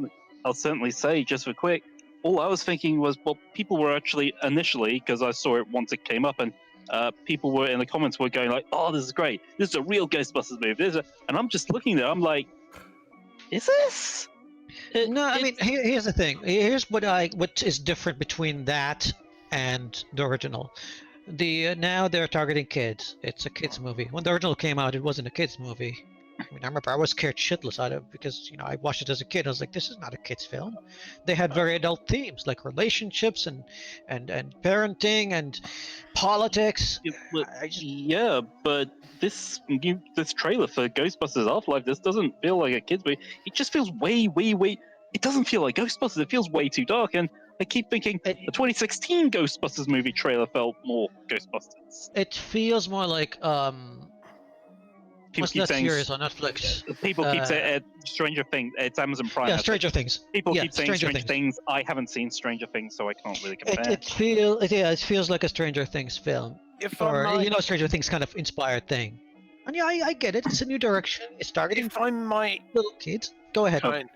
well, I watched the Ricky Gervais Globe or whichever awards. Golden Globes, yeah. Golden Globes, which I did. One of the things I did agree with him on that was this: stop making fucking prequels, sequels, and make some original stuff. Yeah. I mean, I get it. Never gonna happen. But in the end of the day, we know what Ghostbusters is. 4 people of whatever gender you wish go around with machines going gloopy gloopy. You know what? I'm upset that No long shots. No, Stanley I Kubrick want- didn't make it. I want the original Ghostbusters, and I mean the original one with the gorilla. That one. If you remember that one, I- then you're aging yourself, sir. I've never seen it, but I am aware of it, and I am also, Ghostbusters. yeah, I am aware of it. I also know that they actually tried to, that the team there behind that one did actually try to sue Ivan Reitman, and especially when the cartoon was coming out, and they came to a settlement where that old Ghostbusters show would change their name, and the cartoon would be henceforth referred to as the real Ghostbusters. So yeah. the whole point behind the Ghostbusters is to take comedic elements that exist within Yes. a draw and be able to present them within sort of a modern, sort of serious kind of an environment. Oh god, you're right, Sean. This is going to be long. They have them sort of like conflicting with like in the original Ghostbusters within the mayor in terms of like how seriously they're taken. Like they're under arrest basically at a certain point in time during the plot of the movie, where they're being treated as sort of like pseudoscientists, people who are exploiting the public, and Dogs can't live together, mass hysteria. exactly. I So like that because it's pseudoscience. seeing that kind of sort of play out into a modern trailer is a good sign, because I think that they're sort of like dealing with the spirit of like what was behind that particular genre, and as long as they can pull the comedy behind it, then I think they have a good sell. But like I was saying, I was looking at that trailer and it didn't feel very Ghostbusters to me. It didn't really have any comedy in it at the very least. I agree. I'd agree with that assessment. So it's something to take sort of like with a grain of salt. If they're not sort of going to sort of the Marxist kind of qualities, and I'm not talking about like Marx in terms of socialism. I'm talking about Marx in terms of like the Marx brothers.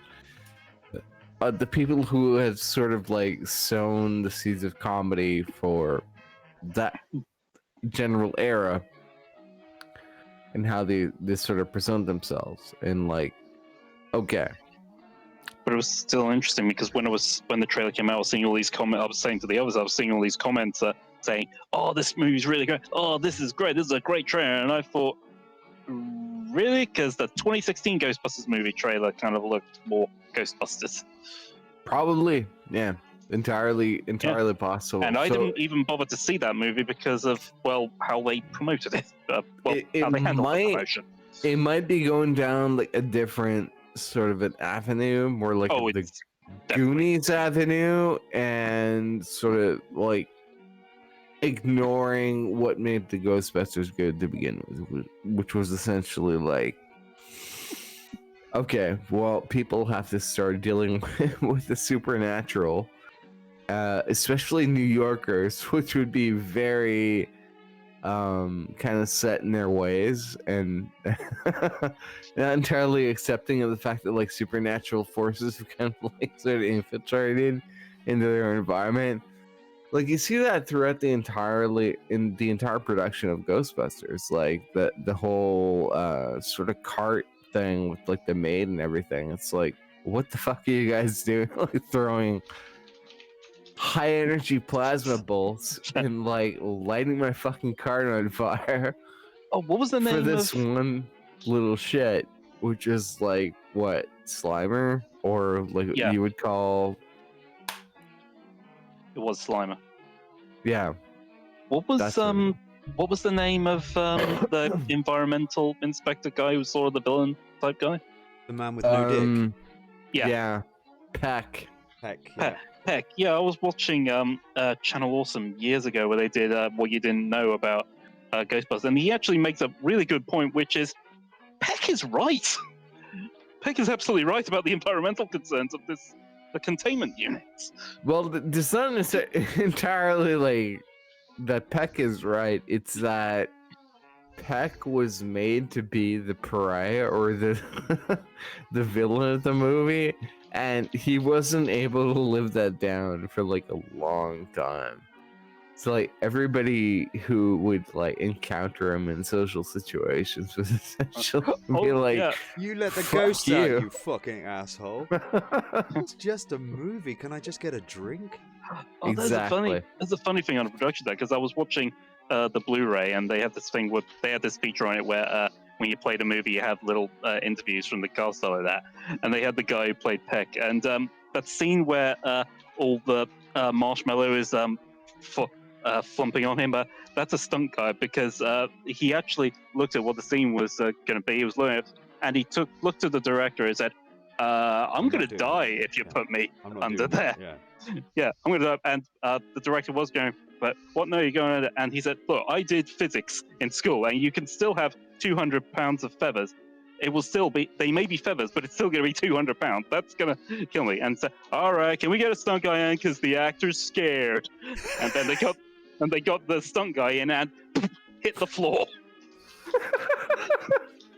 The 80s was it was a different time. Yeah. So, you know. Yeah. Yeah, when you know, you've got to.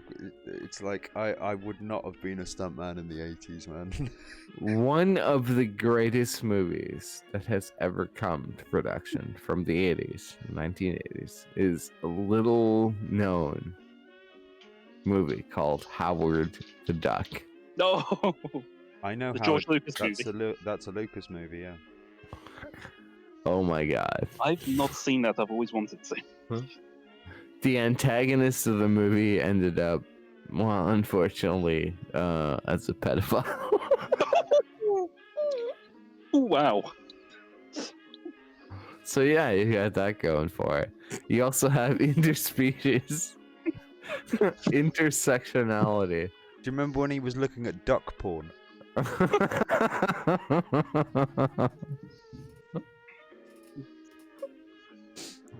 God. Oh my god. It's Oh 2:30. look, somebody's been surprised by Justin Bieber. Careful, you might get Lyme's disease. Get out of my car, you fucking degenerate. There That's is what I'd fucking literal bestiality in this movie. There literally is. Yes. Oh, I think there's a No new... wonder you like this film. I think there's a new... I think there is a new animated Howard the Duck series coming in. Is there any moose porn? He was in the fucking Marvel cape shit. They made an explicit sort of like mental effort to include the character. Okay, best movie of the 80s ever. Oh, crikey. Oh my blimey. god. Oh my Oh. god. Best movie of the 80s. You know, we've got a lot here, guys. We've got Breakfast Club. It's got to be the Breakfast Club. Breakfast Club, yeah? Yeah, Okay, we've got Breakfast that's my Club. vote. Oh. I'm not sure how many movies of the 80s I know, but I do know Breakfast Club. Certainly like that. I've already got mine. I don't know. I was living in I Germany. have my personal favorite, but I'm not sure if it's my all-time favorite. Like, We're talking about best in the 80s? I mean, for me personally, it's The Goonies, hands down. Like, You're going with the Goonies, okay? Oh, but wait, I know that it's not the best movie, Wait, but it's my favorite movie. It was I good. ju- It was a good movie. I just Still realized. goes. I just realized. Best movie of the 80s. Oh shit! No, Star Wars the 70s, wasn't it? No. Yeah. Star Wars, the original Star Wars was 70s, but the others were the 80s. So Empire was 80s. Okay, Empire. That was a green. Okay. I mean, I would go with Jedi, but that's just me. Okay, I will just shit on all of you and say Princess Bride. Oh, of course. It is a great film. Like, that's the thing with the 80s. Like, it's hard to go like, There's a lot. which one is the best film? I know, Because there's a lot. There's The Shining in there. You got Blade Runner, Die Hard. You got Oh, Aliens. You Lost Boys. You're God. Coming to America. The Thing. Scarface. Yeah, you've got Oh, I Caddyshack. All those sci-fis you just mentioned, I didn't even realize were 80s. Yeah, Even I mean, Full Metal Jacket was with- there. American Werewolf in Full London. Metal Jacket had a lot of long shots though. all of those variables, I Yeah. still say the Breakfast Oh. Club is by far the most advanced and intellectually awesome movies of the 80s. Oh I my thought god! the Stanley Kubrick version It was the especially most. good. It was the most teenaged angst movie I've ever seen. Didn't the director of that also make Ferris Bueller's Day Off? I don't know. Oh. But you also had Maybe. RoboCop in there. Yeah, I tell you what, Rambo, First Blood, Oh, God, Poltergeist. That was no, please, no. original Poltergeist. Rambo, First Blood. Original No. Rambo, Yeah. First Blood was a good film. I It like was. Rambo. Really gritty. I mean, when it Never, comes to never when it saw it. I comes to, know like- Mary Whitehouse didn't like it. Oh, in Like, that when it case, comes I to war changed my mind. It was a films- good film. When it comes to war films, that's where at the time, everybody's like pro-war and everything, and that movie came out and was glorifying an American vet, but it was also anti-war at the same time. It was brilliant. Like, a lot of Yeah. people Well, just give it basically- shit because like it's Rambo killing people, but it had a deep message in it, and I love it. Well, It did. it was And I highlighting the read- fact that you had the Americans basically when they came back from whichever war it was, I forget, Vietnam, I think it was. All those vets were just left. Fine, thank you very much. Fuck off. But my Okay. friends, Okay, This had- let's move into the 90s. no candle. What about to the hold. 70s? Now, It fuck the had 70s. Absolutely no candle to hold against the Breakfast Club, because the Breakfast Club, what it Oh, did well, yeah. is it took Oh, all of the different cultural identities and it sort of amalgamated them together and made them live together, and to give people an understanding of the diverse different landscapes. It's like talking to a guy on a Saturday night on a park bench somewhere, isn't it? It's got that slur, the sort of like slightly hammered kind of. Slightly hammered. What are you doing? What are you doing here? I just come out of the club and they won't let me back in now. Do you like 80s movies? I really like the Breakfast Club. Breakfast Club is really good because it's not a lot of long shots. okay, best film of the 90s. I was a child in the 90s. Was Shrek 90s or was that early 2000s? Shrek. Oh God. No, It was that was really good at my 2000s. age. It was good for my age. Fuck. Do I have to pick Shrek. just one? You've got Pulp I have Fiction in here. You've got The Matrix. You've got Silence of the Oh, Lambs, Forrest you know what? Gump, Thank you. I didn't Terminator know- 2, I- Home I did not- Alone, Shawshank Rob- Redemption, Rob- Goodfellas, Fight Yep, Club. Rob, I did not know Matrix was 90s. Thank What? Space Jam.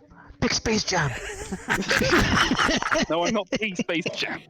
Saving My- Ryan's Privates for crying out loud. I mean, pick. Terminator 2. My pick for the 1990s movie, the Breakfast best Club. 90s 90 movie of Two. all The time, Breakfast Club is, 2. is going to be American History X. I was expecting Return of the Breakfast Club 2, Return of the Bagel. No, it's American History X, gentlemen. Gentlemen. No, I'll go with Pulp Fiction. Fucking like- Quentin Tarantino. You fucking hack. You little fucking hack. You Oy. little bitch.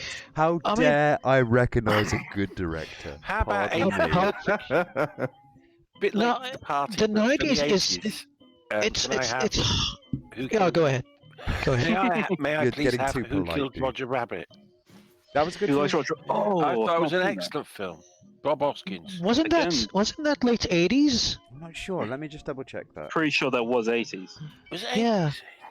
Well, I did But say that- 80s. Here's what But that I'm was- gonna Because do. I'm gonna go to the Technologically watchroom, wise, okay? 1988. Yeah, it was I'm close gonna to the take- 90s. I'm gonna take the entirety of Quentin Tarantino's work and I'm gonna just put it into the bowl. I'm gonna urinate on it and I'm gonna flush it. You That's what won't I'm care gonna because do. you'll have bought it first, won't you? I'll be right back. Yeah, because long shots. Anyway, I Yeah, hope man. this How gets could you down to not first hate you'll miss. Tarantino's movies? They've got really fast cuts there. yeah, because maybe he'll just complain because the dialogue is too complicated and too. Boy, Because how would when it you comes to know? when it comes to dialogue, Tarantino is the best. When Hands was From Dusk to Dawn? Was that 80s as well? I think that was 2000s. Really? Do Yeah. I don't know. thought For it me, was before 90s, Pulp Fiction. 90s. Never mind. Can I? Yeah, sorry.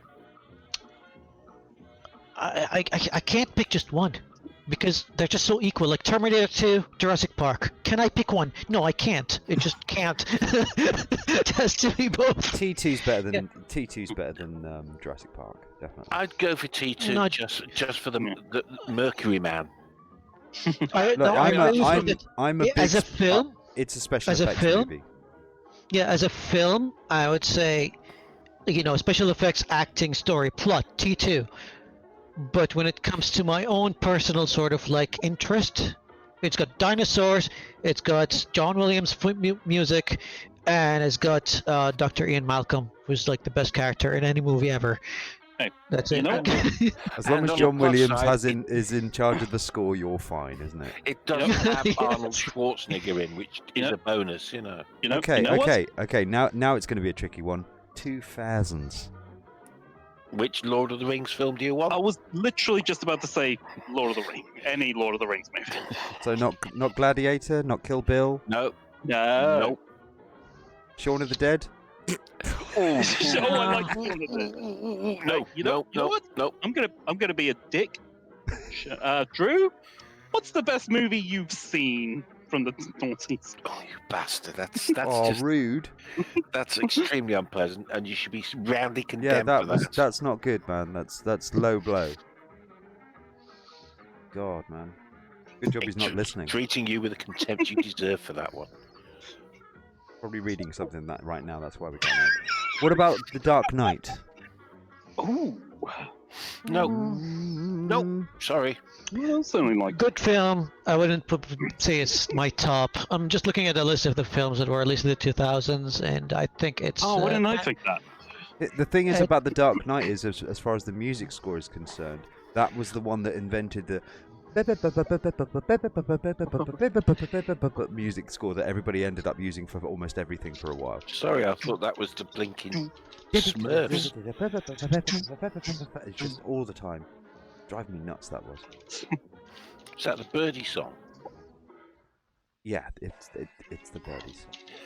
Oh, my favorite bit from The Dark Knight, partly just because it was pure accident. That whole thing where the hospital's all blowing up and everything, and Heath Ledger's just walking around. There's that bit where he's turning around and then pressing the button over and over again, then everything suddenly it blows up. That was genuinely an accident. That wasn't actually planned. Something wasn't blowing up properly, so he genuinely just looked back and worked with it. Yeah, he did really well. But if you can imagine, when you look at him while he's doing that, you can see that he is shitting himself.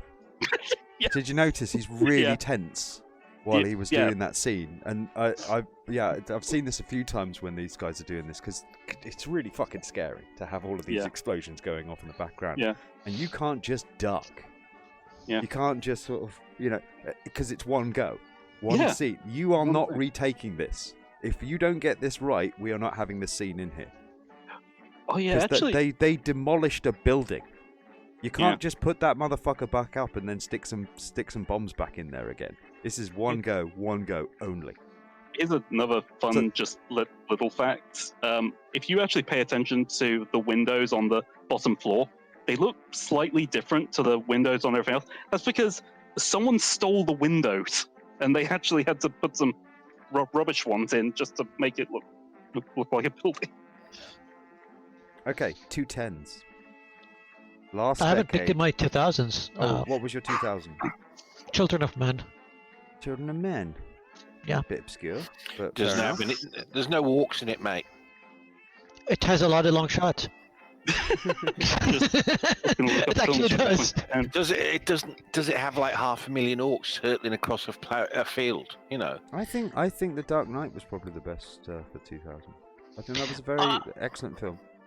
It is a great film, and but again, you ask me for my personal, not like the best film objectively when it comes to cinematography and technique, acting, and all that. Just my personal favorite. So there you go.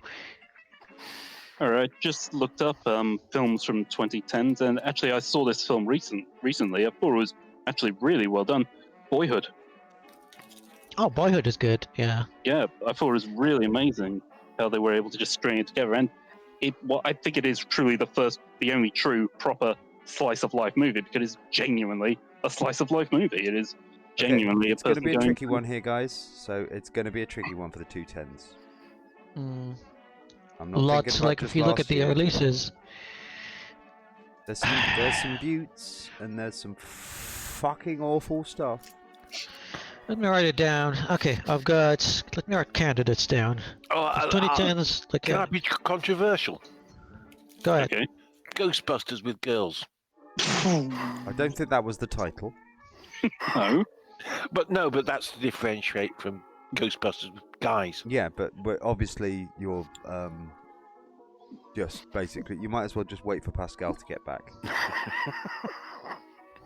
What? That's unfair. Picking on Pascal, shouldn't do that. I'd also like to say I If he gets haven't back, actually he's ever seen it. probably slumped over a couch right now, You and don't think vomiting. You I don't- is there?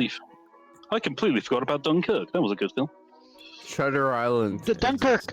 Here's the problem Shutter with Island was a good Dunkirk. film. Yeah. I The think problem with Dunkirk is when I watched it as, someone who's not really familiar with what happened in Dunkirk in real life, it was confusing. It didn't really establish anything. It's just like, oh, here you go, soldiers running away. Mm, And I'm like, wait, who's who? What's going on? Can you please, okay, I'm just gonna watch yeah, it. if you have no historical reference for it, yeah, it might have felt quite flat for you. I did certainly watch it. I loved it, and it did certainly make me feel this was a film that's going to be played in history classes all around secondary schools. Probably. No, after that, I watched it like a very short, so like an hour and a half sort of documentary about it, and they were referencing the movie and compared it to the real life, and I had much more appreciation of it. Like it's very, very well done, but I think they should have at least established a little, because if I was there in the movie theater and watched that for the first time, I'd be like, what? Do you know how they did establish it, but it was kind of I wouldn't say lazy as such, but short. They basically just put a bunch of text up. By the by, the Wachowski sisters did more for weed culture than anything that Quentin Tarantino put forth in terms of that particular aspect. What I also noticed All right, about Mr. Kane. what I also noticed about Dunkirk is that Harry Styles had barely any lines. Interesting. A former The Matrix singer, they've decided is a shouldn't have many fucking lines.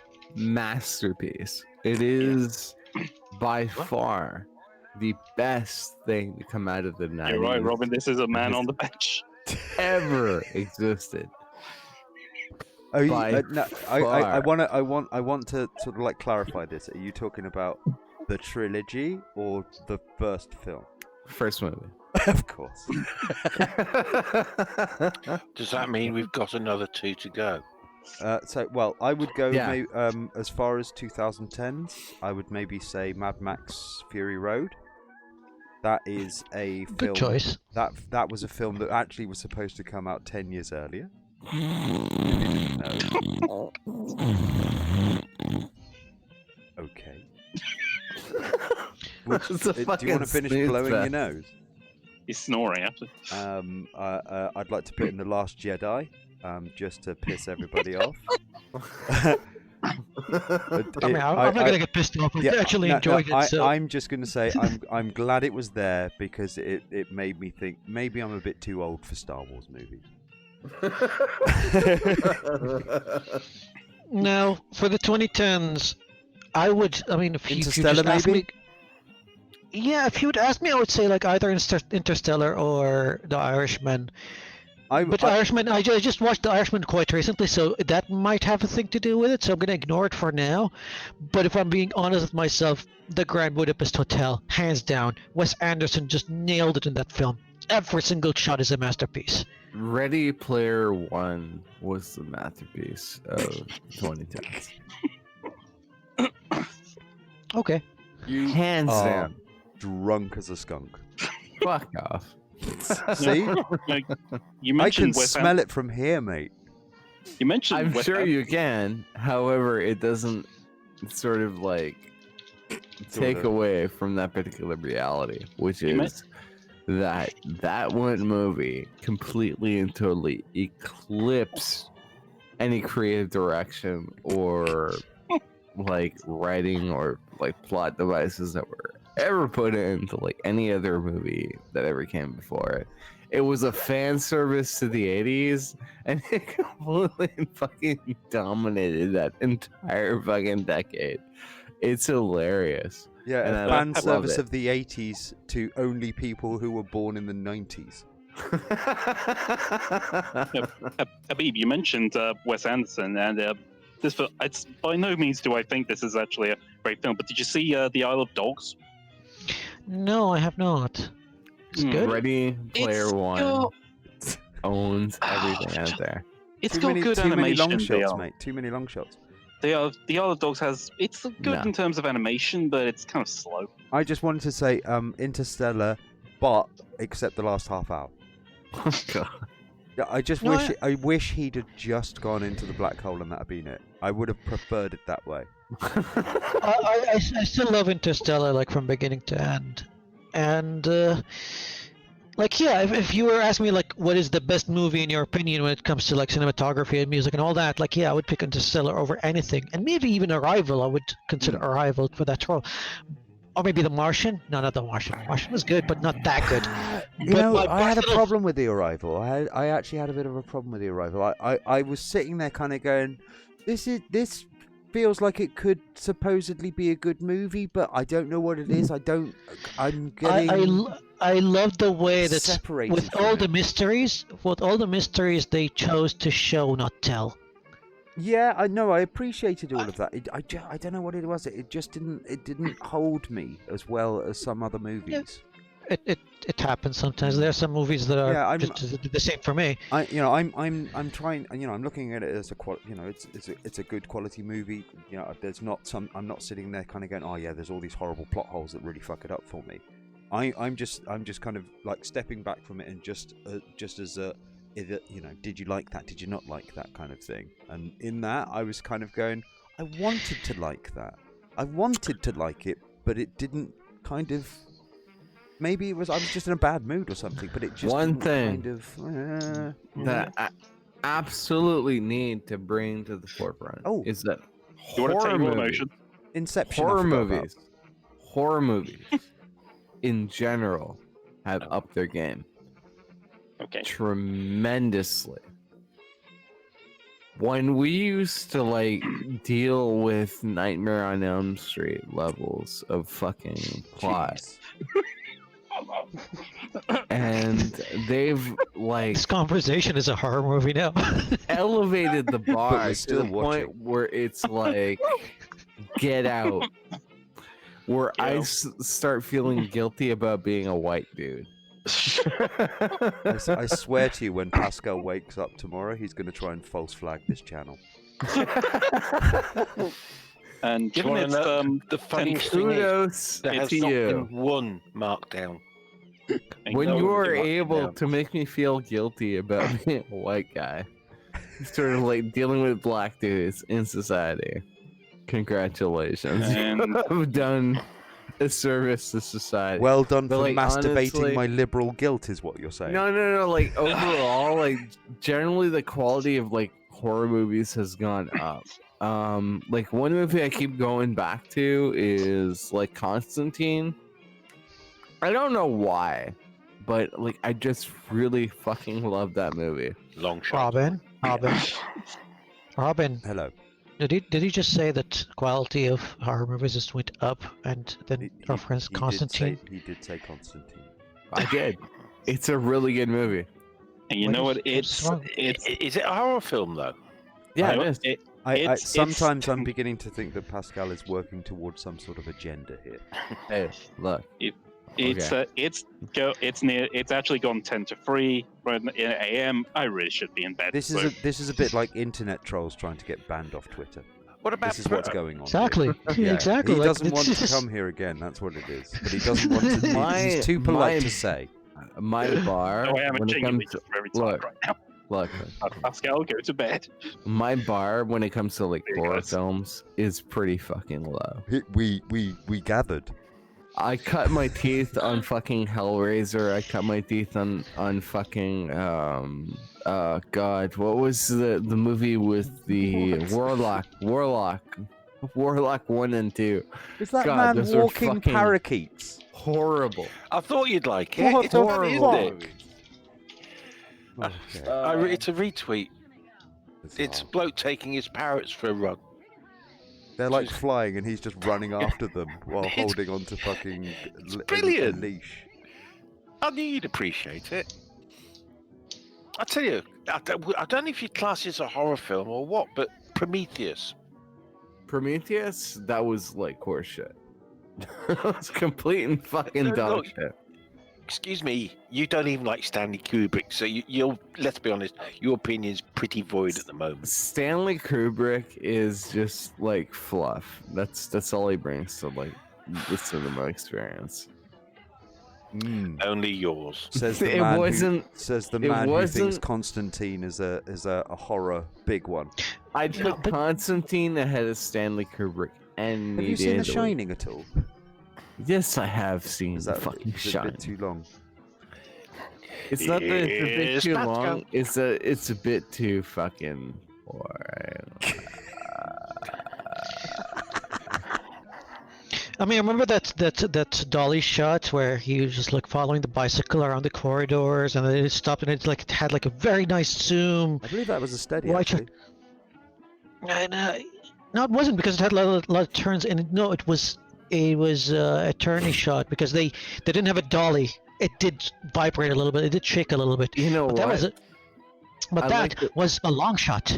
I like that scene better, a lot more in fucking Ready Player One because it was done like infinitely. Yeah, it With was a more steady cam class. shot. That was a steady cam shot. It was. Yeah. So he arbitrarily added some bumps into it. That's awesome. Well, it's a steady cam. Steady cam's a handheld. You were saying a dolly. Dollies are landed. Those are. No, on I wheels. thought it was tracked, like on a track. No. It's a guy walking along.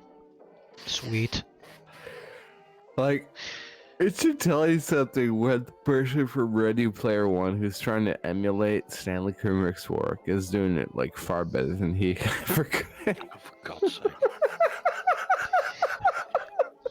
You're You getting know what? needlessly You know what? silly I'd now. like to. I'm just having a look at some BTS, and I'm gonna change my answer.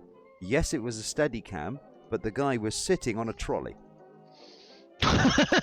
There, because maybe I just misremembered it, because I do remember a track of some sort.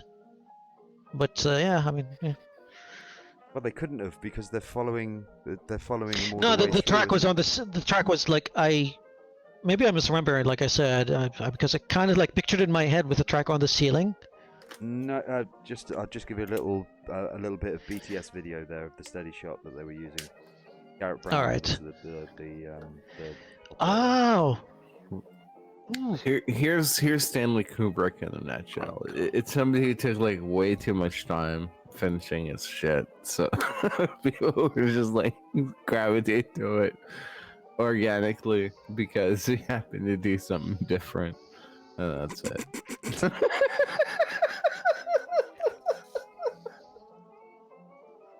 This poor guy.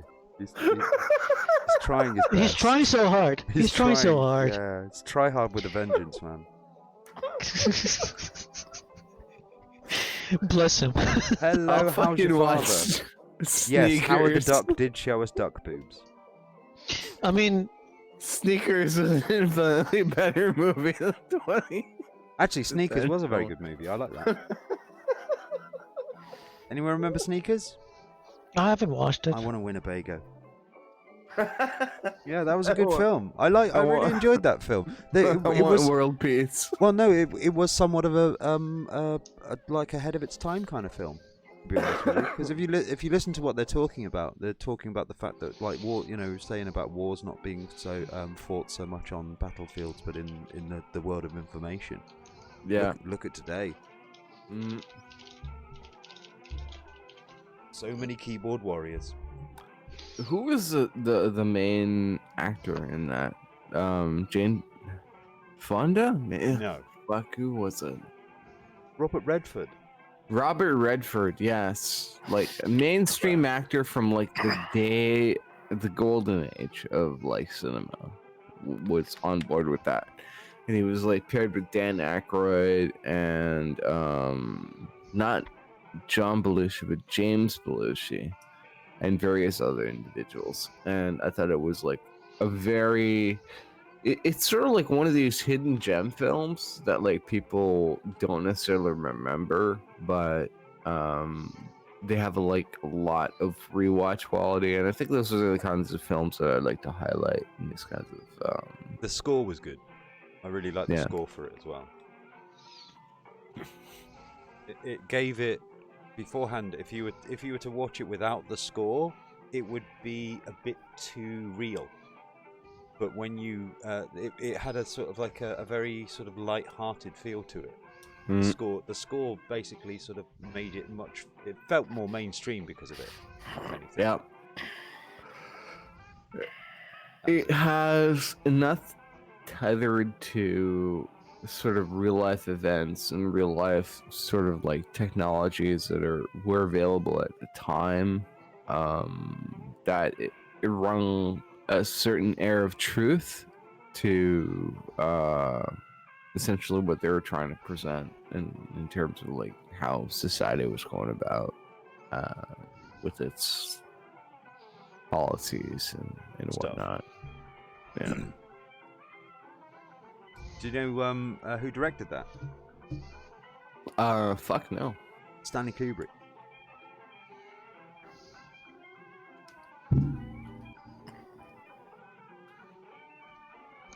I was hoping to get more of a rise from that one. Never mind. Hold on. I'm confirming. I think Pascal's internet just suddenly dropped. I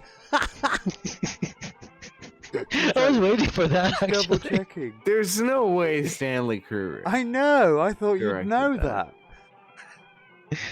Oh Just man. fucking God, man, you've been trying to fuck with us all night, and I managed to get you in one. No, Brilliantly the director was Phil Alden Robinson. It wasn't Yeah, Stanley it wasn't Kubrick. fucking- Fuck you. How the fuck would you think that was a Stanley Kubrick movie? For fuck's sake! Brilliant. It's- Fucking brilliant. Jesus Christ, man! I can't believe I got you on that. I mean, he is hammered, so you know. God. Oh my God! Yeah, you are gonna false flag this video. There wasn't like 30 minutes of exposition, like just sort of jerking my chain for. What do you Sorry. mean 30 minutes of Sorry. exposition? The whole film was exposition. There wasn't Fuck 30 off. minutes of what? What was that word that there was 30 minutes of? Exposition. Exposition.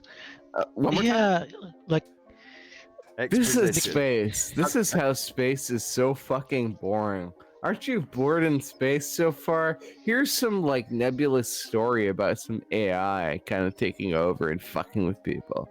Oh, this is so interesting. God damn, I am so fucking enlightened and fascinated about the cinema like landscape because of Stanley Kubrick. What the fuck did Stanley do to you, man? Did you meet or something? Because I love how he I doesn't have- even know what exposition means. I have love watched- this. So many of his fucking films to this date, and the only one that like I've ever enjoyed was Full Metal Jacket. That's it. how much exposition was in that? Half of that was exposition.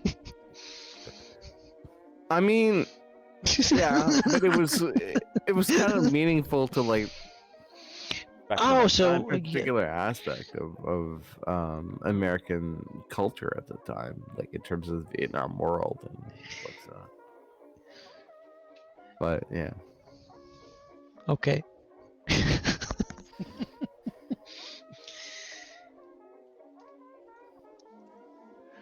Oh well. I don't know why you had to take that idiot to space.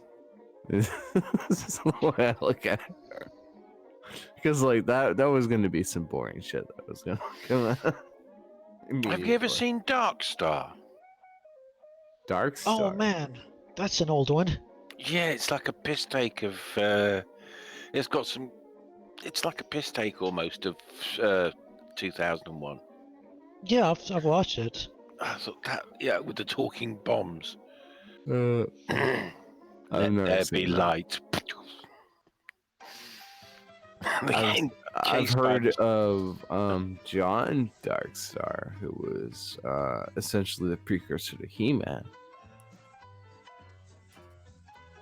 No, Dark Star's science fiction film where they base guys in a spaceship go around blowing up unstable planets. No, I was thinking of Black Star. John Black Oh, Star. Black Star was like this guy who had access to the power sword, and he had another guy who had access to another portion of the sword, and they like fight each other every week. Have any of you guys watched the Man in the High Castle? I haven't seen that series yet. They just finished the finale, and oh my god, yeah, it's good. It's good. All of it is good. Well, I thought Doctor Who. What have I just watched? I haven't Count watched the Dracula's 1931 version was very good. Most enjoyable. I haven't watched the latest sort of like they had a Christmas special and the latest season. I haven't watched that yet. I only watched like 4, maybe 5 episodes of that. Need to finish the rest. It was. I did. The bloke playing the. I mean, now we're talking about it because Bakura's not here. The bloke they've got the new Masters back. Oh, sweet. But he doesn't he's one thing I always remember about the Master. This is going all the way back to Roger Delgado, who was my favourite because he was just brilliant. He always had this charm about him. So and he doesn't have that. He's just like, I'm a bastard. My this problem. Is how much of a bastard I am. My problem with the modern Doctor is that she doesn't seem to have any sort of like cohesive personality to her. And the more people you sort of tack on to the role as companions of the Doctor, the less that character is going to be able to develop. And I think they sort of like set her to fail in that regards just because of the way they decided to approach that particular incarnation of that Doctor. I would agree. There's too many companions. And she's, so you get this, it's not like she called, we all, team. The word, I don't like the word team. And I can't stand her fucking trousers. I mean, the trousers is like they tried to establish it as an inside joke, and yeah, it's lame. The trouble with the trousers is the only people I see wearing trousers like that are clowns. And she ain't a clown. So she is a very good actress. You only have to look at, you look at her CV and you go, yeah, she can act. Okay. I don't think she's been given some of the best storylines in the world, but I thought this last, the two they've just shown, she was very good. Apart from bloody trousers. I've seen her in Broadchurch, and honestly, I think like with just a singular companion, she could fucking hold her own. And I think a lot of British actresses could fucking do the same thing. And it's just a question of like swallowing your pride and making that happen. That needs to occur in that particular series in order to like have her come up as the leader and the actual character behind that particular series. And I think they've just been sort of like kind of chicken shit in terms of making that happen, just because it happens to be a woman. I mean, there have been. I mean, William Hartnell had 3 or 4 with the new Doctor. Oh, I've zero interest in Doctor Who. Well, that's why we did it while you weren't in here. General. Yeah, it's just so it's like there's just not enough kitsch to it. It's just they've just turned Doctor Who and like rebooted it into this like mainstream. I've always thought of Doctor Who. I've always thought about Doctor Who as like it's a Saturday morning cartoon, but in live action. It's always been like that. It always used to be half-hour, 25-minute episodes on a Saturday night at either 6 o'clock. Yeah, it's not supposed to be this like 4 or 6 episodes was the story, and the basic was Doctor and companion lands on planet. End of the first episode, Doctor and companion are separated. One of them's facing something, a near-death experience. So it's adventures like across space and time, pretty much. I'm sorry, but like it's kind of evolved beyond that point since like Matt Smith and that other guy, the Scottish Actually, guy. it stayed the same even with Capaldi. It's still the same. It still has the same sort of. But they have an overarching story over every single season, which is something that the originals didn't really have. I think the first four Doctors. No, the fourth Doctor had an overarching sort of thing with him being stuck on Earth, but that's another reason, That was the another third one. story. Oh, sorry, the third one. But again, like, Sorry. it's fine, dude. Now you're in my era. Before my time, buddy. Before my time. We're now talking this is the early 70s. I'm here. Oh, I know man. something I can talk about. But again, like it's the same reason why we liked, or a lot of people liked, The Mandalorian, because it took a very serious thing and it was like, let's just have adventures in space. Like the Mandalorian just ends up on a planet, gets separated from Yoda for whatever reason, and then they have to fight a big existential sort of like threat to get back together and go to another planet. And there you go, adventures in space. That's what Doctor Who was all about. This is my take on Mandalorian. If your entire sort of shtick boils down to people focusing or hyper focusing on the fact that there's like a little baby Yoda in your entire series, you fail. Utterly. I mean, the funny thing with Mandalorian is that the showrunners already picked a name for the Baby Yoda thing, but now they have no idea how to announce it because no one's going to name him whatever his name is. The thing is, Everybody's going to just go on Baby Yoda. As far as I'm aware, Yoda is of a race that nobody has a name for. But they have a name for that specific individual character, but now they don't know how to announce it because everyone calls him Baby Yoda. yeah, Baby Yoda. But That's it. The thing is that there is no name. There is no, from what I understand, there is no species. There's no name for the species of this particular species in Star Wars. They've never given Yoda a species name. Mm-hmm. So I forget the think name of the some actual character. It's Ah. the fact that nobody actually has in lore a name for the actual species of this character.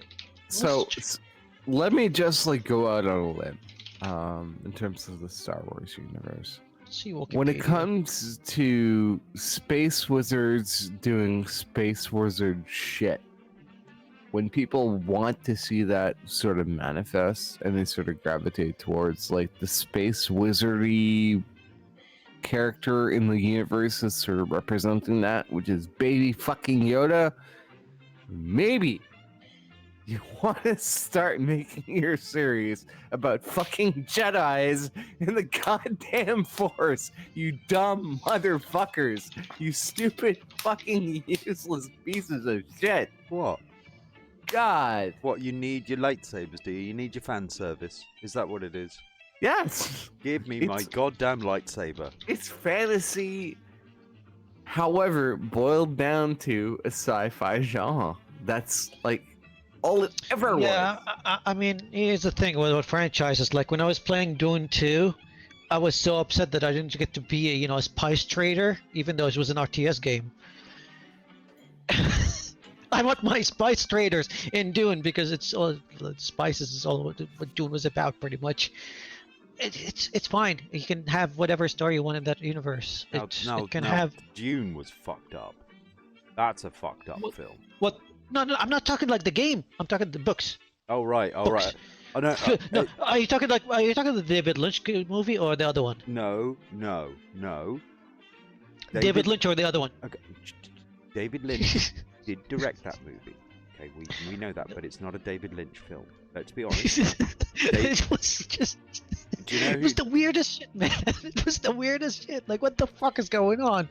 I quite enjoyed it. No. You see, David Lynch hated it so badly, he took his name off the credits. There are two movies, and I only watched the David Lynch one. There's another one that I know it says David Lynch, but if you go to the credits, it's this random name. I can't remember the name that they use. but it's like a pseudonym name that directors who don't want to have their name associated with the film use. If you didn't know Yeah, this, it was an absolute abortion of a movie. I know. That's why I said it was just so weird and bizarre how bad it was. And no, I would never refer to the Dune movies as anything Dennis good. Villeneuve. Was that the name? Was it? Yeah. Yeah. Yeah, Oh, no, sorry, that's the new one. I do Oh, apologize. he's the one. I doing always it. refer to the books, and yes, the books had a lot of influence, a lot of emphasis on trade, and it's okay to have a game that is Dune 2 on on DOS that didn't have anything to do with trade, because it's the same universe. You don't have to, like, yeah, you can have a Star Wars film, like for example Solo, or Rogue One, that don't have any lightsabers or space wizards. Unless you're talking about like the last 10 minutes of the Rogue One.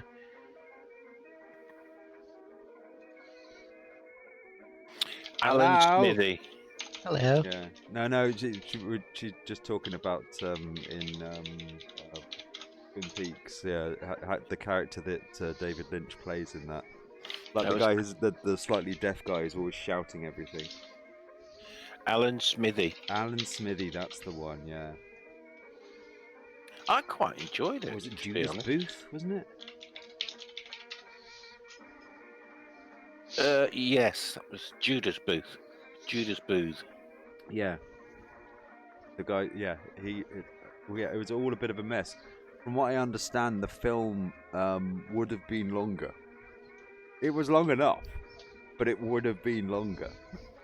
I mean, it really was a trilogy. If they'd have done it as a trilogy, it would have worked, because then they could have actually had it decently. But like, there was a bit too much. And this is what it means, Pascal. Exposition. They had Okay, to. can we just like go, like walk a little bit away from movies for a bit, since we're talking like best of decades? What's your best game for the decade? Best The game. 2010s. Yeah. Oh well, Witcher 3. Hmm. Yeah, I mean it's a solid choice. Totally Gotta complete, admit. it's just a complete game. I didn't have to buy DLC to play it. I mean, there's the expansions. Say again, Habib. There's the expansions, but Yeah, but what I mean is it's a complete game without the DLC. The DLC is actually DLC. It's actually content on top, rather than the sort of like the EA DLC is like kind of going, oh, did you want to play the whole game? Oh, yeah, there you go. There's some more. yeah. That's a good one. Skyrim's good. Yeah, for me it's a tie between, like, I'm trying to decide between Skyrim and The Witcher, and it's kind of hard because I'll tell you what. One that really I thought. I mean, I'll just say Frostpunk. Oh wow, yeah. That is Yeah. such a interesting film game. It's a solid game, solid premise, solid mechanics. Well, yeah, but by comparison, I mean, like, as far as sort of level here. It's a different type. I mean, I couldn't compare it to The Witcher because they're not the same type of game. I mean, I really enjoy football games, like Football Manager, I mean, and I wouldn't class that as the same type of game. the thing is, you imagine that like the storytelling versus one or the other. I mean, Hades or Hades is too interesting. infinitely better. And that's going to be my last drunk opinion for tonight. Yeah, of course it will. What drunk opinion were you having? Hades. Hades. Hades, I never played it. That's awesome. Now the thing that's, for me, like, it's like hard for me to decide between The Witcher and Skyrim as the best game of the decade, is because every time I play Skyrim again, I just install a whole new set of mods, and all of a sudden I have a completely different experience.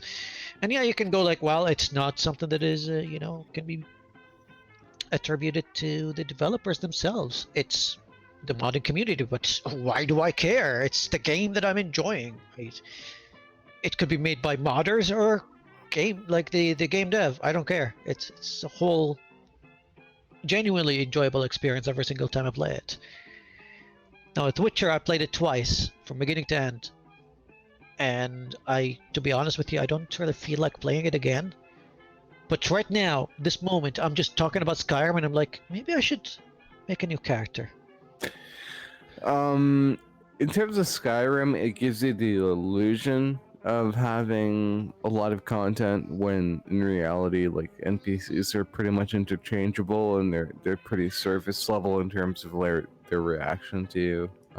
Witcher essentially puts you into the guise of it having sort of like a really robust and unique sort of experience in terms of your character and that sort of thing, which has essentially been torpedoed by the Netflix series, along with just like playing through the Witcher games themselves, which are essentially Kubrickian kind of manifestations. Okay. Look, okay. Do you not Here's find one this for the you. long Witcher shot series- open world? Here's one The for Wi- you. The Witcher Best- series, best, the best pros. computer game redemption arc. Oh God. Oh God. Could you? No Man's Sky. Yeah, that's what I was thinking as well. I was You know, sitting there I kind of played it No for Man's like Sky 3 was hours. a fucking atrocious game when it first came out. And I played for 3 hours and I never really got into it. I was just like, I'm collecting crap. Why am I collecting crap for 3 hours? But the thing is, when it comes to No Man's Sky, it's like, when did you play it? You know? Oh, Like I played it this 2 weeks holiday ago. season, just a couple of months ago. And yeah. it didn't It's really not even sink that. you. You streamed it for No. about half an hour. Yeah, I It was streamed it for like an hour. Like, I was streamed it for like watching 3 and then hours. Your stream went down. I went, no, I'm not going back on it again. No, sorry. Yeah, stream went Start- down for just a bit, and I lost all me- my viewers. For me, it would be Stardew Valley, because no matter how like repetitive and redundant that game Well- becomes, Well, he just keeps there's a on. selling point. He keeps on adding new content that sort of like keeps people interested. So yeah. EU4. This is called no. Basically, you've just said I have an addictive personality. That's all you've said. Says the guy who's like, I'm gonna play fucking No Man's Sky. I don't. I'm gonna play... fly around in a ship and I'm gonna go looking for minerals for like 30 fucking minutes. First of all, I don't sound like that. Second of all, I don't play No Man's Sky that much. What I'm actually saying is that as a game, I'm talking about Redemption Arc here. And they were when they brought that out, it was basically about just above sort of beta level. When they You're released. looking at the fucking ground for resources so that you can get to the next stupid planet. That's all you're doing. Well, And no, what's wrong with that's that? the start. But even then, like, what's wrong with that? It's exploring, scanning. I mean, yeah, I get the gameplay loop that they were going for. What really annoyed me was the flight mechanics were just too simplified. Like, press X and you landed, and I'm like, I need to fly a ship. This is Yeah, that was all kind of boring. it was too boring to automate it to on rails.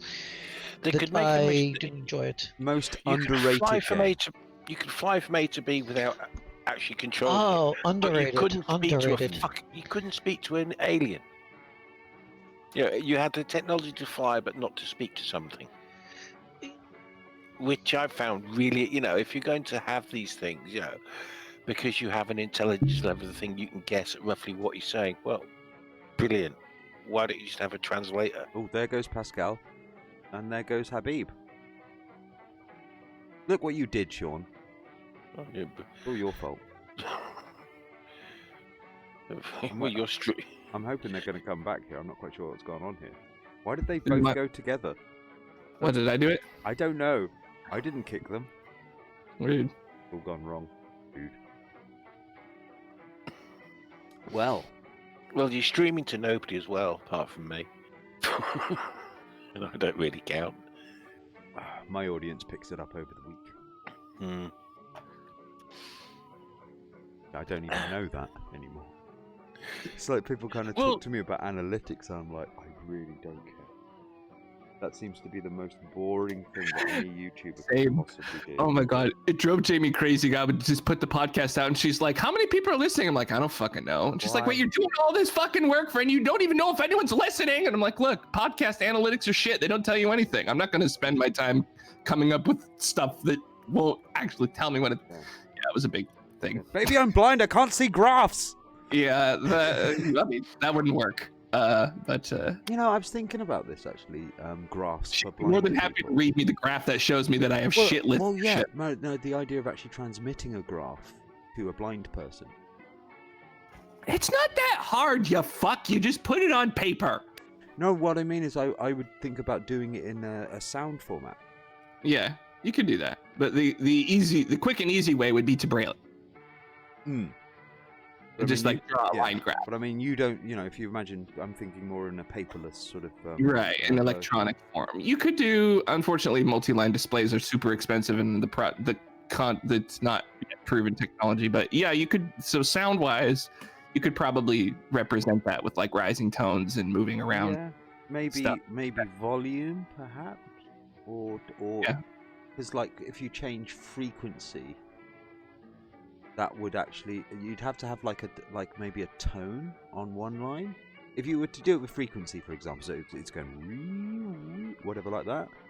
Maybe something that has like several different tones, so you could actually have like almost like some sort of chord being played to you.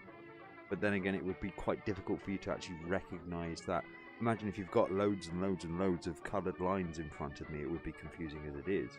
But having that actually in sound, it would probably sort of interfere. If you like listening to a phone, that when you press the buttons on the thing, it's like that sort of sound. It would kind of be confusing. Singular line, I can understand, maybe 2, but 3 or 4 or 5, you'd probably get in trouble at that point, wouldn't you? It would just be too complicated. Do you know what I mean? Hello? I think Drew's gone now. Okay, guys. Yeah, it sounds like it's about time to end at this point. So, much love to everybody who actually bothered to come. Sorry, I'm very. Oh, he's back. Okay. I was just saying about the idea of maybe after about 2 or 3 lines, Yeah. to actually get that in a tone, it wouldn't really work out, would it? It would be problematic, but I mean, you could. Yeah, I think it's surmountable though. Not impossible. I think it would probably be better to actually read each line individually on their own sort of thing. So like some sort of digital voice that explains the actual which one you're listening to. Have your tone, maybe have it so you've got a tick tick tick noise, so you've got your actual degrees, and then obviously a whatever, maybe something like that. You should be able to sort of articulate that in your own mind at that point. But on that note, we might as well call this a night because it's pretty much us, and we've been going for a good old time. You've got your money's worth out of me, I think. Yeah, is that enough? So yeah, Happy New Year, everybody. Sorry didn't do a Christmas one. I mean, I've been a bit of a busy boy. I'm going to be a bit of a busy boy over the next week or so, month or so actually. I'm going to be shooting a film. I'm also, well, not a film, no. It's The Nevers. It's I believe it's a Joss Whedon series. Yeah, it's fine. It's films most of the time. So yeah, I'll be apparently I'm going to be a rat catcher. I'm going to be playing a rat catcher in that one, if you can spot me. It's fine. You'll be the one looking like the child catcher out of Bang Bang then. You know what? I look actually like Fagin. I got this really long beard and sort of like a scummy sort of suit and things like that. A bit weird though, because we were just going through rehearsals. One of the ADs asked me to sort of like run across, and she's going, "Yeah, make it look as if you're trying to catch a rat." And I'm sitting there basically with a bunch of rat catching bits of equipment with me, which are basically glorified mousetraps, okay? And I'm sitting there, and you're asking me to go and chase the motherfucker. That's not how you catch rats, baby. But I'm still doing it because that's what you do. If the AD tells you to do the thing, you just do the fucking thing until the first AD comes and kind of go, "What the fuck are you doing, mate?" And then you go, "Third AD asked me to do this." You go, "Well, don't do that." And they go, "Thank you." Just the way of the world. But anyway, yeah. Much love to everybody, and we'll see you. Oh, I'm not going to be able to. I'm working on Saturday, I believe. Next Saturday. I think we're going to be working next Saturday. Just going to double check that one. 18th. Let me double check. Yeah, it's next 12th Saturday. today. Next Saturday. So yeah. So open house maybe Friday, maybe Sunday, depending on my mood. You will be given about 20 minutes notice. All right. So yeah. You know how it works. So much love to everybody, and we'll see you at some point next week. Take it easy, y'all. Bye.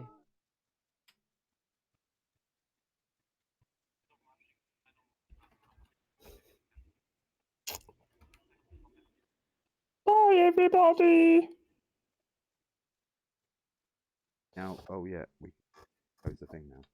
Stop.